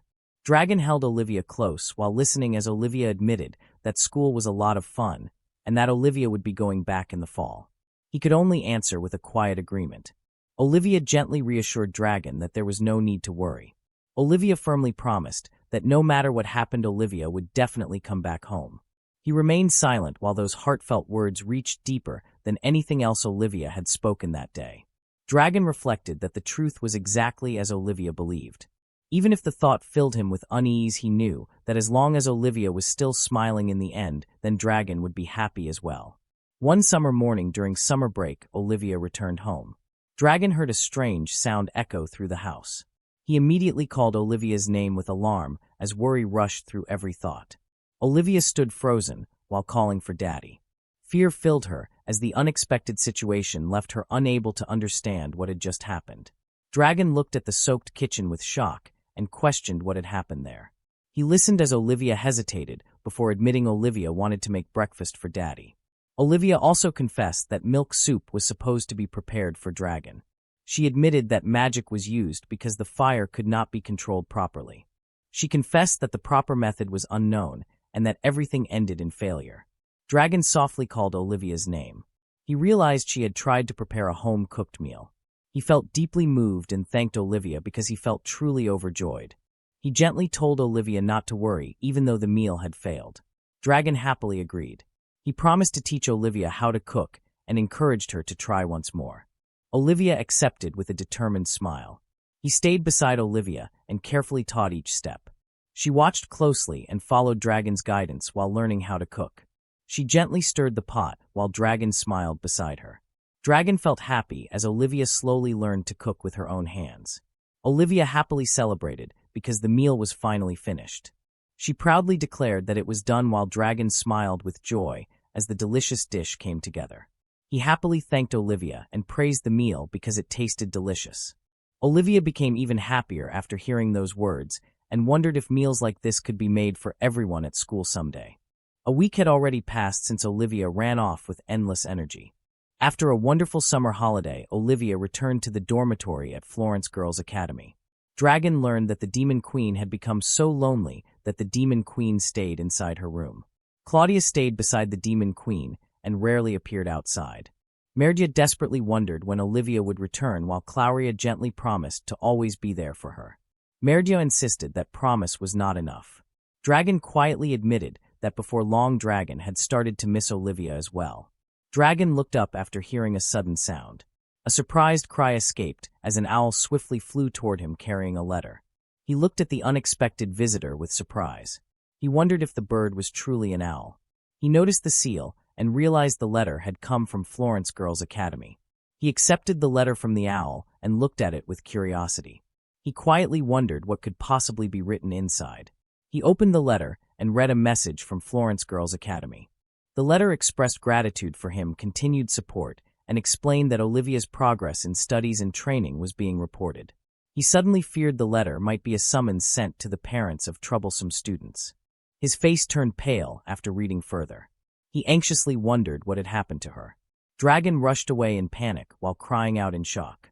He called for Olivia and vowed to reach her as quickly as possible. He flew through the sky with urgency as his thoughts stayed fixed on finding a place to land where nobody would see him. His only resolve was reaching Olivia without delay, and his determination pushed him forward as he declared that he was coming to her immediately. Dragon gave a hesitant greeting while introducing himself as Olivia Aradraco's father. The students answered with surprise before asking whether Dragon was truly Aradraco. She admitted that the letter had only been sent yesterday. The student believed Dragon lived on Olympus Mountain. Dragon admitted that was true. She realized that even the fastest horse would still need 3 days to reach the academy. He grumbled that humans could never fly through the sky like him and the frustration grew even stronger. He realized the timing was only a coincidence and accepted that such a coincidence could happen nearby. She accepted the advice that arriving so quickly had saved everyone a great deal of time and followed the guide toward the reception office. She then called the board chairman, and the dean had already been called. They also wondered whether the owl aren't even back yet. But that's still strange. The letter was supposed to his home. Dragon endured the awkward feeling with a quiet groan and accepted that the next visit should appear a little more human. Dragon followed the academy staff through the quiet corridor while the staff politely asked him to wait inside the room. Dragon accepted the request and remained where he was directed. A sudden voice reached him, and the unexpected sound made disbelief rise within him until the thought of no way became impossible to ignore. Olivia happily recognized Dragon as her father while he answered with surprise after seeing her again. Olivia wondered why Dragon had come to the school. Dragon admitted that he also did not really know the reason. The students warmly thanked Dragon for always getting along so well with Olivia. The others happily returned the kindness toward Dragon. He asked if it was break time already. Kate confirmed that it was. Her classmates confirmed they were already on the way to magic practice. Olivia found it exciting. Then someone recognized Olivia. They recognized Olivia as the new student who was known as the most gifted child since the academy was founded. Another student remembered that Olivia had written a thesis on herbology during the holidays. Dragon could only stare in confusion as Olivia's popularity became impossible to ignore. Even the quiet remark that Olivia was quite popular left Dragon speechless. They believed a wonderful father would naturally come to visit someone as amazing as Olivia. Lena realized that Olivia's father had somehow become popular as well. Another student admitted feeling jealous. Dragon could only answer with a confused refusal after hearing that such a fine gentleman had come to the academy. One student believed Dragon made her heart flutter. Another wished to look at Dragon's face a little closer. Her friends reminded everyone they needed to hurry or they would be scolded. The group quickly ran toward class. Olivia happily waved goodbye as class was about to begin. Olivia apologized to Dragon and promised they would meet again later. Olivia walked with her classmates as everyone asked if they were ready. One student admitted reading a book yesterday because it might help. Another believed Iria had never done any preparation before. One classmate felt both of them worried too much. Kate happily declared that studying was what truly mattered. Dragon remained at the window and quietly waved at Olivia as she walked away with her friends. Dragon listened as the academy offered a sincere apology. They admitted several students had recently shown poor manners. The board chairman accepted responsibility and apologized for their lack of education and their impolite behavior. The board chairman stepped into the room with another academy staff member. She respectfully thanked Dragon for accepting the invitation and sincerely expressed her gratitude for coming to the academy. Dragon politely introduced himself as Olivia's father. He believed the person standing before him was the one mentioned in the letter. The woman introduced herself as Vice Principal Kuri and explained that she had held the position of leading the school entrance ceremony. She then prepared to introduce another important person. Vice Principal Kuri introduced the academy founder and the current board chairman as Phyllis Florence. Dragon recognized that Phyllis Florence was an elf and quietly stared at her with surprise. Phyllis Florence heard her own name and quietly wondered why Dragon had spoken it. A distant memory stirred within Dragon. The name felt strangely familiar, as if it had been heard somewhere long ago. Dragon suddenly remembered the connection. He realized Phyllis Florence was a friend of Vandelson. Phyllis Florence became the name that reached him first. A faint question rose within him as forgotten memories stirred. The ancient past returned little by little because that name had been heard before. A sudden realization struck him with great surprise. Vandelson's friend finally returned to his memory, and the forgotten connection became clear. A quiet thought followed as Headmaster Kuri struggled to understand those unexpected words. Confusion spread across the headmaster because the thought of friends left no room for understanding. A doubtful thought crossed her because such a relationship sounded no different from the stories inside children's books that painted impossible bonds. Phyllis Florence gently revealed the truth without the slightest hesitation. She stood as one of the 6 sages of Riaris, and that identity had never changed. Kuri revealed that normally Chairman Phyllis did not meet with guardians directly. However, in this case, they would like to discuss Dragon's daughter Olivia.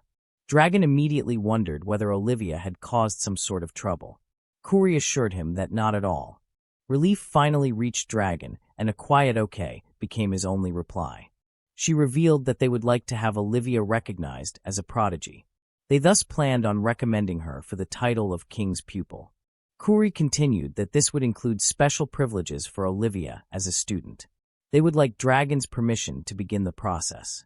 Kuri wondered whether Dragon was not familiar with the title. Dragon quietly repeated the words kings and pupil because the title meant nothing to him. Kuri explained that it was a special honor bestowed upon students by the royal family.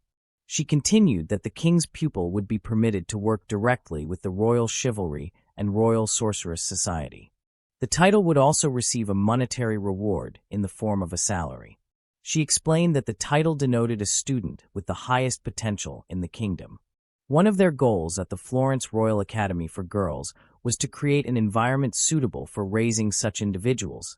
Of course, a student with such fantastic potential required an equally excellent education. Dragon quietly listened while the meaning of every word slowly reached him. In short, they wished to have Olivia leave the academy. She would then receive specialized personal instruction from Chairman Phyllis. Dragon quietly understood that they wanted Olivia to go somewhere else. A faint reply admitted that he finally understood. Dragon hesitated before asking whether this was really necessary. Headmaster Kuri immediately revealed that it was a once-in-a-lifetime opportunity. Phyllis revealed that Olivia Eldraco possessed talent enough to shake the very world. Their mission was to provide students of such merit a proper upbringing so that they might live proper lives. Kuri asked whether they had Dragon's permission. Dragon hesitated before giving an answer. A quiet reply became nothing more than a troubled well. Dragon politely asked whether he could have some time to think about it. Surprise immediately spread across Kuri because they were talking about the title of King's Pupil. It was the greatest honor for a student, and they could not understand what there was to think about. Dragon quietly asked whether they had asked Olivia what she wanted. Headmaster Kuri reacted with surprise and could only ask Dragon to excuse her. Dragon then asked whether they had asked Olivia if she wanted to become a king's pupil. She admitted that no, because they always approached the guardian first. Dragon revealed that Olivia's opinion was the one that really mattered. He continued that, because in the end they were talking about making Olivia leave this school. Kuri admitted that of course it would mean leaving all her new friends behind. Dragon revealed that Olivia was raised all alone in the mountains of Olympias. For her birthday, she asked to go to school. Students with exceptional ability should receive an education to match it.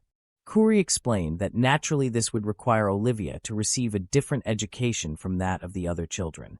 Dragon continued that now Olivia had made so many friends and was having so much fun. The choice belonged to Olivia alone, and that was for Olivia to decide.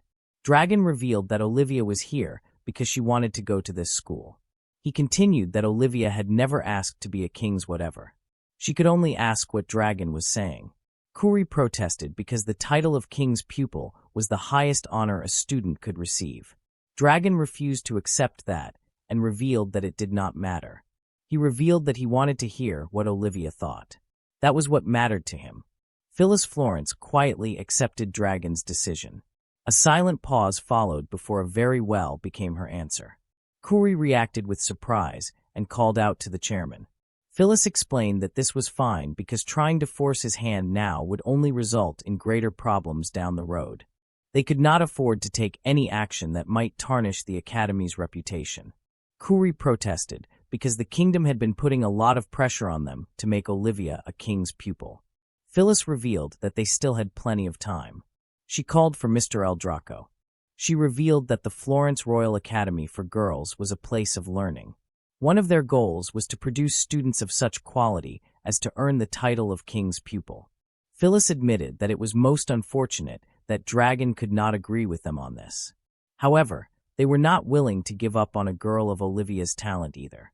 She then asked that Dragon remain at the academy until such a time as they could come to an agreement.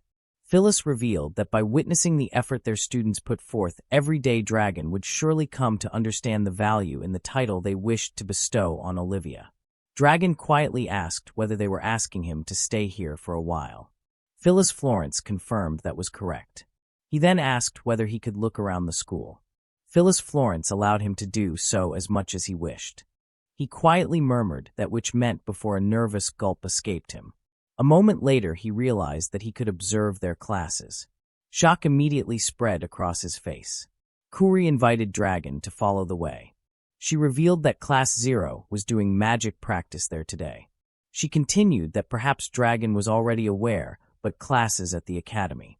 Dragon quietly listened before admitting that this was actually his second time there. A small laugh escaped him while Headmaster Kuri's explanation continued.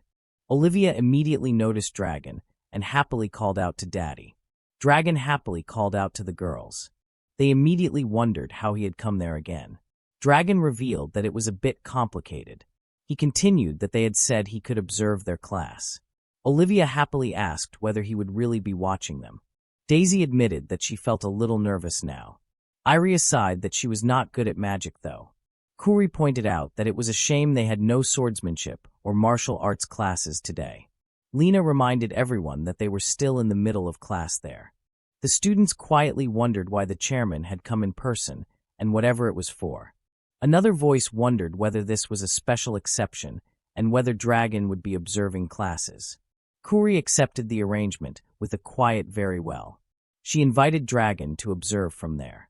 She explained that today they were practicing elementary attack magic. She announced that she would review everything again from the beginning for the sake of their new observer. She continued that an activation formula was absolutely necessary for them to use magic. The lesson continued that this method could take many forms from magic circles to incantations. The explanation continued that no single method stood above the others, and finding the one that suited each person best was what truly mattered. Dragon quietly reflected that humans needed a great deal of preparation before using magic. The lesson further explained that using a formula that trained magical power more effectively would produce a stronger result. Today the class would practice the elementary fire spell Incendium. The students had already received homework to discover the activation formula that suited each of them best, and now the class would put those choices into practice. The lesson then moved forward with a request for every student to share which activation formula each had chosen to activate the spell.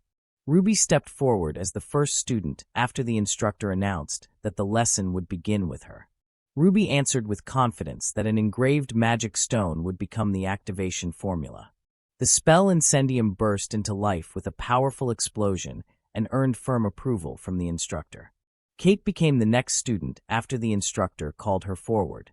Kate declared that Flameleaf would become the activation formula because the plant possessed a strong affinity with fire magic. The spell Incendium surged forward with a flowing blaze and received the instructor's approval once again. Lena admitted that only a very long incantation had been prepared as the activation formula. Lena recited every sacred verse that called upon the beast of flames resting within the depths of purgatory and sought its power before completing the spell with shining mystic ember Incendium. The blazing spell roared into existence, and the instructor praised the result while also remarking that the incantation had been a little too long and the entire prayer had not truly been necessary. Iria became the next student after the instructor called the next turn. Iria hesitated and admitted that only a magic circle had been prepared as the activation formula. The incomplete response immediately earned a sharp warning to stop wasting time as Iria hurried to continue the demonstration. Iria received praise for the effort and learned that a follow-up lesson would be necessary unlike everyone else. Dragon watched the exchange with growing curiosity and realized that this was how humans used magic in the present age. Kuri repeated the word humans with surprise while watching the lesson continue. The concern on Dragon's face eased after reassurance arrived that there was no need to worry. Daisy stepped forward after the instructor called the next student. Daisy accepted the turn without hesitation. The instructor explained that the activation formula would combine incantations with signing. Dragon questioned the unfamiliar term until the instructor explained that signing used hands and fingers to create signs with specific meanings. Dragon admitted that nothing like this could be remembered and wondered whether signing had become a new style of magic. Kuri explained that it was not a new style at all because this formula had remained the most common method for well over 200 years. Dragon accepted the explanation and realized the mistake before admitting that the misunderstanding had come from outdated knowledge. Daisy gathered focus and prepared to begin the demonstration. Daisy formed each hand sign as magical power gathered before completing the spell with shining mystic ember incendium that a powerful blaze burst forward and showed the strength of combining signing with an incantation. The instructor praised Daisy and acknowledged that the activation formula had been excellent. Dragon noticed the strange device in the instructor's hand and asked what it was. The instructor explained that it was the latest magic slate and that it could monitor the students' magic output and even adjust their grades. Dragon quietly admired the device before the instructor called Olivia for the final turn. Olivia answered with confidence that everything was ready before releasing the spell. At once, a massive wave of fire burst forward with overwhelming force as Olivia shouted in excitement. The instructor hurried to stop the demonstration and asked what kind of activation formula had been used before the spell continued to surge across the training ground. Iria watched in amazement. Ruby realized that result belonged to Olivia. Kate also used no incantation. Kuri revealed that the assignment required only the elementary spell incendium. She still could not accept that such overwhelming power came from an elementary spell. She questioned how Olivia produced such incredible magic output with only that simple spell. She looked at the magic slate in surprise. The result proved Olivia had used only the elementary spell incendium. Dragon smiled with pride as Olivia once again exceeded every expectation. Olivia truly became someone worthy of admiration. The students gathered along the corridor while quiet chatter spread through the academy. Everyone watched Dragon from a distance, and their curiosity only continued to grow. Dragon heard the students chatter that Olivia's father had arrived. They admired him and believed he was wonderful. Another voice quickly realized he had truly come. He looked toward the crowd and wondered if there was any way to move closer. He quietly admitted that the attention was indeed far greater than expected. Lena quietly pointed out that Dragon already stood out far too much. The students gathered around Dragon and wondered why Olivia's father had come to the academy. Dragon hesitated for a moment before admitting that the visit was actually related to the king's pupil.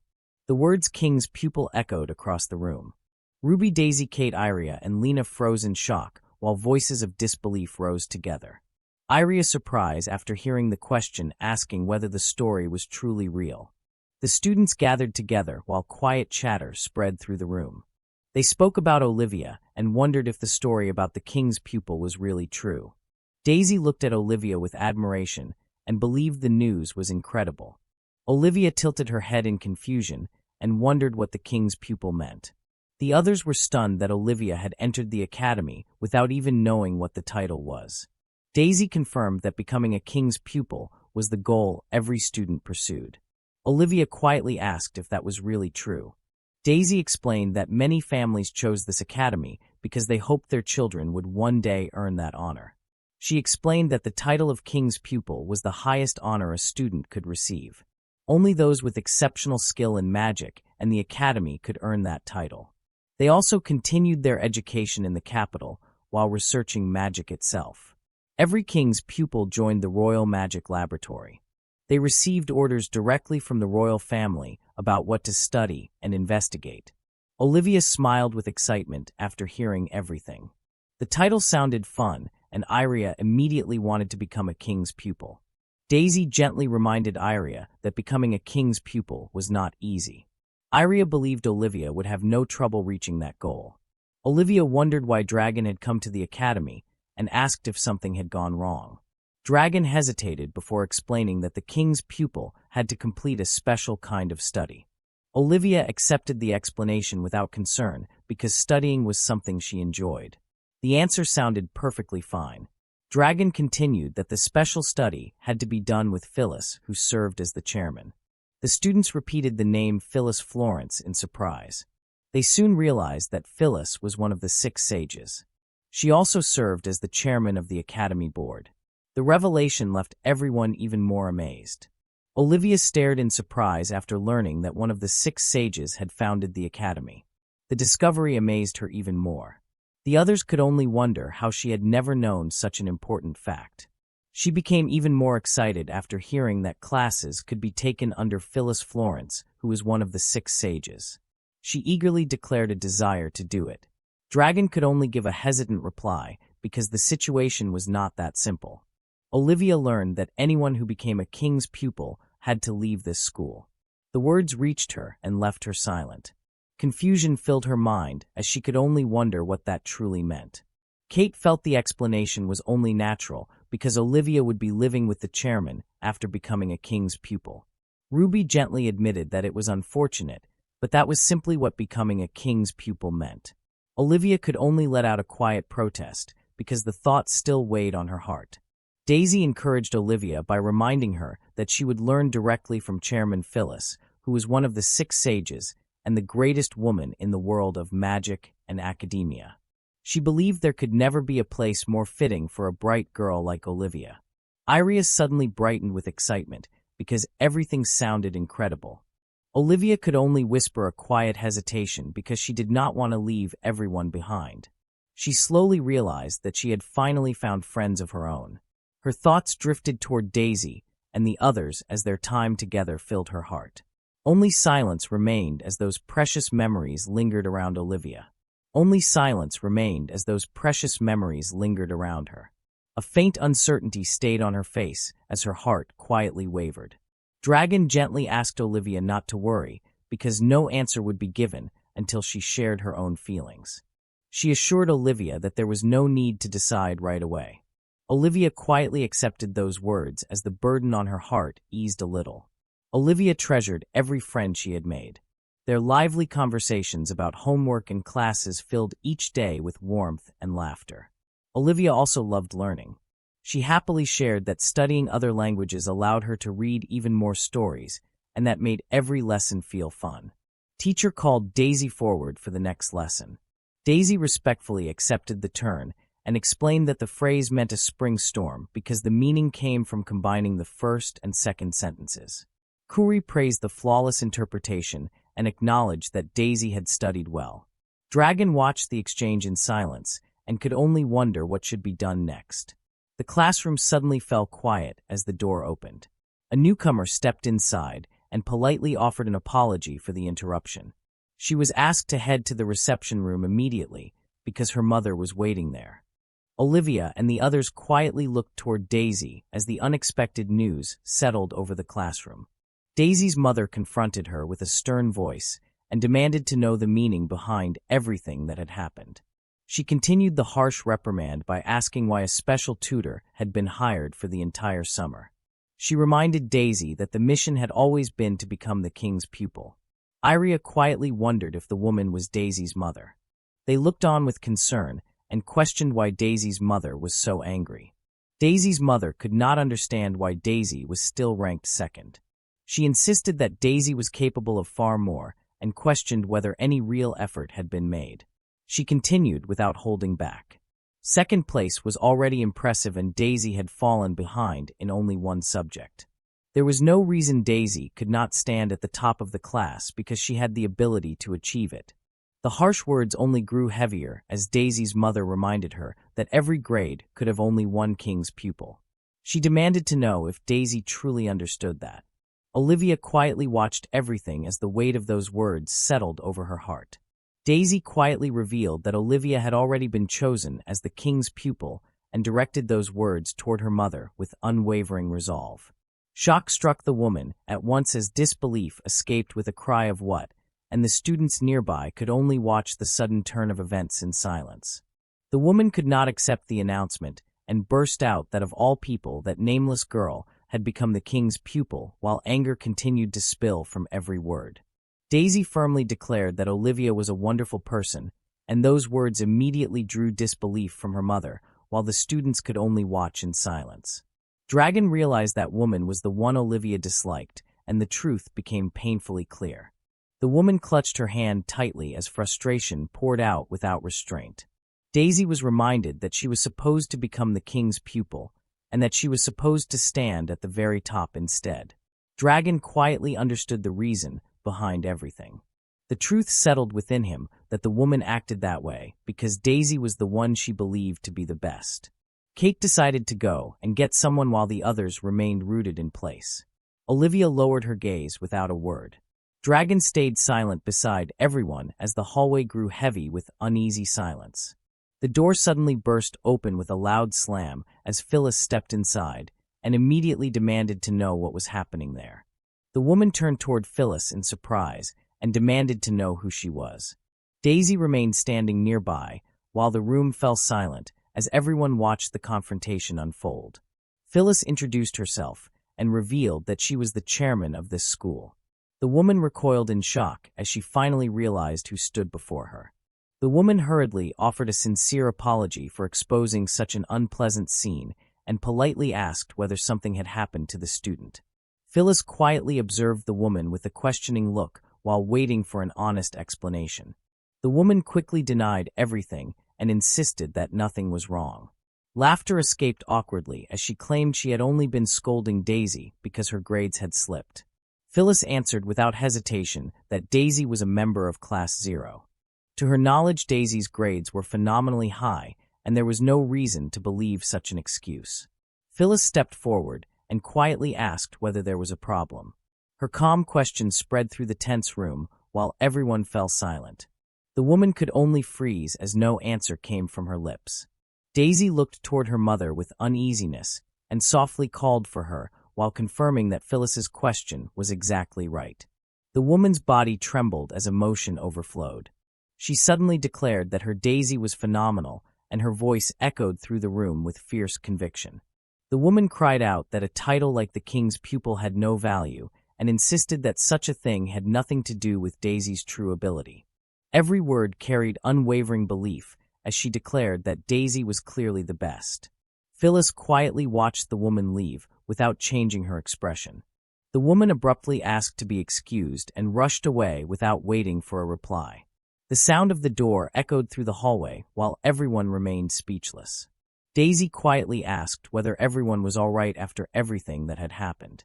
The others answered that everything was fine while concerns still lingered around the room.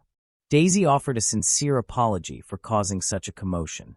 Iria gently asked whether Daisy's mother was always like that, and Daisy admitted that her mother could also be very kind. She quietly explained that everything changed whenever her studies were involved because her mother became extremely strict. Daisy revealed that her mother believed Daisy was the best student in the academy. Daisy sadly admitted that whenever she failed to reach that expectation, her mother always ended up acting that way.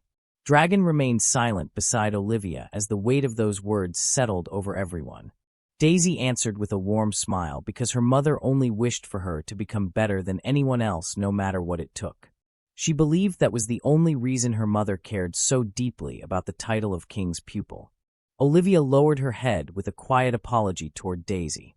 She admitted regret because the truth that there could only be one king's pupil had never reached her. She held her clothes tightly as the weight in her heart grew heavier. She admitted that nothing had been known about the fact that only one student could receive that title. She understood that if becoming the king's pupil became reality, then every other student who had worked toward that dream would never be able to achieve it.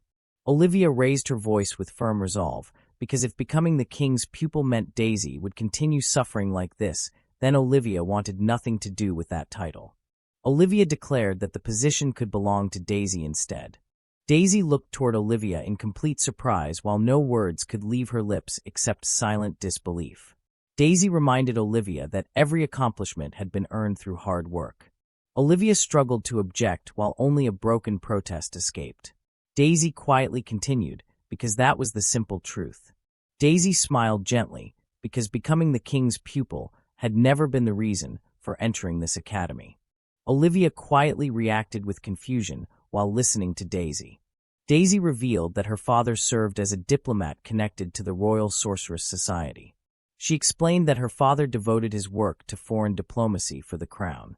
Iria immediately recognized the name because that diplomat was widely known as the Idiot of Palestria. She even admitted that Daisy's father was a friend of her own father. Daisy smiled with quiet confidence because her father's carefree attitude only existed to help others lower their guard. She happily agreed that every part of that foolish behavior was only a disguise. She explaining that once negotiations began, the situation quickly changed. Her father could make every discussion move into the palm of his hand through remarkable skill. She admitted that her mother truly wished for her to become the king's pupil. Even so, she revealed that her own dream was different from her mother's hope. She explained that the true goal was becoming a diplomat just like her father. That path was different from the king's pupil because the work would lead beyond the kingdom and into distant lands. She revealed that the dream was to follow the same path. She wished to learn about the world and meet the people who lived across every land, just as her father had always done. Daisy gently told Olivia that no guilt was necessary because she never wanted Olivia to carry the burden of her mother's expectations. Olivia quietly trying to understand those sincere feelings. Daisy revealed that entering this school had always been for a different reason. Ruby only wished to receive the best education possible. As the daughter of a merchant family, Daisy admitted that entering this school also meant building connections with other famous families as early as possible. Irea laughed and admired how carefully Daisy had planned every step. She even looked forward to becoming one of Daisy's future patrons. Olivia asked whether Daisy wished to become a jeweler in the future. Daisy answered with complete certainty that such a future was exactly the dream being pursued. Ruby happily revealed the dream of specializing in beautiful magical tools that people could wear. Irea reacted with amazement, while Ruby eagerly declared the desire to learn how to use every creation that Daisy would one day make. Irea scratched her head with an awkward smile because the future had never been considered very seriously. Irea believed that becoming a soldier as capable as her father would be enough to bring happiness. She shyly revealed a personal dream. She hoped to combine herbology with nutritional science and open an entirely new field of medicine. Lena quickly admitted that the dream felt embarrassing and wished to keep it a secret. Every friend carried a dream for the future, and Olivia softly called out to them as those hopes settled deeply within her heart. Olivia fell silent as admiration filled the room because everyone else already knew what future they wished to pursue. The honest confession reached everyone and brought gentle smiles across the room. She gathered her courage and admitted that no clear future had been decided yet because learning new things was the only wish held close. Daisy smiled because Olivia's answer was exactly what had been expected. Ruby quickly agreed that those words sounded completely right. Irea laughed softly while believing that Olivia could always become the king's pupil after learning everything that had been desired. Olivia accepted that thought as the truth. Dragon looked toward the others and wondered whether dreams for the future were truly something every person could find. Having spent life deep within the mountains, Dragon admitted that little had been learned about such things. Becoming a father felt like the only different wish that had ever existed while humans searched for something they wanted to become and devoted themselves to reaching it. Olivia quietly wondered whether becoming the king's pupil without saying farewell to everyone could really happen. Dragon reflected that Olivia's answer had probably been close to his own because choosing to study more also meant leaving friends behind. Dragon realized that both choices carried the same importance for Olivia. Becoming stronger through special classes mattered deeply, yet staying beside cherished friends mattered just as much. Olivia quietly admitted that the true wish was to remain with everyone. Dragon suddenly found the answer and believed the solution was simple. Olivia only needed to attend the special classes at the academy. He smiled with complete confidence and urged everyone to leave everything to him because a solution had already been found. The bold promise carried unwavering certainty as he raised a hand with confidence. Olivia stared in confusion because nothing had been explained yet and wondered what exactly could be left to him. Phyllis questioned whether Dragon truly wanted Olivia to attend the special classes inside the academy. She firmly rejected the suggestion because personally teaching Olivia was the entire purpose behind the king's pupil. She explained that the king's pupil would one day carry the future of the kingdom upon those shoulders.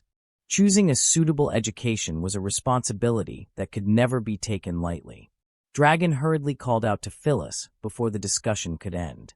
He pleaded with sincere determination because Olivia had finally found precious friends among the students of Class 0. Those friendships meant everything to Olivia, and losing them would only bring sadness to the heart. Phyllis quietly questioned why that mattered. Dragon revealed that Olivia was not a real daughter and confessed that Olivia had been adopted. The truth had remained hidden until that moment, and every word carried sincere affection. Dragon explained that ever since Olivia was little she had never been able to live like a normal person. Dragon had raised Olivia with as much love as possible, of course. Even so, there had been plenty of things that Dragon could never give Olivia, no matter how deeply that wish remained. Dragon believed the life Olivia had now, and the friends she had now, were the first normal life she had ever known. Dragon admitted that protecting that life for Olivia was the only desire that mattered. Phyllis quietly questioned whether that was truly normal. Dragon declared that nothing about the position of the king's pupil could ever be called normal. Phyllis answered that the path of the king's pupil could only be walked by someone who reached for the pinnacle of magic and academia. She continued that such a path could never be followed with half-hearted resolve. A faint groan echoed through the quiet air. The rustling leaves carried the sound while silence answered with nothing more. Dragon collapsed across the bench while tears flowed without stopping. He believed Phyllis had simply been too cold. He apologized to Olivia for being so useless. He cried out in despair. He struggled to stop the tears and wondered what could possibly be done now. Only silence remained as the wind stirred the trees and the leaves rustled across the quiet landscape. This garden filled Dragon with the feeling of standing inside the forests of Olympus once again. The garden carried a pleasant fragrance that drifted through the air. Dragon felt as though the familiar forest had returned before every thought. He admitted that remaining in human form was truly exhausting. He believed the burden became even greater while standing before so many people. A rushing wind swept across the garden as Dragon released the human form. Dragon felt relieved and admitted that this form suited far better. He quietly assured that everything was fine now. He rested upon the bench while a young elf stood before Dragon. Silence lingered between them as both simply watched each other without another word. A terrified scream burst from Dragon after someone discovered the true form. Dragon realized someone had seen everything. The frightened thoughts turned toward the fear that someone might believe the human appearance had only been an act. The young elf wondered whether he was truly Olivia's father. She immediately insisted on being the real father instead. Dragon admitted that such a claim could never be true because he was not even human. She realized Dragon was some kind of lizard monster. Dragon accepted that the story sounded unbelievably complicated. He desperately begged for mercy and pleaded that nobody else could ever learn about this secret. The young elf thought for a moment and decided there was no unpleasant magic coming from Dragon. She quietly admitted that the situation was probably complicated for both sides. She explained that work was waiting and it was time to leave. Before walking away, the young elf warned Dragon to make sure the mother never found him. The young elf ran along the garden path while Dragon remained behind in stunned silence. Olivia noticed a girl wearing shorts standing inside the garden. The unexpected sight immediately caught Olivia's attention. Olivia wondered whether the girl was Seraphy. Dragon confirmed that the girl was indeed Seraphy. Dragon explained that Seraphy had not been wearing a school uniform. Olivia explained because Seraphy was not a student of the academy. Dragon reacted with quiet surprise after learning more about Seraphy. Daisy confirmed that everything was true. She explained that Seraphy cared for the plants throughout the school. She continued that Seraphy was Phyllis's daughter. She then revealed the full name of Seraphy as Seraphy du Rhyphilia Rosaria Exilia Glory Caritas et Veritas Marian Florence. Dragon could only apologize in complete disbelief because remembering such an unbelievably long name felt impossible.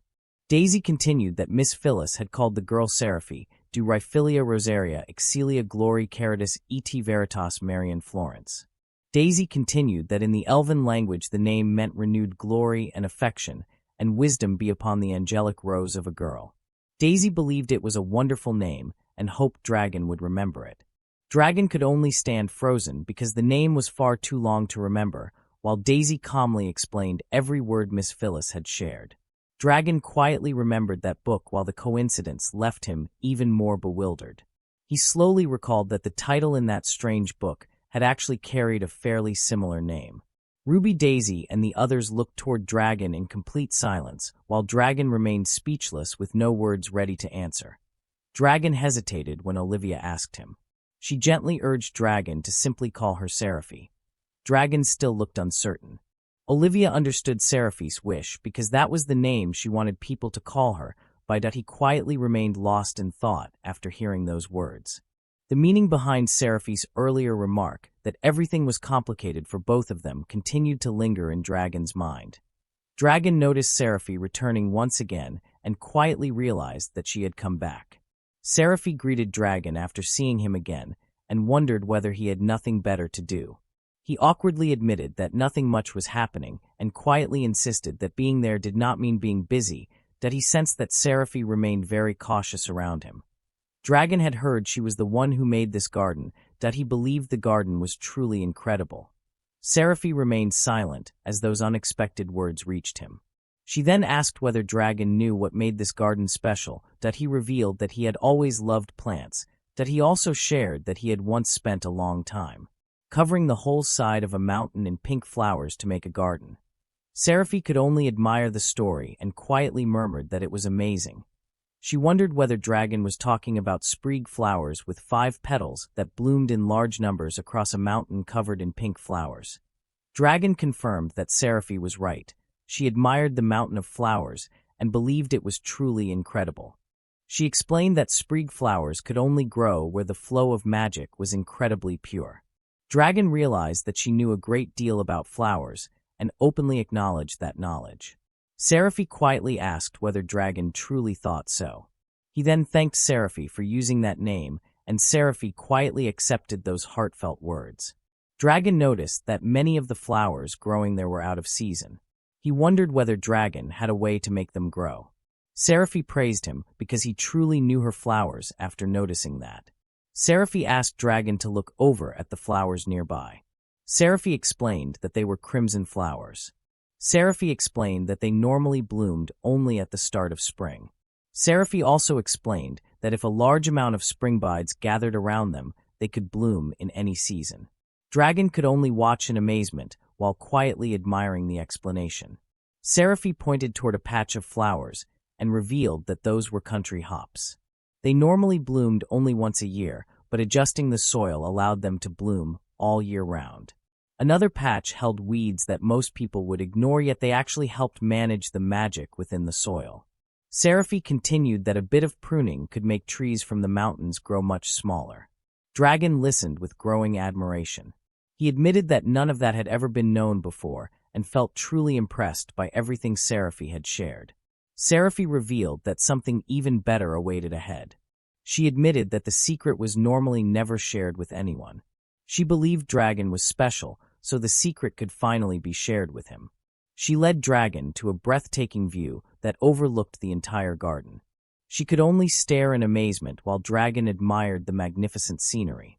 Seraphi revealed that the garden was maintained by a magic circle that controlled the temperature and humidity.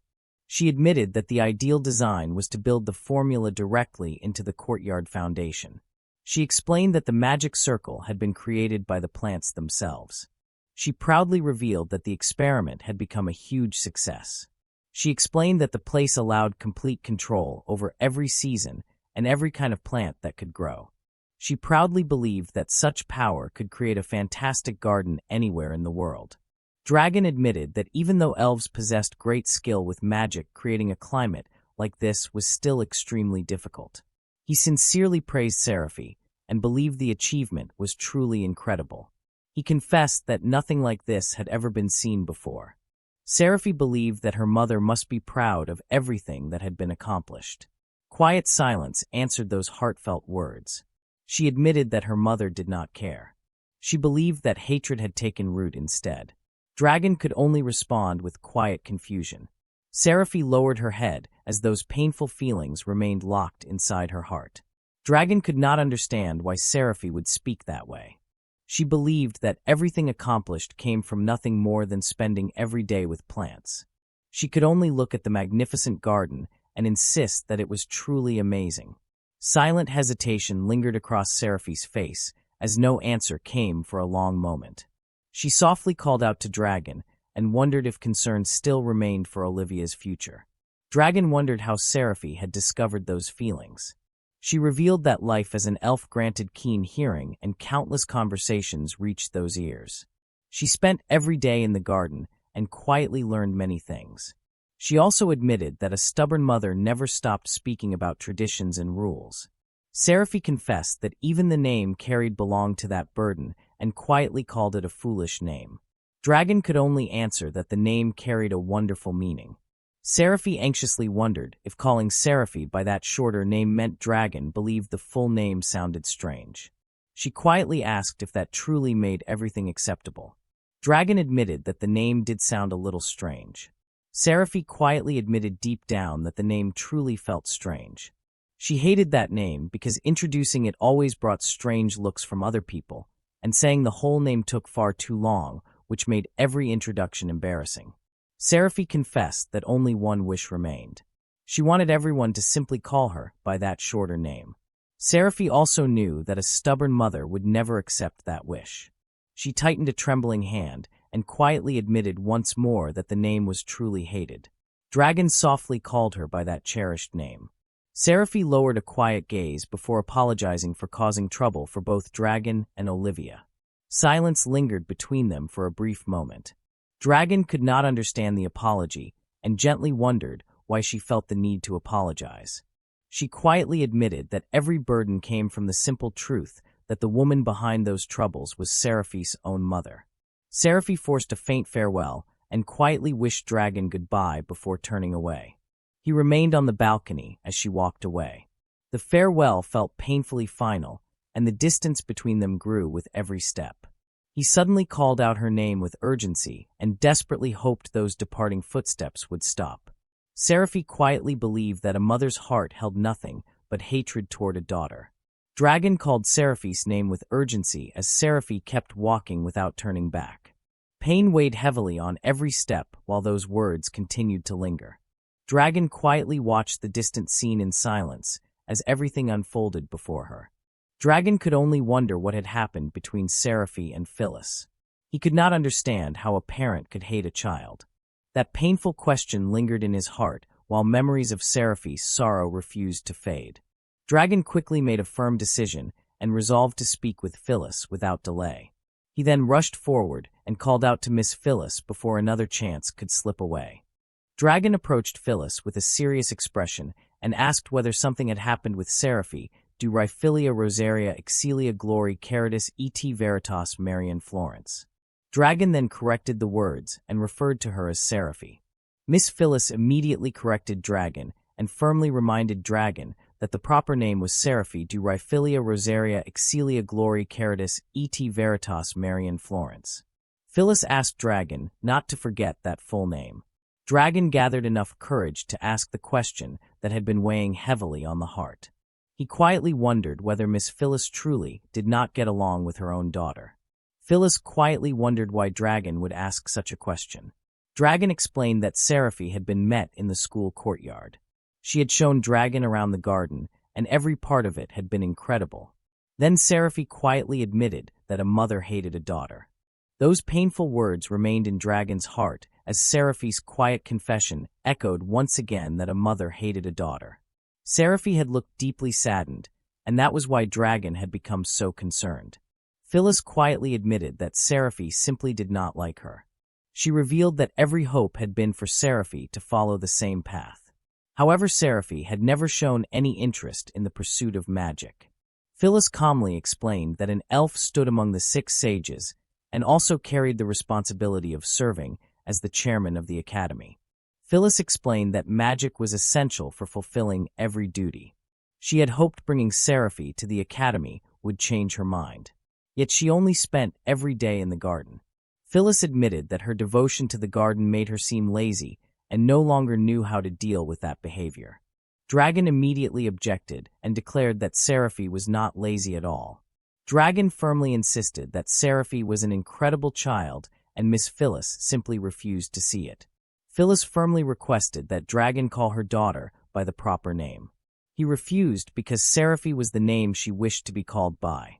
That answer left Miss Phyllis quietly asking for an explanation. She insisted that her daughter's full name was wonderful and rich with history. Dragon asked whether Miss Phyllis had ever truly shared a proper conversation with her. Phyllis fell silent for a brief moment before asking what right a complete stranger had to speak about her daughter.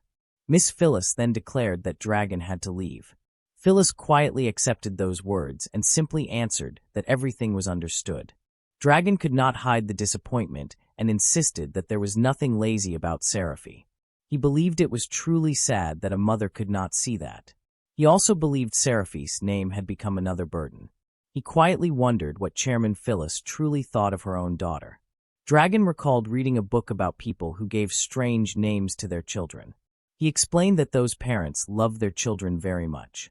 Olivia curiously asked whether that was true.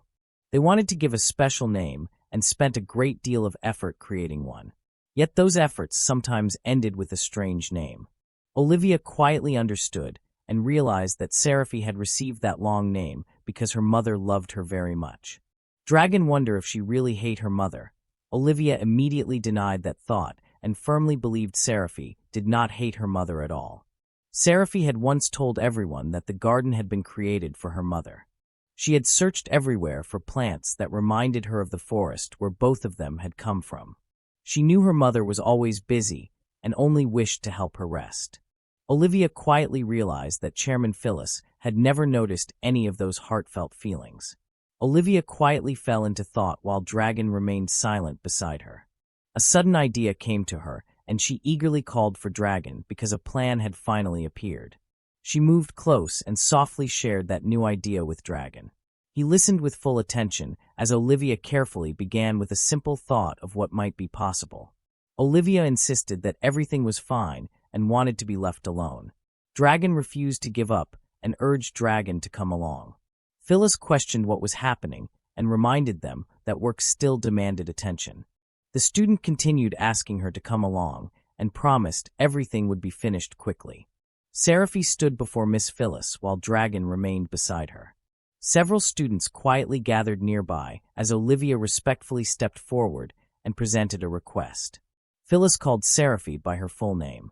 She wondered what this was about and admitted that Dragon had simply dragged her there. Dragon respectfully asked Phyllis to allow everyone to call her daughter Seraphy. Phyllis quietly turned toward them as the unexpected request reached her. Iria pleaded that Seraphy was the name everyone wanted to use. She added that Seraphy was an important friend to everyone. Phyllis questioned the meaning behind this request and called out the full name of her daughter once again. Phyllis asked how many times that lesson had already been repeated. She reminded Seraphy that her name carried a long history and a wonderful meaning. She insisted that everyone should always use the complete name when referring to her. Seraphy tried to answer and called out to her mother. Phyllis continued the lecture without pause and declared that afternoon meetings were waiting. Seraphy could only begin to say that it was her name before the lecture continued. Seraphy could no longer hold back and cried that the name was simply too long. Tears streamed down her face as every word carried the frustration that had remained buried for so long. Phyllis could only stand in silence as confusion spread across her face. Seraphy cried that the name always caused problems because it was far too long to write and far too long to say. She admitted that the strange name was something she hated every single day. She struggled to understand and insisted that the name was honorable because 100 years had been spent searching for it. She explained that every effort had been made to find a unique and special name for her. She demanded to know why such a strange name had been given in the first place, because that question had always remained inside her heart. Seraphy asked why she had never simply been called Seraphy. She confessed that a normal name would have stopped everyone from staring at her like someone strange. She admitted that a normal name would have been enough. Tears continued to fall as Seraphy cried that a simple name would have been perfectly fine. Every word carried the sadness that had remained hidden inside her heart for years. Phyllis stood frozen as the answer caught in her throat. Only a faint voice escaped as the weight of Seraphy's pain finally reached her. Phyllis revealed that the name Seraphy, du Riphilia Rosaria Excelia Glory Caritas et Veritas Marian Florence, had been chosen because Seraphy had been meant to become the perfect successor. She believed such a magnificent name should match that future. Memories returned as Phyllis remembered spending countless years searching for the perfect name only for Seraphy. Every hope and every expectation had been placed into that single name. She could only answer with quiet hesitation. She softly called Phyllis mother and pleaded for only one wish. She begged to be called Seraphy. She confessed that she truly loved the name Seraphy. She begged once more for that single name to remain. Even through tears her struggle to continue. Phyllis could only answer with hesitation as every belief began to waver. Tears continued to fall while unspoken regret filled the silence. Phyllis revealed that every wish had always been for Seraphy to grow into a wonderful elf. Every decision had been made with that hope alone. Phyllis believed nothing more needed to be said. Tears continued to fall as Seraphy stood before Phyllis with every feeling finally laid bare. Dragon quietly called for Olivia to act at once. Olivia immediately answered with complete confidence and accepted the task without hesitation. Olivia rushed forward through the garden with swift determination.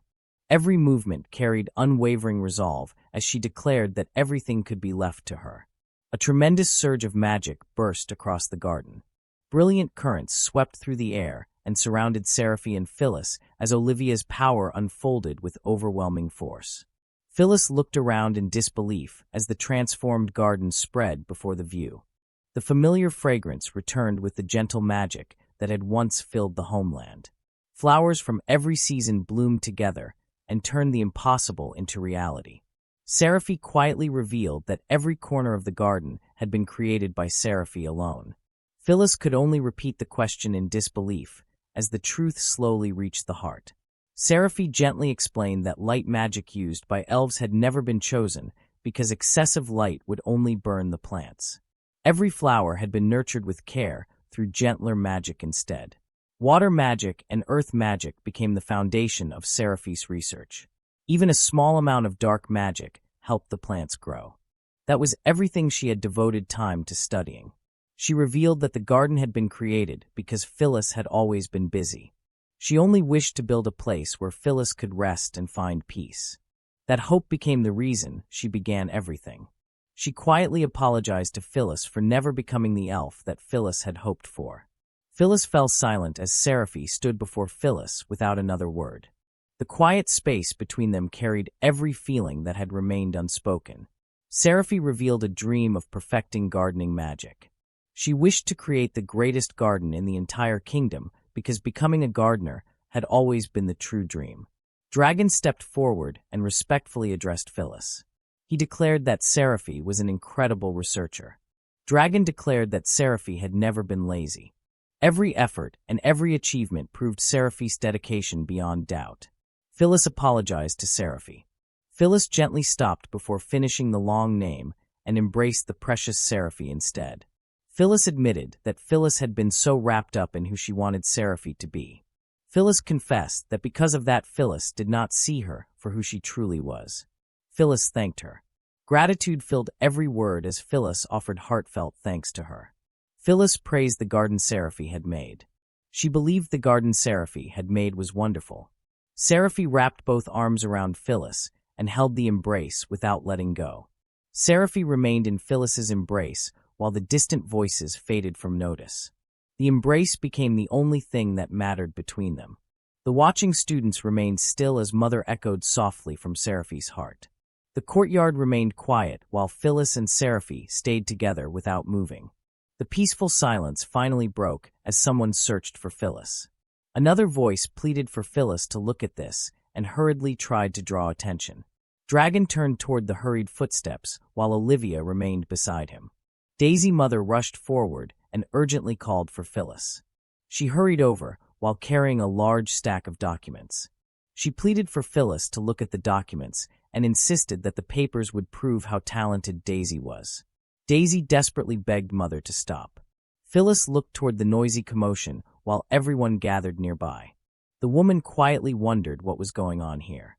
Phyllis's apology for the unexpected display. She admitted that Palestria was right and accepted that the title of the king's pupil was not everything. Phyllis quietly reflected that the academy had been founded for the sake of girls with bright futures. She admitted that the one who had forgotten that purpose had been her. Phyllis turned toward Daisy and asked whether Daisy hoped to become a diplomat one day. She answered with an eager yes while waiting for the response. Phyllis warmly accepted that dream and praised it as a wonderful goal. Phyllis expressed the hope that both Daisy and Seraphy would achieve their dreams one day. Daisy happily offered sincere thanks while Seraphy quietly received those heartfelt words. Phyllis stood with a gentle smile while waiting for a response. Phyllis admitted that just as Daisy was number one to Mother Palestria, Palestria had finally learned how important the daughter truly was. Phyllis quietly accepted those heartfelt and received sincere gratitude for teaching that precious lesson. Palestria happily agreed without hesitation and proudly admitted that Daisy truly was number one. She warmly encouraged Daisy to work hard and become a fantastic diplomat, just as the chairman had wished. Daisy happily accepted Mother's encouragement and promised that the dream would be pursued with all the effort possible. Phyllis admitted that a grave mistake had been made. She confessed that the desire to see promising students had clouded judgment. She admitted that the true purpose of the school as a place of learning for girls with bright futures had been forgotten. She acknowledged Olivia's wish to protect the new way of life that had been found there. She understood the wish to remain with those precious friends and willingly accepted that request. Olivia could hardly believe the answer and wondered if staying there while remaining the king's pupil was truly possible. Phyllis confirmed that wish without hesitation. The joyful answer became reality, as everything would happen exactly that way. Happiness overflowed and cheerful celebration filled the air. The announcement suddenly echoed across the academy as the king's pupil examination would be held in 3 days. The unexpected news spread through everyone and drew every gaze toward Phyllis. The announcement left everyone stunned as surprise spread across every face and confusion quietly lingered over what had just been heard. The news of the examination echoed across the academy, and the loud cry asking whether it was truly an examination carried far into the distance. Olivia broke into tears after realizing that there had been no idea such a test even existed. Frustration filled every word as she lamented that nobody had ever revealed there was a test to become the king's pupil. Kate admitted that Olivia had only become the king's pupil until now. Olivia could only cry while wondering what should be done. Comfort reached Olivia with reassurance that everything would be fine. Olivia could only stammer in confusion while wondering whether becoming the king's pupil truly required an examination. Panic quickly overwhelmed Olivia as hesitation turned into the fearful question of whether taking the examination was truly necessary.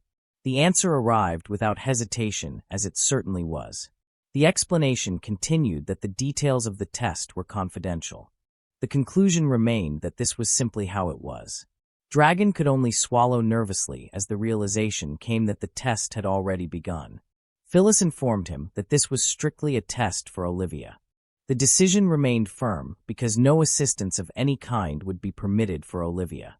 The weight of those words settled over Olivia as the painful truth remained that even Daddy could not provide any help. The last examination had taken place 5 years ago. There should still be students from that time remaining at the academy. Questions arose about whether the examination was held every year. The explanation followed that the test only happened whenever a particularly talented student was found. Since the previous test was 5 years ago, asking the 6th-year students for information seemed possible. Iria promised to ask about the examination because they trained with them often. Kate decided to come along because Iria could not go alone. Ruby's promise followed that everyone would search around as well. Lena quietly gathered that kindness while promising to try with all possible effort. Gratitude overflowed as heartfelt thanks reached every friend. Night quietly settled over the academy as Dragon softly called Olivia's name. Worry lingered while asking whether everything would truly be all right. Dragon longed to help, but could only remain powerless before the rules of the examination. Phyllis had already forbidden any help. Dragon accepted that decision because becoming Olivia's father could wait while watching over her was the only thing allowed. A sudden voice questioned what Dragon was secretly doing there. Surprise swept through the quiet night. Another presence appeared with quiet amusement and softly called for Miss Dark Queen before adding another curious question. The large bird introduced herself as Clauria. Dragon suddenly remembered the castle and questioned what would happen to it.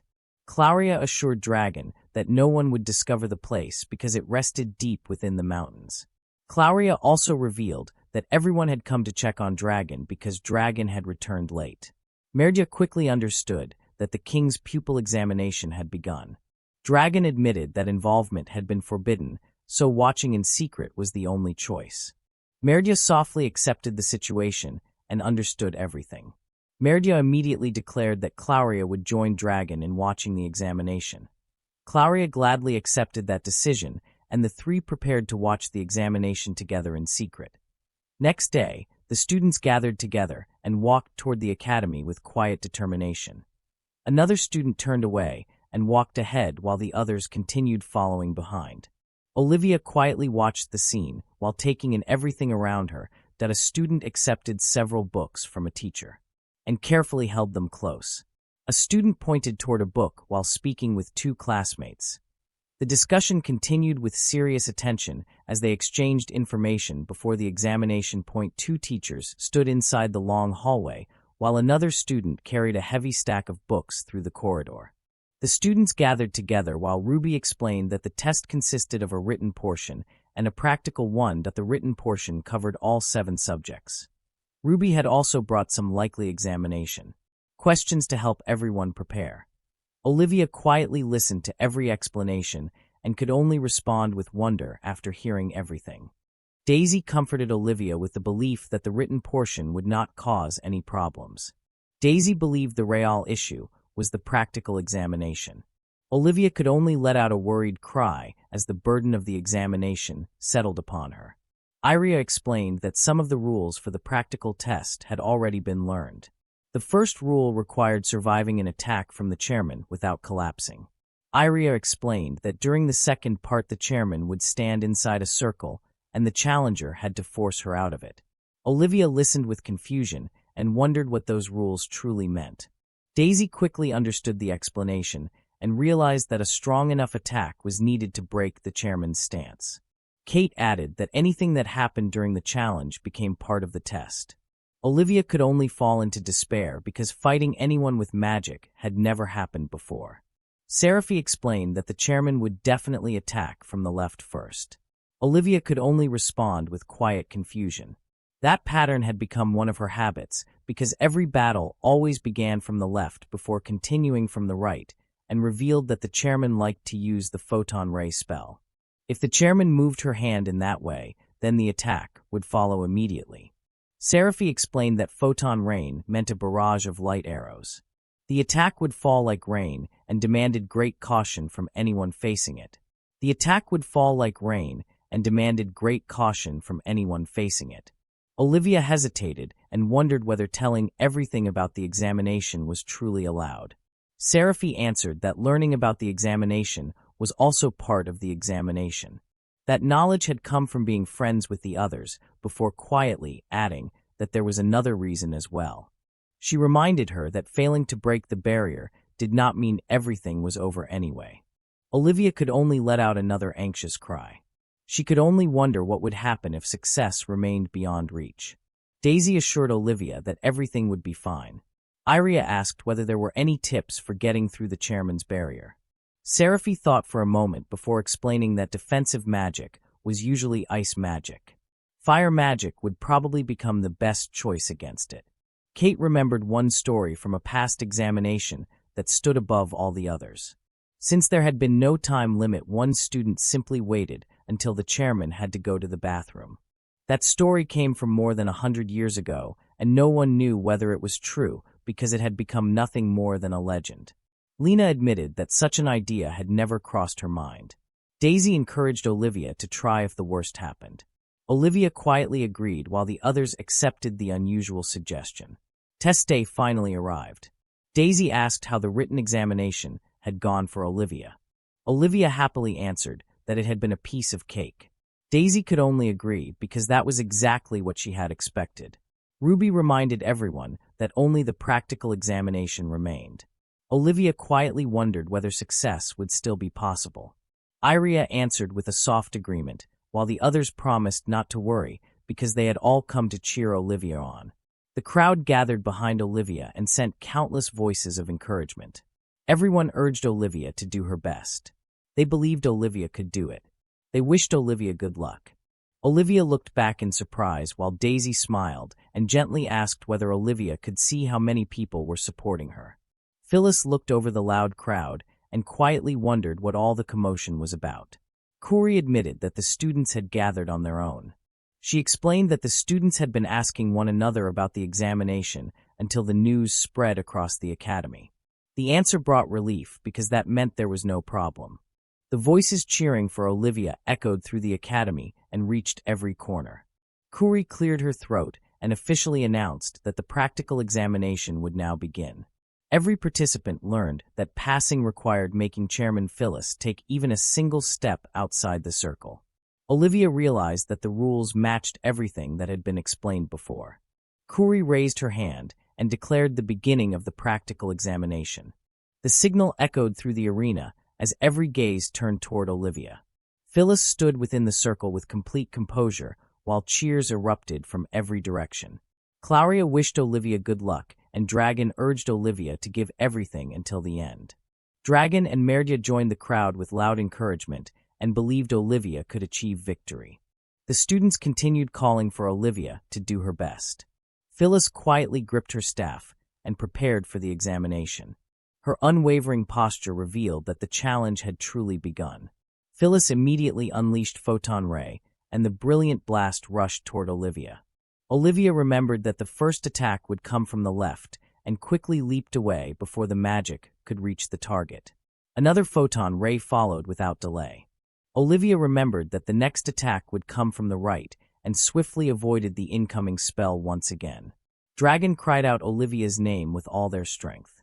Olivia fixed full attention on Phyllis and refused to let even the smallest movement escape notice. Phyllis immediately challenged Olivia to endure the next attack and swiftly raised the staff for another spell.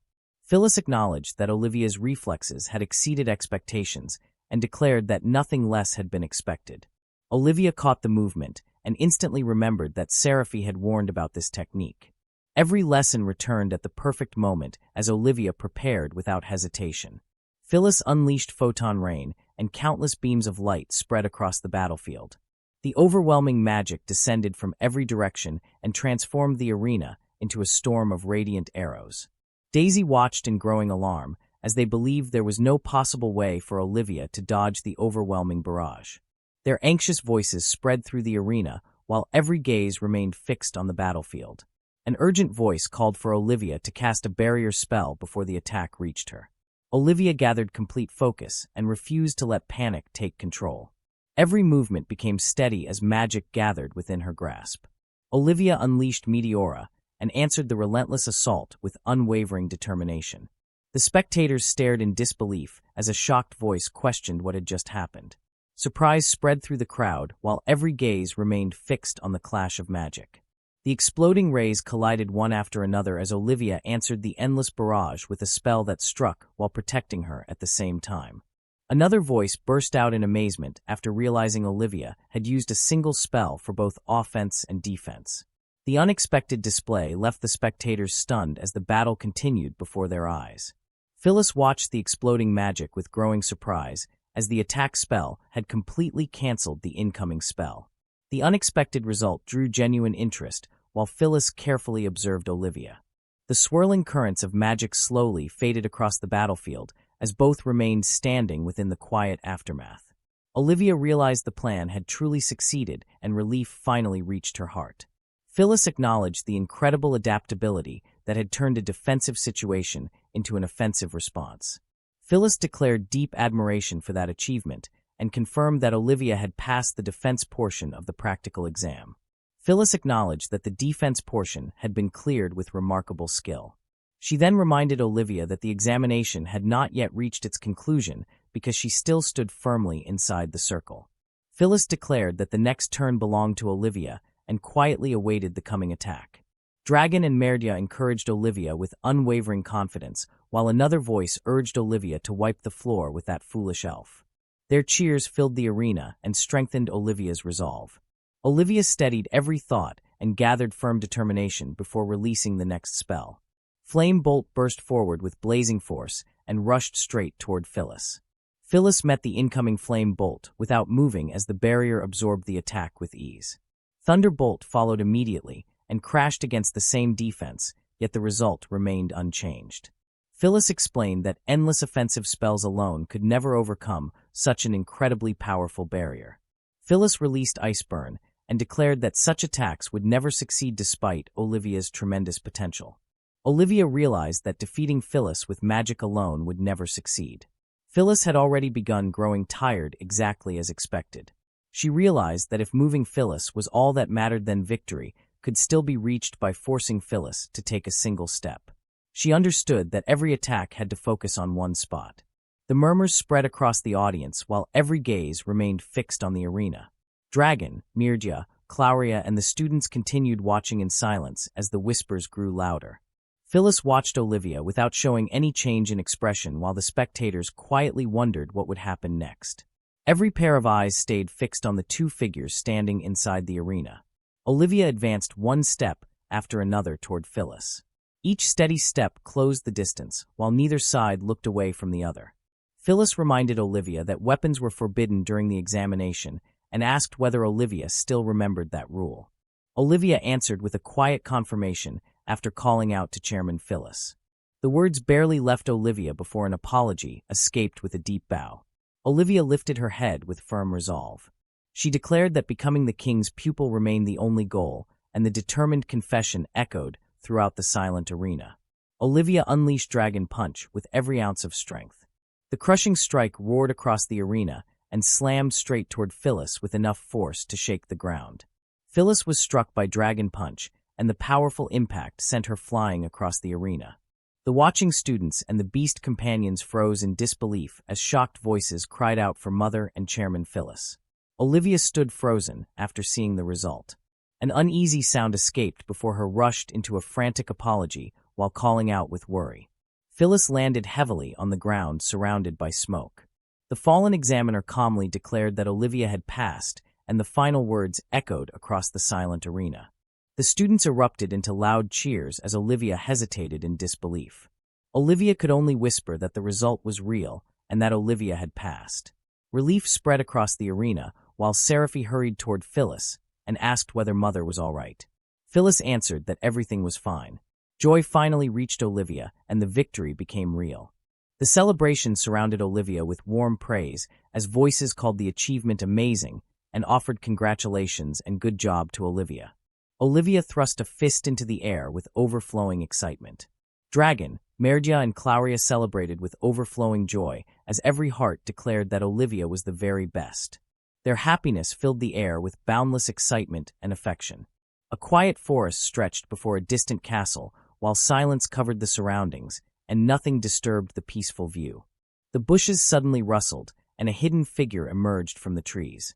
Determination filled the stranger as the long search finally ended with the discovery of the kidnapper's hideout.